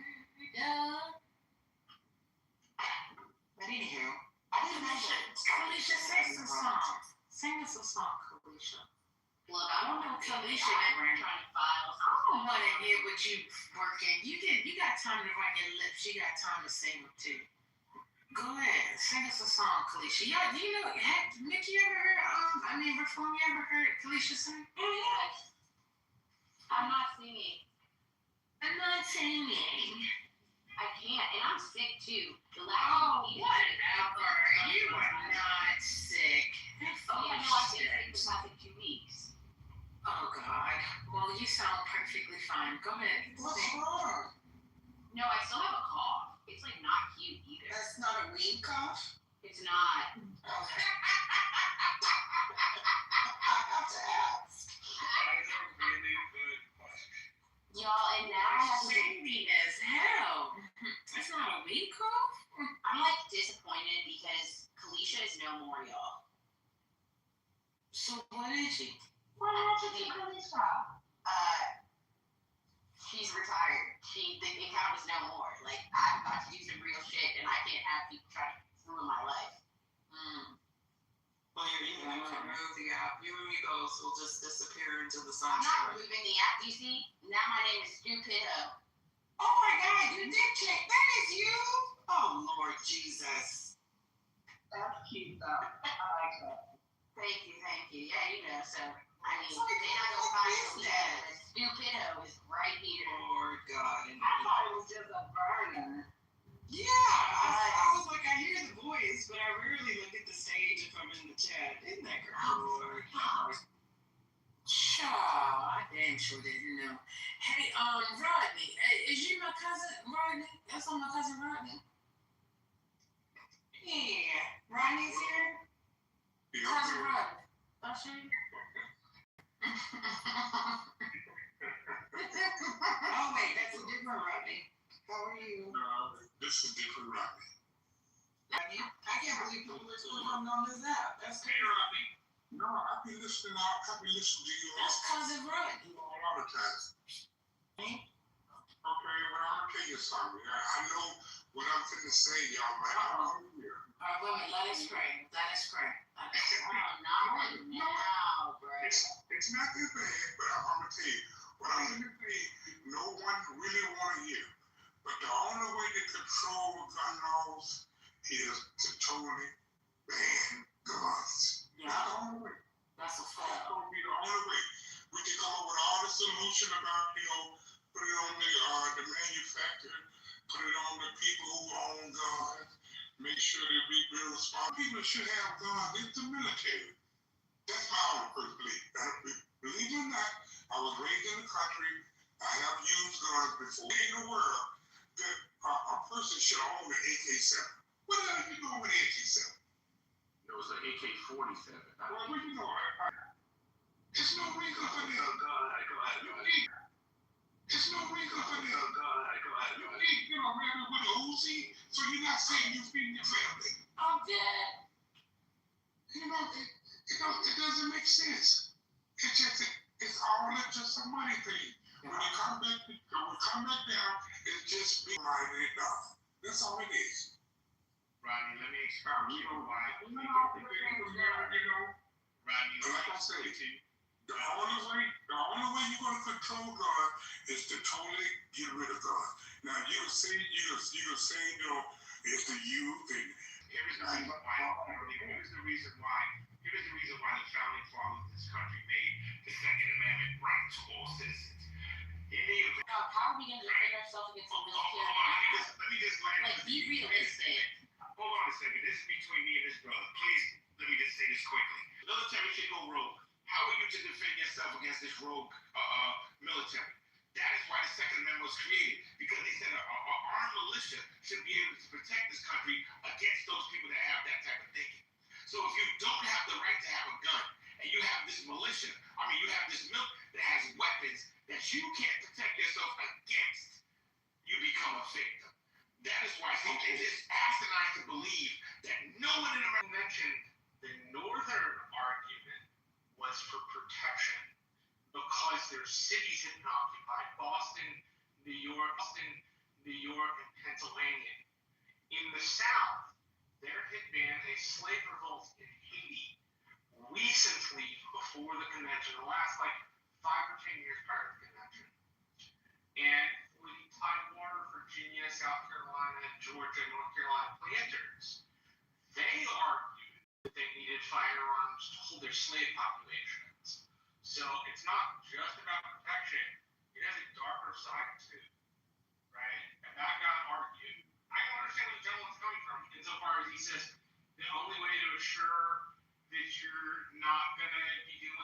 violent crimes is to not have guns. I disagree with the idea that people shouldn't have guns. But what he's saying is not that crazy. He's saying if you want the supply to Imagine if there wasn't any guns at all, can you imagine the crime rate would just, the bottom would fall out. Right. It would go back to the old time where it would just fit fight. Right.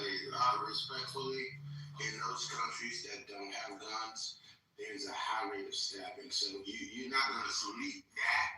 Stabbing is so much more personal. Stop the violence problem is what I'm saying by taking guns off the market. Now, I'm not saying left, right, indifferent, whatever. We outlaw guns. Criminals won't have them. That is my pushback to that. Is criminals are still going to make them, sir. Do you understand what 3D printing is? Is that there's other industries and other ways, and the fact of the matter is you can outlaw it till you're blue in the face, and consumer-based economy, and we're consumer-driven. There will always be criminals with guns in the United States. I don't care what law you pass. Doesn't mean that you can't lessen the crime. You don't get in your car and not wear your seatbelt because you think you're going to get into an accident. Like, that's not how we operate. It's not about zero sum. It's not binary, right? You can still reduce. That's what we're talking about. It's not going to go to zero, but it will reduce. That's simply what he's saying. That was actually not terms that he was actually talking about, but I will say that your point, Arthur, if you support reducing it, is my point to that is how will you reduce it by what? Let's say 6%, 7%. Let's reduce that. And the military are the only ones that have guns. 10, 12, 13 kids, because no one within a 20-mile radius has a weapon at all. Now they can actually not going to stab them down. But now you're taking weapons out of everybody's hands except the military. There's whole swaths of the country that does not have a military presence anywhere. There's not a base there. There's not a regiment there. Oh, let's wait and let's gather the National Guard. That'll take how long? What I'm saying is, there's so many situations across our country that is completely untenable for situations, especially with the culture that we have now, that it just doesn't make logical sense. These guns You can make excuses after excuses after excuses. But as long as he get that alcohol, he's able to drink. So what you're doing is just, you're making excuses about guns. If you totally get rid of guns, crime would not be there as bad as it is right now. Totally. You can say what you want. You can come up with all kinds of scenarios about, they going into the schools and they shooting and nobody else have guns. If you totally get rid of guns and you make a law where if a person come up with a gun, they do a heavy time, or if they kill a person with a gun, if you take a life, you get life taken also. See, we need to make stiffer crimes. I mean, stiff sentences if they totally get rid of guns. Because you should have it. Period. Ooh, you about to kill a whole bunch of niggas if you do that. Like, no. Harsher punishment is not, it's not a deterrent. It's been shown to not be a deterrent. I just think that will instead be used as an excuse to exterminate a large swath of the black population. Yeah, just go on the black people. You gotta remember this. Black people's not the only one that own guns. Black people are the only ones that do. We only see what we see on the news. Yeah, no, but we're the ones that are going to be criminalized for most of it. Exactly. We're the ones that, even though we have these alleged protections, are still being, are not being afforded those protections and are instead being criminalized for defending ourselves. Yeah, we didn't actually come up with crack, but who's the majority of people that's in jail for crack and selling crack? Seriously, man, we gotta stop being obtuse about this. I mean, cocaine's a rich man's drug, but how many black men actually have longer sentences in jail because of selling crack cocaine. So you're not going to pretend like that they're going to make these harsh sentences for guns and that they're not going to send everybody in Atlanta, in Houston, in Texas, in Atlanta, in Houston, in Chicago, in Detroit, and that's going to be, or in New York, and that's going to be ground zero of hunt down the gun and put the niggas in jail. You're not going to pretend that that's not going to happen. Quit playing, Rodney. You literally what's your solution? What's your solution? Don't be wrong now. We just acknowledge that we're cooked, how we season this food, because we are cooked, okay? I'm serious. That's a fact. I agree with you. Countries, like, what about when motherfuckers start shooting back? Because you can only fuck around for so long before you find out. This Trump thing is coming. You know, the finding out's coming. The finding out, it will be America. I can understand probably why you make the argument for it. I don't think it's a practical thing. You could pass another constitutional amendment. We passed one of those in the 90s, so it's not like you can't do it, right? But like, In the pharmacy, you know, they make all these drugs with the side effects, and and they make all their money. They know they got bad side effects.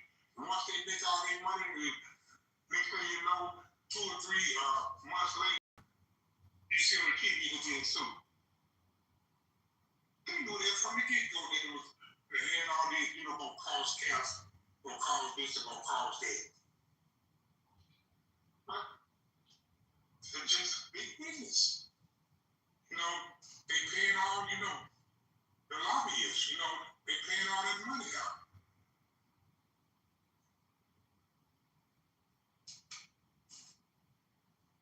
I just wish they come up with a solution to curb school shooting. It just breaks my heart every time I hear about a school shooting. Now, Rodney, that's the only thing that I would be an advocate for stricter, for harsher punishment. School shooting. School shooting. White people. I mean, there's also a mental health issue. Speaking of school shootings, y'all saw that the last one at the Catholic school. That kid was like drawing pictures of Satan and himself as Satan. Like, there's something. That's what happens when you tell your kid if they like the same sex, then they're going to hell. And if you put those your unredeemable beliefs just because your dick is hard for you, they're gonna think they're Satan. Like this, most of the problems we are suffering are self-inflicted. Oh, absolutely. I agree with you 1,000% on that. Most of the problems that we have are completely self-inflicted. Most of the problems we have actually done. What? I still don't know. It can't be us. What? We don't even do that. We just when I tell y'all, we all collectively, Black America was like, oh, that ain't us. That ain't us. No, that's somebody named Carl. That's not us. We're aghast because we don't do that. We don't do that kind of stuff. Do you actually believe we did it? There's some fishy about that. I just don't. There was weird ass shit going on between him and that. Yeah, he groomed that young man. Yeah, he was abusing him. Unfortunately, yes, that was a Black person. He was disgusting.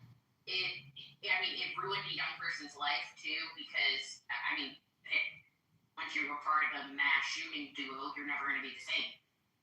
And he was sexually assaulting him. He groomed him. Yeah.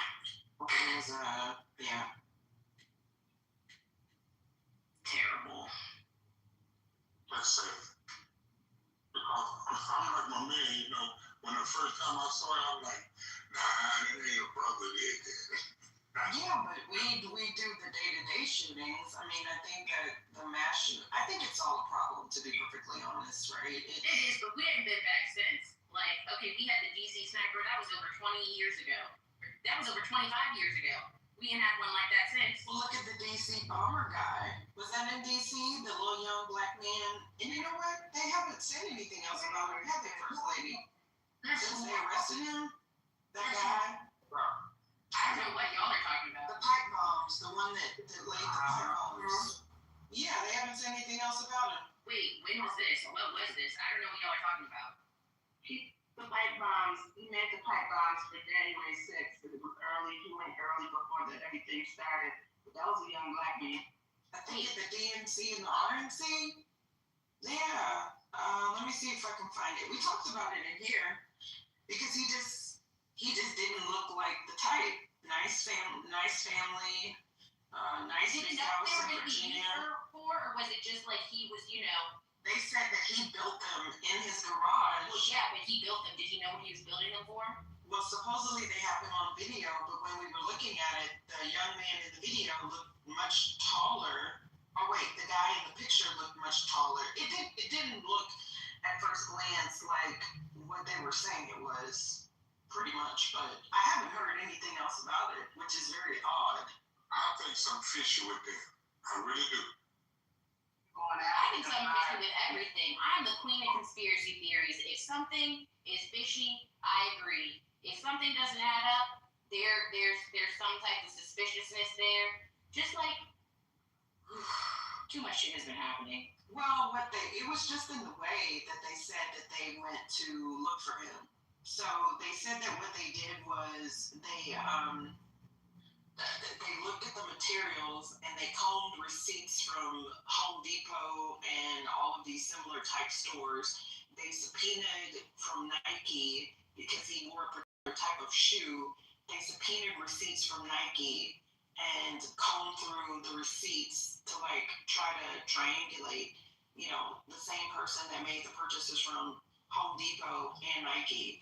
And then they said they also looked at the cell phone records. It was Really bombs. yes, the thousands Well, I mean, I think you can build bombs, but not for that. Like, yeah. it's the reasoning behind it that doesn't make any sense. Yeah, they said he was a J6er, or not a J6er, that he was MAGA. And yes, it said that they knocked on 1,300 doors. It was just some crazy shit. And they were saying, oh, we blame Biden because he didn't care enough to try to solve it. But yeah, I was just thinking about that, First Lady. We have not heard, it made the rounds on the news for 2 days, and then it's like the story just disappeared. So, I hope he's okay. Yeah, somewhere. They arrested They got him somewhere. Oh, Wasn't that just weird? He was in his 30s. His 30s. But it was just very odd. Very young. That's They only had one picture. I don't know. It was something that seemed off about it. I don't know. Something seemed really strange off. Yeah. Just like fans, when they showed him in the hood and everything. Oh, then it got Uncle Rodney started. Go ahead, Uncle Rodney. Uncle Rodney. I like that old Southern voice. I bet Uncle Rodney gonna say the prayer for Sunday for yeah, Uncle Ronnie definitely has that, you have a radio voice. Thank God for the chicken. Uncle Rodney, I know. Big bastard. Go ahead, Taffy, rapper. Lead us on food prayer. Go ahead.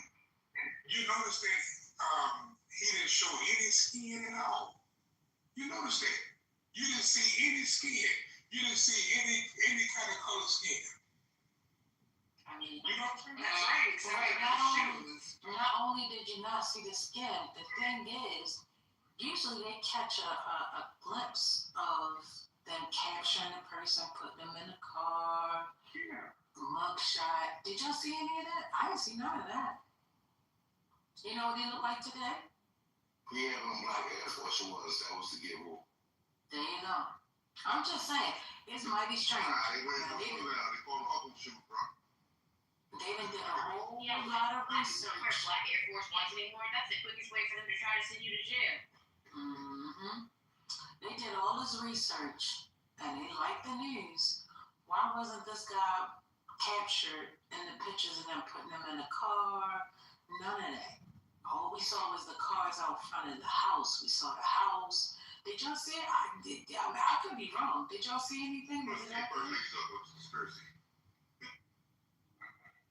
Patient, I hit you upside your head. You know I love it. No, you're not supposed to love it. You're supposed to change. What's going on? That's what's wrong. It just don't, there's something about it. I just can't lay my hand on it, but it's just, it don't feel right. We're gonna lay our hands on it. And also, I used to sing gospel. Oh, yeah.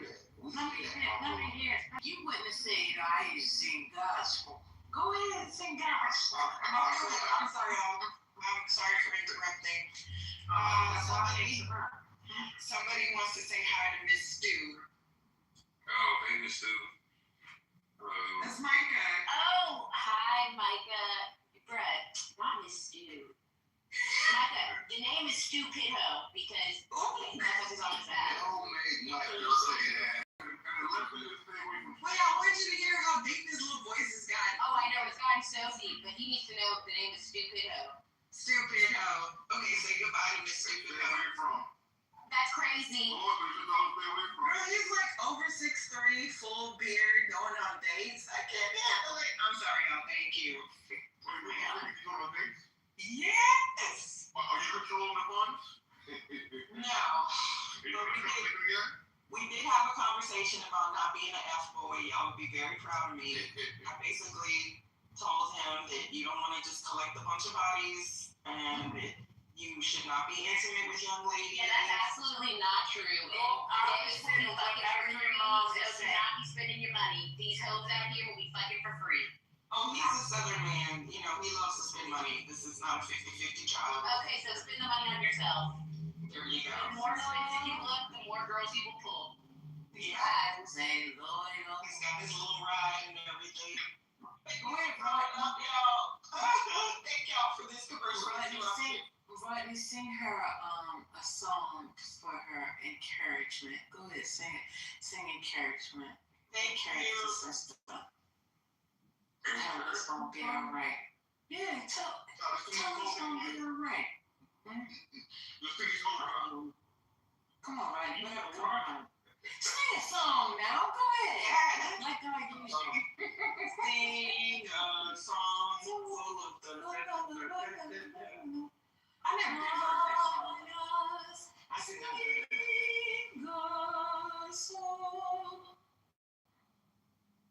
Okay, I'm gonna do something. And you can sing too. Hot thing. Let's start our life all over again. Okay, that's enough. Oh, right. That's a wrong thing. What was that? Was that Lisa? What's going on? That was a shot like y'all got to catch up. Okay, well, y'all know we gotta protect him when people want to argue with him and do the Socratic method. We gotta protect Pastor now. Okay, I like Pastor. Just saying. You're on the witness protection program. Uncle Roger, let me ask you a question. You also back in the day, did you used to sing with him? Yes, sir. I knew it. Look at G.A. He always knows. The Nightingales. And the Five Blind Boys. I know it. Wait, he was actually part of the group? How cool is That's this? what I said. I had my own group, the Lonely Boys, and I had a group called the Unity. I know family when I hear my family. Oh, that is so freaking cool. Yeah. Look at that. You see that? And y'all was about to throw Uncle Rodney out. I knew Uncle Rodney had the anointment. Oh, we need that insurance around here, sir. Anointment. I'm sorry to interrupt. Were y'all talking about that young man? What song is? Wait a minute. You know, in 2026, what would you like to leave behind, Stupidio? Are you going anywhere like 50 Cent's level pettiness? Because 50 Cent, are you getting to that level? Oh, see, 50 Cent is a snitch, though. Like, I don't need, that's weird to me. Like, he's a cool gang member, got shot 11 times, but now he's, like, telling on people. That just, it doesn't sit well in my spirit. What's wrong with What's wrong with Robert? Yeah, that was at the same time. She eats a lot of mixed nuts. You know that? Great. I'm gonna even come up on mic for that. But you did.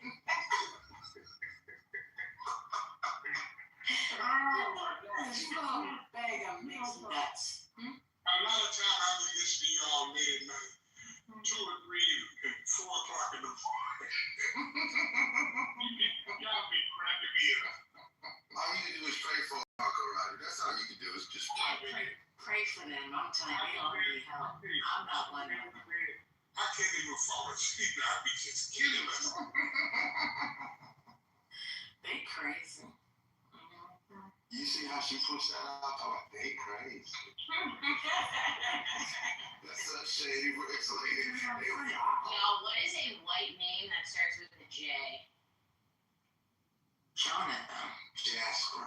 So I already have a Jasper. There's Johan. Decent. I have a Jason. I have a John. Jackson. I have a Jackson with an X. I don't have a Jonathan, so that one works. JoJo. That was my first one, Jonathan. Okay. Joey. Joey. Okay. That is not white. She said Jared. Oh, I know one. Jared. J-A-R-R. I have a Jared. Don't say Jared. Jared can be black. Jared. I have a Jared too. Jerry. Jerry is Oh, I have a Jerry. I don't know. Do I have Joshua. My son, one of my sons' name is Joshua. Show me a Jaheim right boy. I know Rhonda's. Yes. You can have a Jared like with 2 R's and 2 T's. Jared, J-A-R-R-E-T-T. Yeah, I've only ever seen white Justin. That name. You have Justin? Yep, I have Justin. Jared. Justin is the right name. I know plenty of Justins that are black. I know both white and black. Let's see. Jalante. You know what? That is so black. You know my pattern right here? I got Judah, Jeb, Joe, James, Jarvis, Jefferson, Jake, Jason, Joss, Jonah, Jagger, Jax, John, Justin, Jefferson is a Bernard, good white name. Jared, Joel, Jared, Joseph, Jonathan, Jasper, Jansen, Julian, George, Jacob. Jansen is a good one for a white name. What? Joffrey. Do you have Joffrey? That's a good one. I don't have Joffrey. That's a good one. Well, Joffrey can be spelled with a G. Doesn't matter. All these are starting with J. There you go, Joshua. What? Jashin. That's Asian. But Joffrey with a G is Jeffrey. Yeah, so we got Judson, Jalen, Justice, Jackson with an X, Jet, Judd, Jet with an H, Chase, Jamie, Jameson, Chase with an F, Jeff, Jesper, Johnny, James is a good one. Jalen, Jay, Joey, Jareth, Jethro, Julius, Jordan. Wait, James is more of a black name. This is giving me anxiety. This is overstimulating me. When does it happen? I have a Jedediah. I have a Jedediah. Jed, Janice, Jax with 2 X's, Jericho, and Jerry.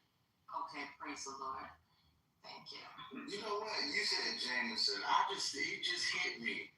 Why do black people name their girls after liquor, but not any of their boys? I'm interested to It's know. only Jamie. They don't name their child Jamie's son. No, they do. Jameson. Jameson, yeah, I know. Not the girl. Not the No, the girls are named Hennessy. Alizé. They name them after liquor and I car. let y'all know this. Mine was setting. Real life, Adrian. I know. Real life. I know Alizé. I knew Alizé. I got Joe, too. Yeah, I know Mercedes.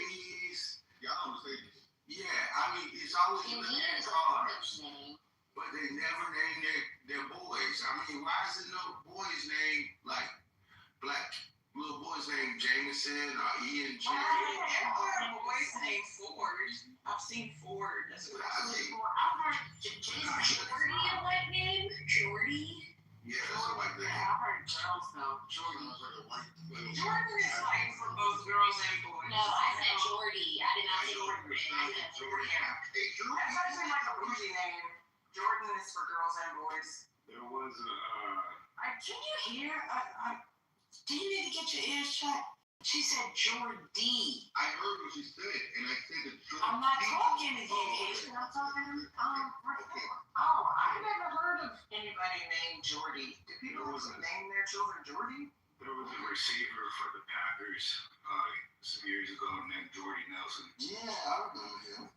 Oh, what about Jesper? Is Jesper a white name? No, Jesper with an E. But do you have Jasper?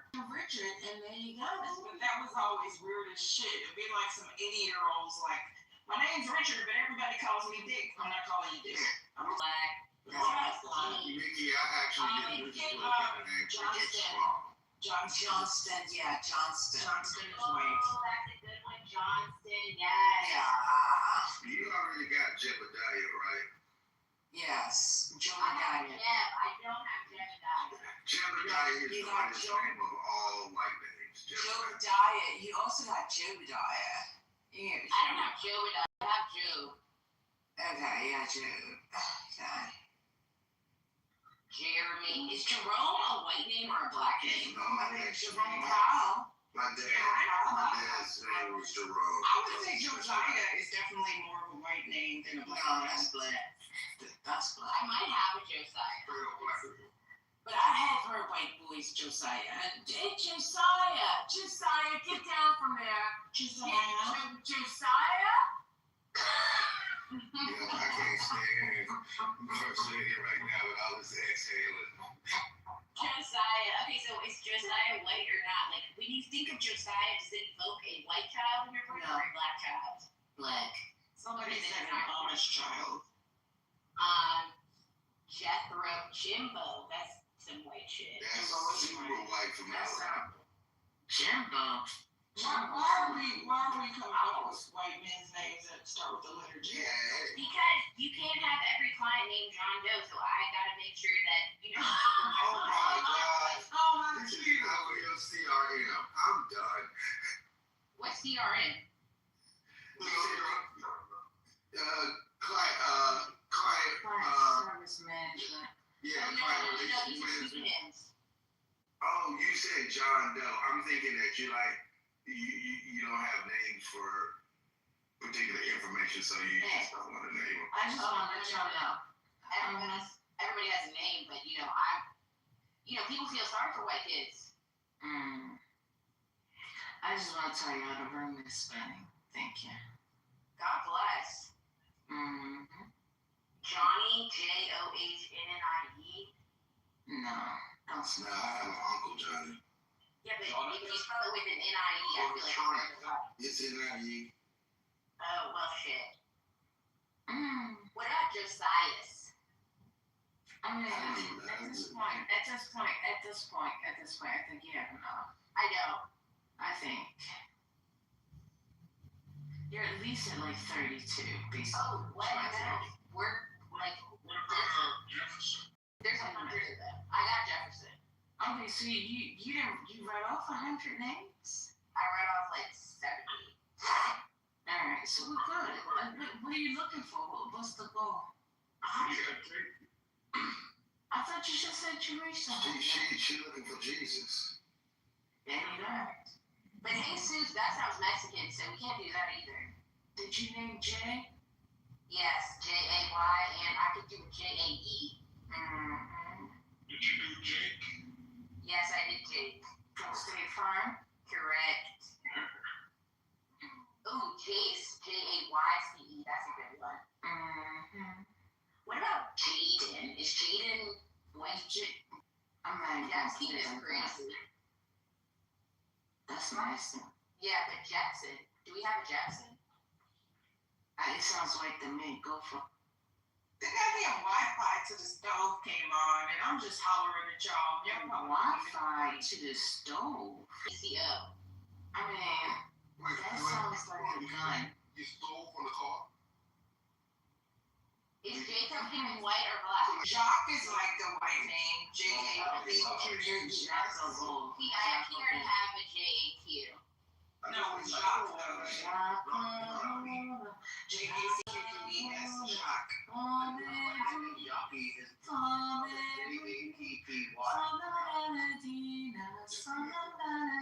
Wait, what did you say? Jackson? Yappy. J-A-P-Y. Oh, my phone, yo. I'm not quite sure. Jiminy. Is Jiminy? You guys think Jiminy's pretty good? Yeah, Jimmy Cricket, right? Yeah. Girl, you ain't got that many. Well, I guess you didn't get that many. Why do they need to be white? Well, I know we done reached 100 by now. Why do they need to be white? It makes me sad that kids don't learn Pharaoh Jacques. Because I learned as a child in French. Yeah. Is J-A-L? J-A-E-L? I like that. I Is like that that. L? Is that black sounding or white sounding? That sound white.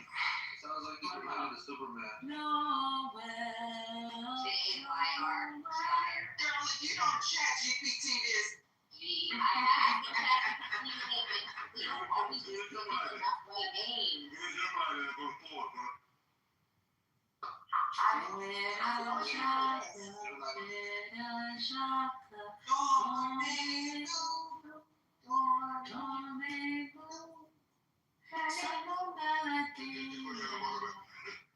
ding, dang,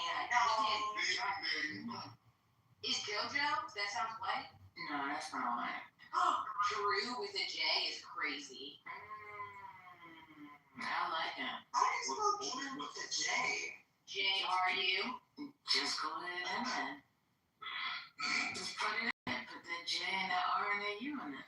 Okay, what about Jason's? Jacinthus. Yeah, is that, what do you think about that? I I like think it. of Hyacinth. I've only met one person named Hyacinth. I thought that was such a pretty name. Jason. Oh, I miss my Jean. Jean is definitely a white name, Jean. Jean. They gave me Jean. I know plenty of white French people named Jean. It's not really white, though, man. It is white. French people are white. Yeah, not Jean. It makes no name, though. Okay. Oh, I get what you're My saying. name's a French name, but it's not a white name. The pronunciation. What's your name? Haitian? Yeah, there you go. You know it. I don't know your name, boy. No. I know you're Haitian. Jennings. Jennings a good one too. Is Mm. Geronimo? Does that, it's Like, Jettison. Yeah, I like that. but these sound like some wealthy white Alright, kids. this is enough. There you go. This is overstimulating. I'm sorry. Jarek? J-A-R-E-K? I Jarek? just said it's overstimulating and you still want to stimulate me. First lady said enough, but my last one is Jericho. That's I what. have that. Oh, okay. Well, child, you. Jericho Turnpike. Gyra, you're enough. Gyra. And lots of people like being overstimulated. That's how they get off. I don't like to be overstimulated. I don't like to be overstimulated. I'm listening to Jehovah Jireh. Still, keep still, keep still. Alright, young lady, we've had enough of this. I haven't said any names in like 3 minutes. Girl, are you okay? Like, why do you like to do this to us? Just tell me. Jules is black. Yeah, I think so too. It's the Kinsey entitlement first lady. Bad, I'm sorry, y'all. Junie's definitely white though. Oh my god. Is there a window nearby? I need to jump. Let me turn off her Wi-Fi. How am I? Oh. Just wake me up. Wake me up before you go. Yo, what's the temperature about you? It's It's 57 there. It's 57 where she at. Remember when he won the R&B album of the year? People like were mad as hell. Michael's the round guy. What's his name? Michael Keaton. Yes, even though that was a fire ass album, Father Figure. Oh, I listen to that bitch all the time. I will be. Because he had good hair. He always had good hair. Oh, he did have hair. Yeah, he had good hair. And it's not like when he was gay, but we really wouldn't have cared. He was sexy though. Oh, hell. Cause I gotta have faith. I didn't know he was gay. Was he gay? He lost his little mind. He was jacking off in the bathroom somewhere. And Nikki, I ain't gonna hold you up after that album. That's what you get. I got some pointed boots to go with my Z Cavaricis back in the day. Gene, oh, you know Louisiana Z Cavaricis was the shit. And Z Cavaricis and Chabot jeans. Honey, baby, let me tell you, his clothes tighter than their bigger brother's clothes, okay? No, Brad, you know what? I think it also really impacts their sexual development because their balls can't breathe. Get with the black man. Jordan changed the basketball shorts because remember they needed to be short, and then Jordan They had them coochie cutter shorts on. Jordan was like, I ain't wearing these little bitty ass shorts. So obviously came with the baggy ones. Ooh, but I used to love seeing a man in some Chabot jeans and Z Cavaricis. And those was tight too, because Jordan's jeans for men. Look at Eddie Murphy. That was with Raw. And he had them tight ribs. That was nothing. That was Yeah, but he was bald. PTR fighter too. I bet you had a starter jacket, some baggy ass jeans, and some Timbs on. Yeah. That cough is fake as a $17 bill. She never coughs. Some honey and a little bit of bourbon. That's what you need. Listen to the mama telling the baby get some bourbon. I can't be cussing at you. What about Jubilee? Jubilee. I think that's a beautiful name. Jubilee. Jubilee. I'm gonna name my son Jubilee. If I get pregnant again, that's what we're gonna name it. Jubilee. The name of son Jubilee. Have another little thing. Yeah, that doesn't sound right. Yes, it does. I think I knew a girl named Jubilee, but I think she was white. But her I feel like I knew a girl named Juniper. Jupiter. Jeanette. How about Jeanette? I need a herb off.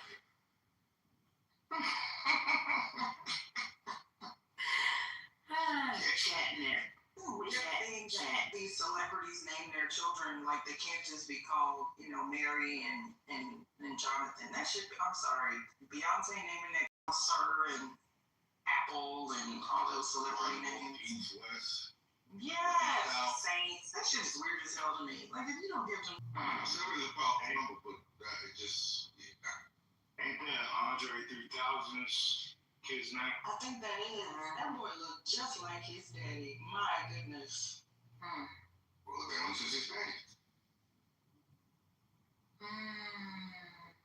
I'm about to smoke this. Smoke. And you call it that? Correct. Go ahead, what you want to smoke? Don't you have a Hookah? what are those things called that Nebulizer? yeah, but the one that like you can put the water that comes out at night. Humidifier. Son of a bitch. Humidifier. And I'm staring at one right now. Humidifier or vaporizer? It's two different ones. Which one? Or run the shower and Yeah, for the steam. yeah. For your throat. Yeah. Sorry, I'm gonna put some Vicks on this throat. It'll be fine. I'm on Facebook. It's I keep move now. No, Look put at it. that. That Excuse me. tastes so good. Yeah, you put it on your chest and your throat. Let me tell you why it's bad advice. Are you going out tomorrow? You plan on going outside? In California, it ain't cold. The weather has changed. I mean, I'm working him. In the afternoon, he should be good to put the fix that on. Oh yeah, this cough has been for like 2 weeks. And you been putting Vicks on? Oh no. I mean, That's it's what I'm been talking off and on. Yeah, going outside with your pores open, it's not good. That's all I was saying. Lemon, ginger, coffee. It's very inappropriate. Oh my God. You know, has anyone seen like the Very inappropriate has anyone ones. seen like the fake lube? Like now the thing is to like have lube that looks like cum. Has anyone Oh seen that? my. Oh my God. It's so We're not having this lube conversation, and y'all almost know. Was it weird wet? I'm Or weird about was it? sensation, like tactile stuff, so it was a no for me. So it's sticky? I don't know, because I didn't touch it. First lady. What? I'm just saying, I don't like sticky stuff. Like I can't touch syrup. Like for pancakes, it can't touch. I just if it touches my hand, I gotta get up. I gotta go wash my hands. I gotta get it off. I can't touch it. Touch it. Quinn, come up. Hey, First Lady, you know what I feel bad about? You know, all of my kids are grown, and I missed out on the trend of punishing my kids like give me a Kids, and then you can punish I can do it then, yeah, because I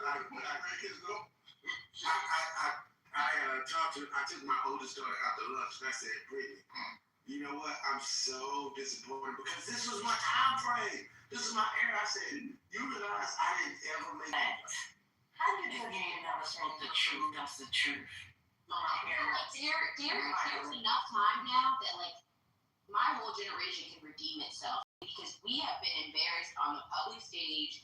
Everybody has seen it. Like niggas ain't shit. Like you can turn this around. You can be sagging.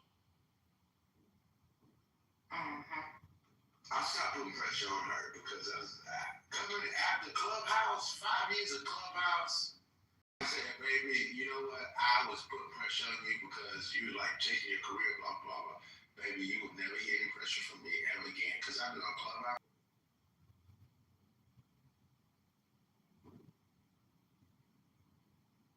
These niggerachis got me apologizing to my children. Niggerachis is amazing. Oh man, niggerachi. I mean, the church still has a lot of men and women in it. I'm just saying. They should try the church. Try G. Yeah, I don't know. The folks in the church, they're really struggling extra right now.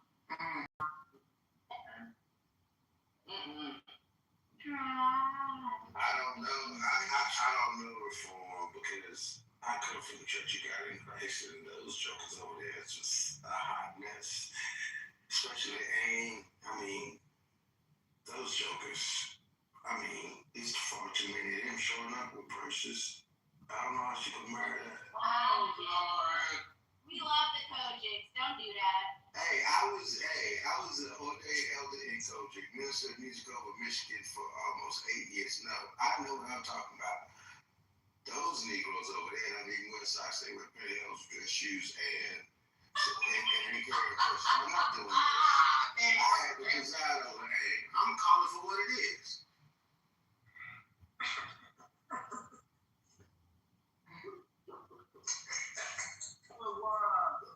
I'm right. Am I lying? Where am I lying? Where am I lying?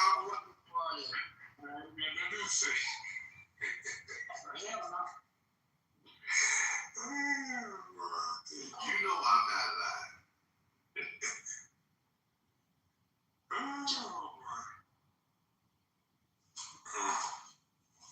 I did mention somebody at Morehouse, and he was like, this dude showing up to class in a full face of makeup and high heels and bags, and he was like, you know, it is what it is. Yes. And I was like, well, you know, you gotta accept and love everybody. He was like, that's more women for me. I don't mind. That's exactly what he.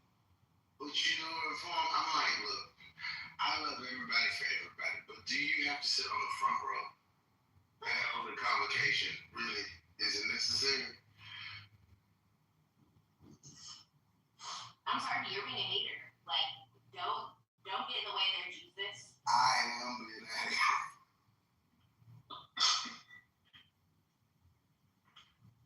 I own my haterade. I bought it. I got a receipt. That's all that matters. That's all that matters.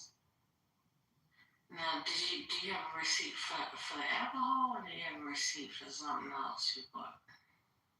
Just a haterade. Just a haterade. I get my bourbon delivered.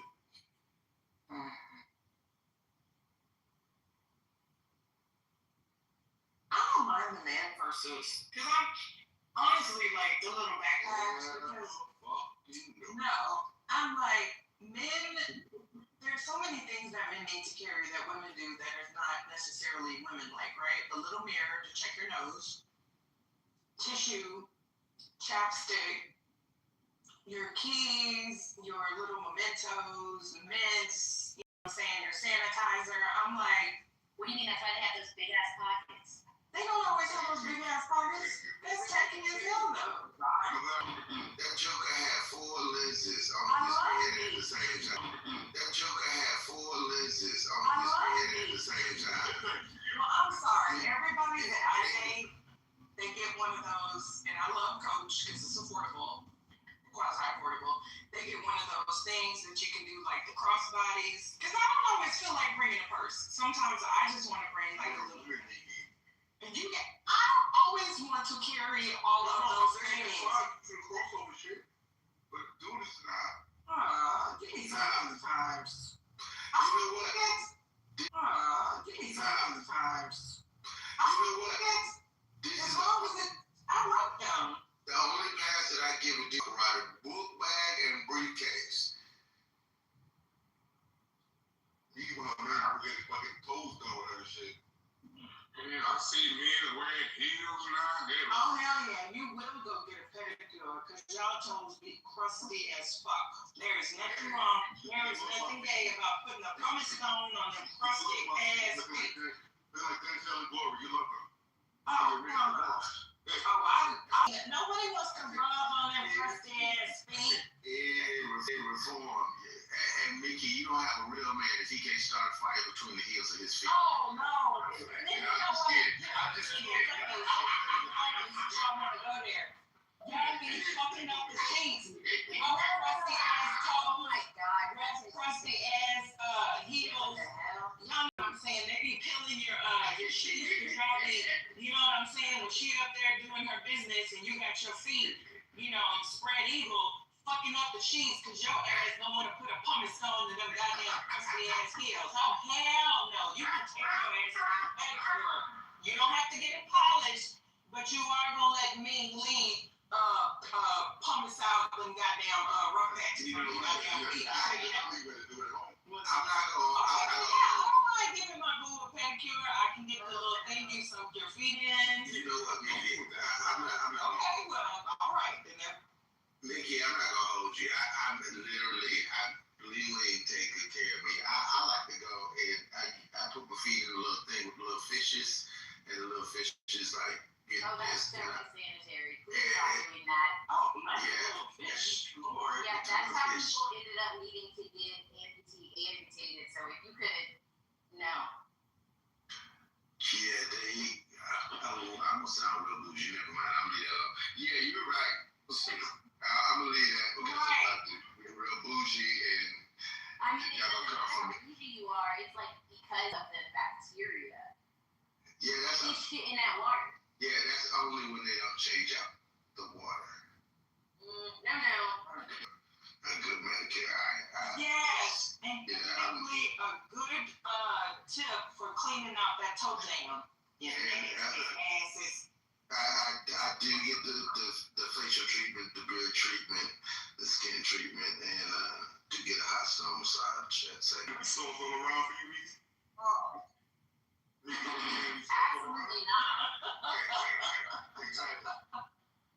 No, Patient, is that that weed you grew? It's not weed. It's hemp. Oh. But yeah, it's legal. But you don't have to be soft. There's nothing wrong with having like soft skin. Like I'm mercy. not going to catch it and be like, oh, I need to go shower. No, like if your woman is in the shower with you and she's washing you and then she's straddling you on your back and she's putting that lotion and massaging that lotion into you and then you fall asleep like a damn baby, you're gonna be like, so baby, you not gonna put that lotion on me, you know what I'm saying? Yeah, you're gonna get addicted to that shit real quick. Yeah, she really addicted too. It's not Mr. Soft. Oh my god. But y'all, please use lotion. Ladies, aren't we tired of them? Thank you, Miss Sarita. She said, I exfoliate now. That man got some soft. There you go. Exfoliate that man. I got some good lotion with CBD, CBG. I thought you were about to say something else. You know what? You are horrible. I'm sorry. Let me get back on there. I'm sorry, Mom. He was coming from a clean, wholesome place meeting. Anyway, I don't know how we get on this topic. You know. Yeah, but men. Y'all watch Secret Lies and Mormon Lies? Now they freaks. I keep Oh my hearing god, about that it's show. insane. Y'all really need to watch. It's just white people gone wild, and it is so entertaining. The Mormon Wives show, you know what? I can't watch it no more because my mind is blown what white people do. Well, what are you doing? Drinking, like, Grandma Brett be drinking her piss. It's all types of What? Oh, hell no. That's gross. Why they drink the piss? I don't know. They call it free devils. Yeah, that's so crazy. Well, I tell y'all, you know what? If you know anything about like mid-century and the monarchy, you know, white people have been doing some wild stuff for a long time. I mean, like wild stuff. I mean, when I was, I think like when I was in high school and I was studying medieval and realized that the comb skirts that like they wore around Queen Elizabeth's time, the aristocrats at that time, they literally had servants because they didn't want to leave like a long ball or a long dinner. They didn't want to get up and leave because it was considered rude, and they would have servants sit up under their dresses, and they would just have bodily functions, and the servants that would be up under their dresses would collect it and clean them while they were there. Yeah, Their whole entire lifetime. One when she was born, and one, I think, before she got married. Yeah, but we know white people are dirty. Like, what? But I'm just saying, it was wild. let's not make those kinds of statements, y'all. Come on. Yeah, let's not make that. I'm just saying. There's a smell. It's the lack of using washcloths. Something has genetically modified in their skin. It is what it is. No, I'm just saying that whole time period, they've been wilding out for a minute. But no, they used to have them stuff. They Africans. Yeah, sure. Yep. Mm-hmm.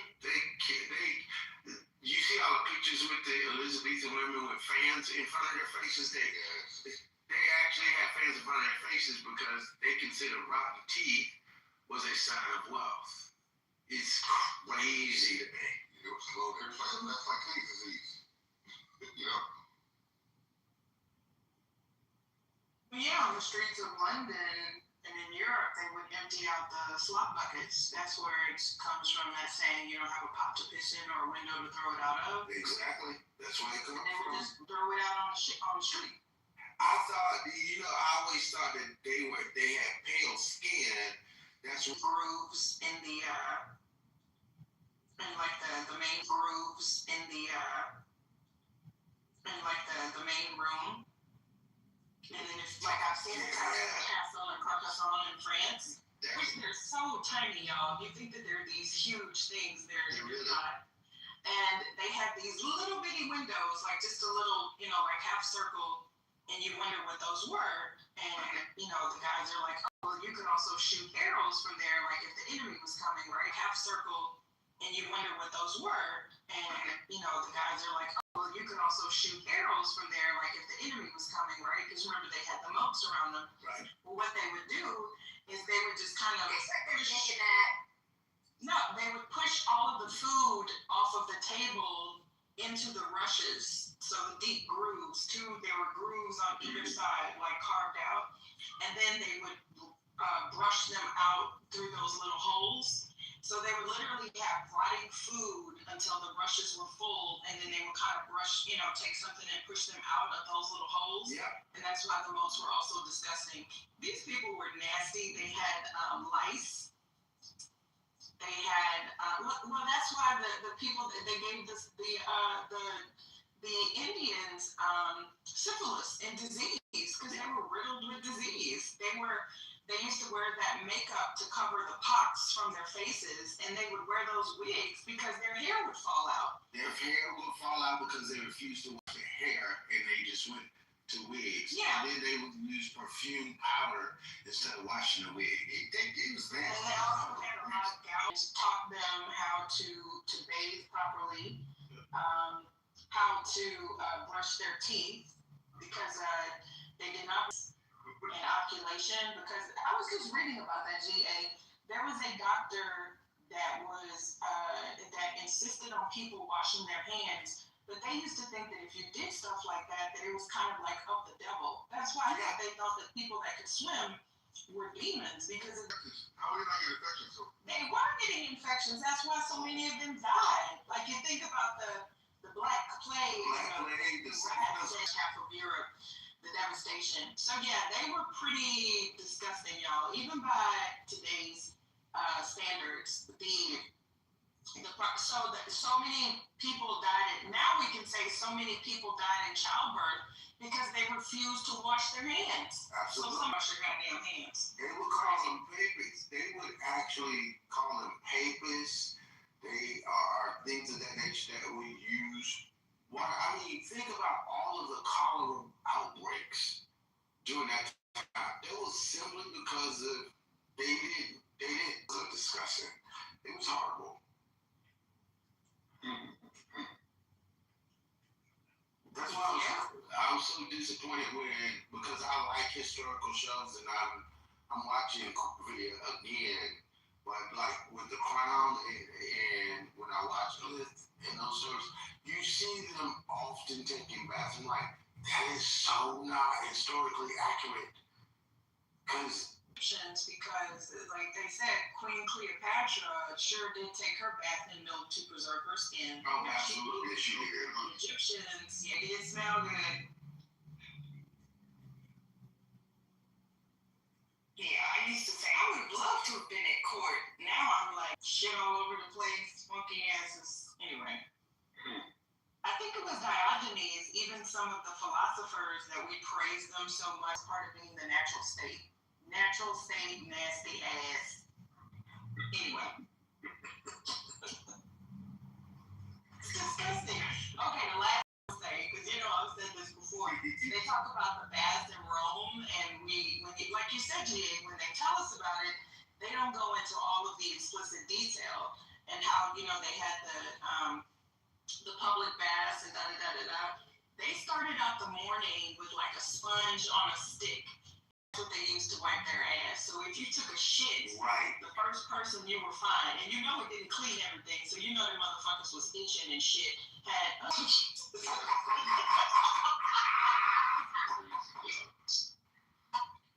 Okay, I'm done. Now I don't want to eat the rest of my food.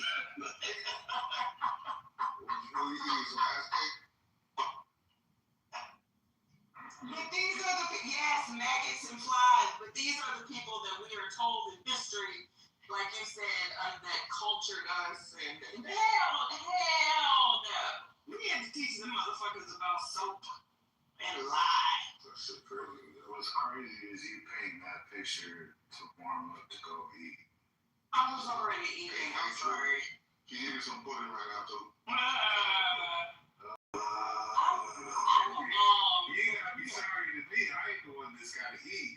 You gotta get, and I'm eating Chipotle. Being that I'm a mom, you gotta. Yeah, you got a will of steel after your I'm used to hearing, Mommy, I can't wow. Oh my goodness.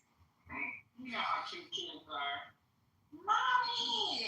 I had to change diapers of my children with hazmat suits. They was the foulest creatures I've ever seen in my life. Projectiles coming at you, bro. Oh, nah, bro. I had the worst experience with my nieces. Like, I never had any of these experiences with my kids, but my niece, she was in her playpen once, and it was finger painting all over the. No, bruh. Oh, they love to reach in their diaper and take stuff out and put it on the wall. I don't know what that is about kids. It's just fascinating for them. Well, when I was younger, one of my older siblings thought they were fucking smart and thought X-Lax was chocolate. They started to share with the rest of the other siblings. Shit on braids out, yo. 4 kids at one time, yo. Blue toilet is wild. I just can't. Actually, never mind. I'll wait. I'm just glad I didn't have siblings. People's like, oh, what you on this? I said, no. I hear stories about siblings. You remember? Yeah, I'm glad I was on the job. I got all girls. I used to go to the store and buy their pants and all that stuff there. I mean, not children. Girls too. Well, my girls just come on these cycles. Instead of they telling their mom, they would tell me. Yeah, I did too. I did have an experience like that. I'll be all in the aisle, looking for the super dudes and all. Because I don't know to this thing. But Rodney, by the time I don't know how many, I got 4 girls. I got 6. Yeah, oh, Jesus. You got how many girls, Mr. Rodney? 6 girls. But all my kids, they my kids. Boy too? I got 1 son. Okay, that's what's up. Oh, I know he's spoiled. Yeah. Actually, all my kids, to be honest, I was a hand on that. Man, let me tell you something. I didn't know what I was doing. I didn't have no clue. She said, and at the time she called me because I was having my own business, and she was like, Dad, you gotta come pick me from school. I said, for what? Dad, you gotta come pick me from school now. She's crying from around her waist. She was like, I said, oh my gosh, what we gotta do? Well, Dad, we gotta go to the store. And I went to the store and looked right there. It was shameful, man. I didn't know the difference between the wings and I bought one for everything, Rodney. I said, we're gonna figure this out. It's a bad signal, and you go down there and talk about it. Shit. I always help confusion in the store, especially when they're in the diaper aisle. They just look confused, like they scared to call their wives because she gave them a picture and everything. Yeah. And I'm like, how old is the baby? Okay. And then sometimes they're like, I'm not sure. I said, okay, do you have a picture of the baby? Now, is there a certain brand? And then they're like, no, it doesn't matter. I'm like, sir, there's a certain brand that your wife told you to get, right? And they start laughing. I'm like, okay, do you have a receipt? Do you remember what's the colors on it? And then they remember the colors. I'm like, okay, so that's Pampers. That's Huggies. Because you can't come home with the wrong brand of diaper. But they look so confused once they little hard. I always try to help them out. Now, I'm going to tell you something that's real funny. You ought to meet some guys on Valentine's Day when they're running late and they're trying to get their card on Valentine's Day and it's late in the evening. And everybody be there. When they come in the store, especially if you got a store like Walgreens or something like that, you're trying to find, they'll pretty much pick over all the good And you see every guy come in like, damn, man, I done fucked up. You know, I forgot the day was out of time. You know, I'm trying to pick out a car. We be trying to help each other out and shit. It'd be funny as hell if you say this straight fucking out of me. Yeah. We talking plenty shit. That's why you can never get a table on Mother's Day, but on Father's Day, it's just like another. It's just like another Nah, it's ain't the regular day. They give us the fucking grill, the function grill on our day. Yeah, we grill. Yeah, we grill on that. It just pitiful. You don't really get anything. You know, I always, you know, they want to give you a tie and a pair of socks. Just Mother's Day, they just go all out. I'm like, shit. It just be so pitiful on Father. You don't ever want anything. Well, I want something. You got to like y'all think we don't want anything. I tell them to give me stock for Father's Day. Give me stock. Buy some stock and get Y'all wear the same clothes, the same pants, the same shoes. Are you crazy? Y'all not. The handkerchief and a necktie, y'all, is hunter green, brown, and yellow. I don't know who wears that together, but I still got them. I got every card my kids ever made me. Every card. I mean, just on a piece of paper, they folded it. You know, after Father's Day, they got it. I thought it was the sweetest thing in the world. I still got it. You know what? Right now, I'm gonna make you laugh. I got my 29-year-old when she got married. My girls. I'll take that back. They did get me a hoodie that said they got Mike's cologne. So when I went to France, I got him some cologne that you can't get in the United States, and he was super excited about that. I will say that. He loves cologne, so. I do too. Shout out to the dads where their daughters can still find them hot karate.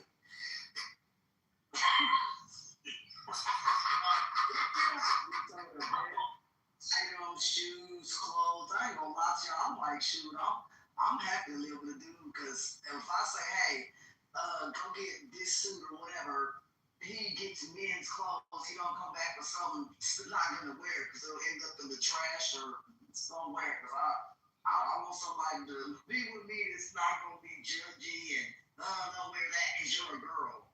I don't wear perfume or things like that. I like, you know, I like what I like, but I like nice suits and things that fit me. And, you know, a lot of men's clothes, like especially shoes, they last a very long time. I like buying men's shoes and suits. Y'all, shout out to y'all dudes. Some women's stuff I have, but I generally like the suits and stuff that y'all men wear. They cool.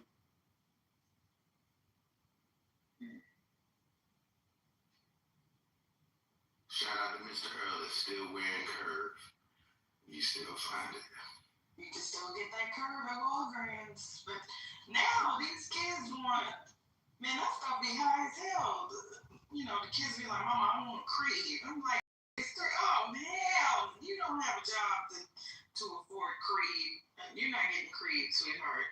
That's for your wife to buy you when y'all get married. Like, you can get the first two letters. You can get the whole one. You can buy them my own. So I have a little story about these kids. I was on the PTO for my baby's high school, and they wanted to encourage the parents to join the PTO. So I said, okay, we can have like a little raffle if the kids bring back the form. You know, we'll give them like a week or two to have their parents sign off on the form. Because, you know, when you get in high school, elementary and middle school is easier. As a former PTO president, right? Several PTO presidents. Or presidencies, I should say. Everybody goes through that bag because, you know, you have that little folder that's from the teacher. But when you get in high school, you know, I don't know if people just forget or the kids don't give it to their parents, whatever. So I was like, they just have to get their parents to sign up, get an email. So I was telling them, I was like, I'll volunteer. I'll buy like a Coach belt or something or a wallet, as the option. So when I was telling my son that, he looked at me, he said, Mama, Coach? I said, yeah, I like Coach. Coach is nice. He said, no, Mama. He said, my friends like Gucci or Louis Vuitton. And I was like, Gucci or Louis Vuitton? Okay. I guess. Child, when I went to the damn Gucci store and I saw them belts was $1,000, I said, oh, hell no. Those are goddamn high school kids. And he was like, Mama, there's no point in doing Coach. So I was like, cash? He was like, that to incentivize them. I was like, you telling me that these kids have Louis belts on in the 9th and 10th grade? He's like, yeah, they pay their parents for it. That's like the only thing they get all year. I'm like, oh, y'all are doing too goddamn much. I have a whole ass job, a good ass job, and I don't have a belt that costs $1,000. Y'all better go sit y'all little ass nigga. That's when you gotta ask him, when we were coming up, Mama, I want McDonald's. You got McDonald's money? You got Louis Vuitton money? I know these kids are wearing like Balenciaga, and even if it's fake, that's not the point. I'm like, wow, we were happy wearing our little Guess and Esprit and Janera. I'm dating myself, but I'm like, man, I wish I would buy my kids a $1,000 something to wear to school. You got more too. Ooh. Man, let me tell you something. I was coming up in middle school, happy to have some Husky jeans on. Husky! They still sell Husky at Walmart. You know they sell Levi's at Walmart now too? Stop it. Back in the day, 503, 504, 505. That was the thing back. Those things are like $80 now. That's crazy as hell. Rodney, I wanted some butterfly jeans, and my grandfather told me that they were sinful and gay. Oh no! He said only the gay and the sinful men wear butterfly. You don't need nobody. You need a zipper. Real men have zippers. Ain't nobody doing no buttons. That's what my grandfather was hardcore back there. Yeah. Most older men were back then. He should do it 100%. How the fuck her butt was gay? It's a fucking joke, BG. Oh! That's me sure response. You better leave me alone. I thought you were a little hungry. My grandfather was horrible. He said, I said, grandfather, they fashionable. He was like, no. Only gay men wear buttons on the fly. The real man have zippers. I was like, what?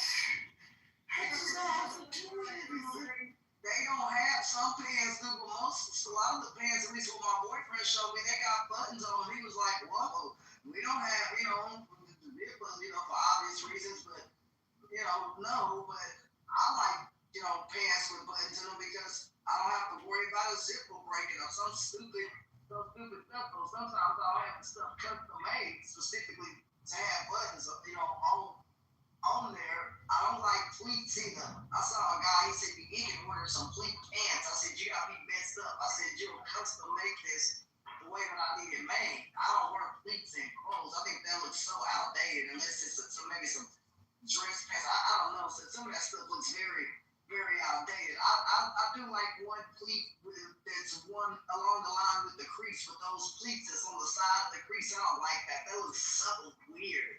I'll never buy them kind of pants. I told my boyfriend, don't never get me no pants like that. You'll get cursed out.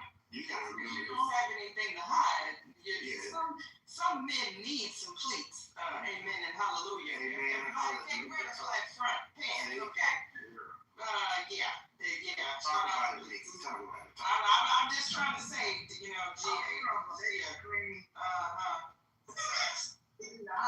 like it to look nice and that kind of stuff, so I will wear pleats. They just should be custom so they don't look good. We need some fellas need some coverage. Black men need pleats, okay? Black men could be wearing them little flat front duckers and little cute things like no. Y'all need.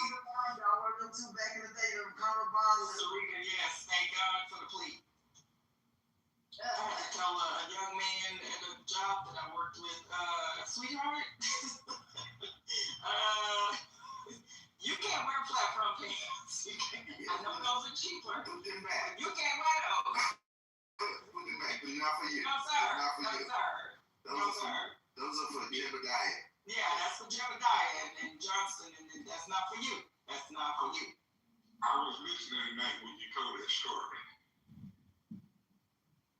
You know what I'm saying? Pastor Rodney, we gotta, you gotta help these youngins. They don't be understanding, And don't get them tight either. Don't be wearing. Everybody can't wear that little European cut. You know what I'm saying? That's not for everybody. Okay. Yeah, that's like my grandma. Be like, gee, look for answer this for. Why do young men wear the pants so tight? I don't understand it. Either they're gonna wear a hanging off their butt. I don't understand it. I know. I gotta get on my son about that. I said, boy, don't nobody want to see your drawers. And I bought them drawers. They're nice drawers. Don't nobody want to see you got some Kitover boss drawers on. He's like, mama. I'm like, no. Put that belt. Now I'm turning into my mama. Where is your belt? Where is your belt? This is the one. The one that gets me is this. How this? Okay, back in the 80s and the 90s, you got NWA. They sagged a little bit with the Duckers or whatever, but they were baggy pants. Explain to me how to use sag slim fit jeans. Somebody do the engineered explanation on how these young fellas are sagging slim fit pants. I don't understand it. My ex-husband would let the boys wear skinny jeans. When they were in middle school, he said absolutely not. He said no son of mine is gonna wear skinny jeans. But when they got in high school, but my boys are perfectly suited for skinny jeans. They were tall and skinny. But it was like a little trend for a little while there, I will say. You know where skinny jeans come from, don't you? Where? Either man. Back in my day, if you had a person that had no skinny jeans, we consider them as, being a little sweet. Yeah, there you go. Now, I'm saying back in my day. Now, I don't know about now, but I'm just saying back in my day. But Pastor, it's like a throwback. Remember how, so I'm remembering New Edition. Yes, but remember New Edition, how you had the fitted polo and the fitted khakis, and it was like I used to call it the preppy boy look. And then they went to the baggy, whatever, and then they went to fitted again. Because there was a time in the 80s you had the fitted. Now I kind of I will always love the b-boy look, right? Like I said, dark starched jeans with the Timbs and like a baggy jacket. Remember with the Carl Kanai? That is one of my favorite styles. That is a down south. One thing down south, the worst thing I'll do is start them down. You're right. That is a down south. I can make a pair of jeans shut up in the corner. There you go, Pastor. They would send them jeans to the cleaners, y'all. Come on. Just starts. In songs, starts to press to dance, starts to dance. Yes. I'm serious about that. Back in the day, if you didn't have your jeans start, it was like you were just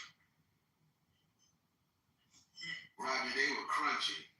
They were stars. They were scrunchy. Y'all, I was a drill sergeant in the military, and when I tell you I could take my BDUs off and stand them up in the corner like a suit of armor with no hanger. Man, my BDUs was so stiff, and it was, man, what? The heavy start. My little cousins would get up at 6 o'clock in the morning to start to do jeans. I mean, be ironing for an hour, just get the steam, get the little spray bottle blue. I used to wear my uniform when I was no fucking jeans. I never thought about that being a southern thing, but you're right. Yeah, that's Southern. That was a southern thing. I use starch for like spray light starch though, not heavy starch, you know what I'm saying? No, I use a heavy start. That Niagara that came in the blue and white can. Yes, sir. Yes, sir. You have to get the new damn bottle of starch every week. This is the spraying that shit off. If you know how to starch, I'm gonna tell you something. Once you learn, how to starch good, shit, it don't take long. If you know how to starch, they got to increase in the price more than 3 to do that shit. Increase in the pants, JD. Look at shards. JD, my jeans was so soft, so heavy they were shiny. Yeah, that's what we say. They be shiny in the front, right? I said, big layer on this, whatever. JD, I was telling that shit was like up north, man. Yeah, no.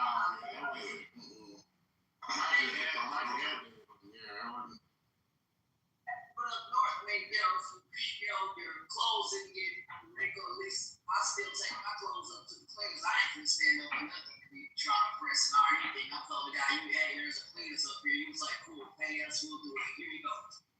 And they just starch and stuff and give it back to me. You know what, Ashton? Turns out pretty nice, yes. You know what? Here's how southern I am. I take my clothes to the cleaners, get them from the cleaners, take the plastic off, and then fix where they didn't actually press it. That's not something though. I do the same thing, bro. Yeah. And I have a steamer. It's a regular iron and a steamer iron as well. So I don't like the wrinkles on my shit. Beautiful iron. I bought a really, really nice iron. I don't know, if you folks like those heavy duty metal irons, but let me tell you, they have weight to them, and they really, really do very well with, for instance, like thick fabrics and even ironing certain, thicker things. Very nice iron. I love the iron that I have. I ain't gonna lie to y'all. It's very, very nice. It's a very, very cool iron. It's made by Black & Decker. I love my room winter irons. Yeah, I have one too. I'm a winter iron fan. Oh, you bougie, GA. See, I'm trying to know myself. I mean, shoot, I like that iron too. A friend of mine bought me a Black & Decker, professional iron. It's got the little bent, pointy nose, and so I can iron the clothes. I said, that's what I'm looking for. I said, please do not come back with an iron from Walmart or places like that. I want a very nice iron, and they, I guess, order something online. I love it. I love Black & Decker. Well, winter is the best, but it does make a difference because when you the fabric. So my mom taught me to put like a towel over it if it's something silky. And then what I did because my mom was very big on that. My mom is pseudo bougie, and her big thing is the right fabric, because you know how people, I don't know if it's like this in the north because y'all really have to pay more attention to the weather. We don't. So my mom was very much you can't wear white after Labor Day. Jesus Christ, that was like insulting the Lord. Insulting the Lord if you did that. You can't wear linen after Labor Day.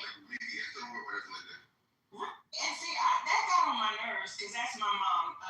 Certain fabrics are only for the winter. You can't wear linen after Labor Day because I hated fucking wearing linen. Yes, it's so damn wrinkly. It is so damn wrinkly. I hate linen to this fucking day. Ugh. I still don't like them white checks Labor Day for real. That's so indoctrinated into my head, and I'm like, who the fuck cares? But I bet I can't do it. I bet you can't make yourself do it. Okay. You know what? Right. I literally, I had a friend of mine just roast me one day. He was like, you're defeating the purpose of linen, right? And I was like, what do you mean? He said, linen is supposed to be an easy, breezy kind of fabric, very relaxed. He says, why do you have creases in your linen slacks? He said, did you start saying? I said, yeah. And did you start that linen shirt? I said, yeah. He said, that's not the purpose of linen. You're killing the whole purpose. He was so frustrated with me. Hey, did you iron your socks? Did you iron your socks? Now, who ironed their socks? Now, JB, my grandmother. My woman used to have my clothes. Okay, I was gonna say my grandmother used to iron my uncle's underwear when he was at LSU. She did used to iron them boxes. But I was showing Miguel. He's like, oh, okay. Well, my grandma did. She did. She used to, wait. Okay, so tell me, you're from a bougie household. Whose granny and mama used to iron the sheets? I would definitely say, oh, absolutely. The sheets and the curtains and the I'm not ironing no goddamn sheets. I'll be like, Mama, why we gotta iron the sheets? What the fuck? Crazy. And she normally would pay out on the line.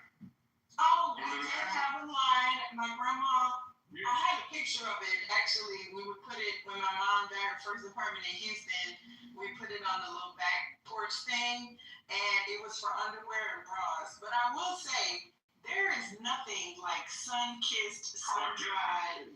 Oh my God, the sheets. My mom used to put it with them little, them clips that we would harass our cousins with. They clip it on their clothes and clip it on their skin. You know, the clothespins, yeah. And you would, yes, that's, oh, you woke that up. That's one of my favorite memories of seeing my great grandmother because they had the wash house. So that's what had the washing dryer and the washing machine. It was like in the little outhouse. It wasn't part of like the house because I'm really from the country. Yeah, so it was like down a little way, and then they had like the clothes thing, and I would see her out there with the basket, and she would be hanging up the sheets, and that was like one of my favorite memories of seeing her. And you see how the wind used to just, because it was up pretty high, because those sheets would hang. Yeah. Oh, you woke that up. I remember seeing that little girl. I'm gonna tell you. Yes, Miss Sarita, coffee, community coffee and hanging sheets, Louisiana girl. That's right, Miss Sarita. That is truly. You know, one of the times that my grandmother smacked the devil out of me was she had the line in the backyard and hung the sheets out and stuff, and me and my cousin came in because we spent summers with my grandmother, and we came in from playing outside all day. Came in and she had washed that day and put fresh sheets on the bed and everything. And came in and we ate and everything. She says, I know that y'all not gonna get y'all little outside smelling behinds in that bed without taking a bath. Y'all, I had the unmedicated call to tell my grandmother, well, does she smell like outside? Why can't I smell like outside? I found myself getting up from up under the coffee table. She smacked the snot out of me. I slid across the floor. God. I mean, growing up, I would say even for myself, you know, my grandmother, when she bought the house, she flattened everything and built a 2-story house because there was no way that we were going to be, drying our clothes outside. You know, the way that house was set up too, it had kind of a little room, you know, like what you're talking about. It was more so connected, but it wasn't big enough. And so she flattened the place and built 2 stories so that the washing machine and all that would be downstairs, but inside. Made sure we had proper plumbing and all that, brought everything up to code. My grandmother wasn't playing that. She was like, if there was a means to get it built, we're going to get it in here. And so my grandmother growing up made sure we were not freezing outside at the bus stop. She said, you, and you. You're not going to wear a starter coat at the bus stop. She gave us some kind of fur coats and, you know, people kind of staring at us in school, but we wasn't freezing at the bus stop. That's the kind of stuff my grandmother gave us growing up was those fur coats. I don't know if y'all ever got a fur coat. You make a good grade. You can get it every time. But if you had good grades in school, my grandmother had a cabinet and it had little notes in it with pictures on it. And you could pick a fur coat or whatever, you know, she chose to put in the cabinet or money or etc. So I picked the fur coat because my grades were good. And so, yeah, I think growing up, that's the parts I missed. They never had quality clothes. What I got from my grandpa and grandmother, they never bought cheap or what do they call Timu, whatever them stores was back then. It was a version of ski back then. I can't think what it was, but my grandmother didn't buy that kind of stuff. She just said to us, "You want to make sure you have good stuff." And she took care of me and took care of us, man. We always had good clothes and coats and stuff. Fur coats are great. Oh, they're awesome. Animal people hate us, but I don't know what to tell these animal people that's come along in the last. Well, don't do this. You can't have this kind of fur. I literally had a person tell me one time it was freezing cold out here, and I had my fur coat. Well, why you got that on? I look around, somebody talking, telling me to take off a fur coat. I said, "What you talking about? My coat? No, it costs $500. I'm not taking it." Y'all kill animals to make a coat. Some lady, well, look here, I don't know, man. I grew up in the country, and people wear animals and stuff, and I don't know what to tell people. We ain't wearing no, starter coats are fine, but when it's cold, that animal fur lays right over the top of you and keeps you real warm. I really like it, and it's heavy. It's heavy. I need to get my nails done again because they're too long. I can barely type. But Joby and Miss Sarita, the rollers, yes, those sponge rollers. Remember, I don't know, y'all, it was such a big deal. Miss Sarita know what I'm talking about. The rite of passage for a young lady when you were old enough to have that bang. And it was just enough to put that one little roller in. It would put that roller in your hand. Just for that bang. And it was just like a little bit of a curl. Because, that was grown folks. Back home, Miss Sarita, Southern Louisiana girl, you could not cut a little girl's hair. That was a big freaking deal. Strange, my neighbors reminded me of the color purple. I am from the country, JB. That's what I tell people. I am from the deep south. Yes, Miss Sarita said one roller meant you were a young woman. And Miss Sarita, we didn't tell her. So when you got to be a certain age, you couldn't wear your hair down. So the first time that I could wear my hair down, y'all, I will never forget this. I had a purple banana clip. Shout out to banana clips. It was the first day of 6th grade, and my mama pulled half of it up at the top with a purple banana clip, and then I had my rollers, and I was able to wear my hair down to school for the first time. Boy, you couldn't tell me shit. You couldn't tell me nothing. I was grown. She went no hair down. Because in the South, it's so traditional and somewhat conservative, but they really policed a lot. Like Miss Sarita said, we cannot wear red lipstick. You didn't put your purse on the ground. Girls, you couldn't cut your hair. We had to sit and cross our legs. It was very. What else could we do? Y'all had to wear dangly earrings. We had to wear a slip. I could not wear dangly earrings. I could not be in front of a bathing suit or something. I don't even think the men that came with us when we went to the beach, because if you couldn't even show a bathing suit in front of your grandfather. Them older women in the family barely trusted. It wasn't like that, but you know what I'm saying? You didn't parade around in a bathing suit. You know what I'm saying? And I know that's part of that culture, and people are like, but they shouldn't have had to police you. But it was just that girls were very protected. We didn't go anywhere without a chaperone. I wasn't going down the street without my big boy cousins. You know what I'm saying? No skin show. Miss Sarita, I was in probably highest in college, 18, 19, before I even felt comfortable wearing a spaghetti strap top. I am so serious, because it was not modeled to us. And you also didn't have a shawl for that. Oh yes, we did. If you were in church and you sat on that aisle, do y'all remember we had these little they were these little, the lace handkerchiefs. Thank you, Pastor. The little lace. I don't even know if you're a pastor. I'm gonna call you pastor. The little lace handkerchiefs that you put over your knees to hide your stuff. Yes, sir. I remember all of that. Yes, sir. I seen that before, y'all, and I swear, I told somebody, I said, I will never. I'm just glad I live in this era, because I don't know. You don't know any better back then, whatever. But now that I know, the descriptions and all that, my grandmother told me, she said, sweetheart, if you don't want to go to this church, if you don't want to dress like this, my grandmother was in all the time. She said, look, you can be all that you want to be. I said, I don't want to dress like this and be this. And she didn't make me wear women's clothes and beat me into submission because I don't wear something over my knees. If I, she didn't care. You got pants on, you can sit how you want to sit. My grandmother didn't do all that to me. She didn't be like, I'm gonna punch you in your face if you don't wear this. My grandmother, I'm glad she let me be whatever I want to be. If I want to be masculine or whatever, but she didn't tell me that. She said, just follow the laws, don't do nothing stupid. That my grandmother was had a lot of freedom in my house. So, of course, come home before dark, of course, that kind of stuff. You don't do nothing stupid, stuff like that. Obviously, come home because you was a kid. You can't be out here at 12 o'clock. It wasn't going to happen. And if you use my grandmother's car, which she would borrow the car, but you couldn't do no joyride or whatever, of course, my grandmother let me do that. But other kids can't. Grandma let you borrow a car and I forgot. I would never hear it from some people. Your grandmother let you drive and yeah, what about y'all? We gotta ride bikes. Well, my folks let me borrow their vehicles. So no, actually, in the country, you would have had your own car, baby, at 15. You wouldn't have been borrowing grandma's car. Like my cousins could drive when they were 10. You could drive. My cousins were driving 18-wheelers when they were 10 years old because it was the country.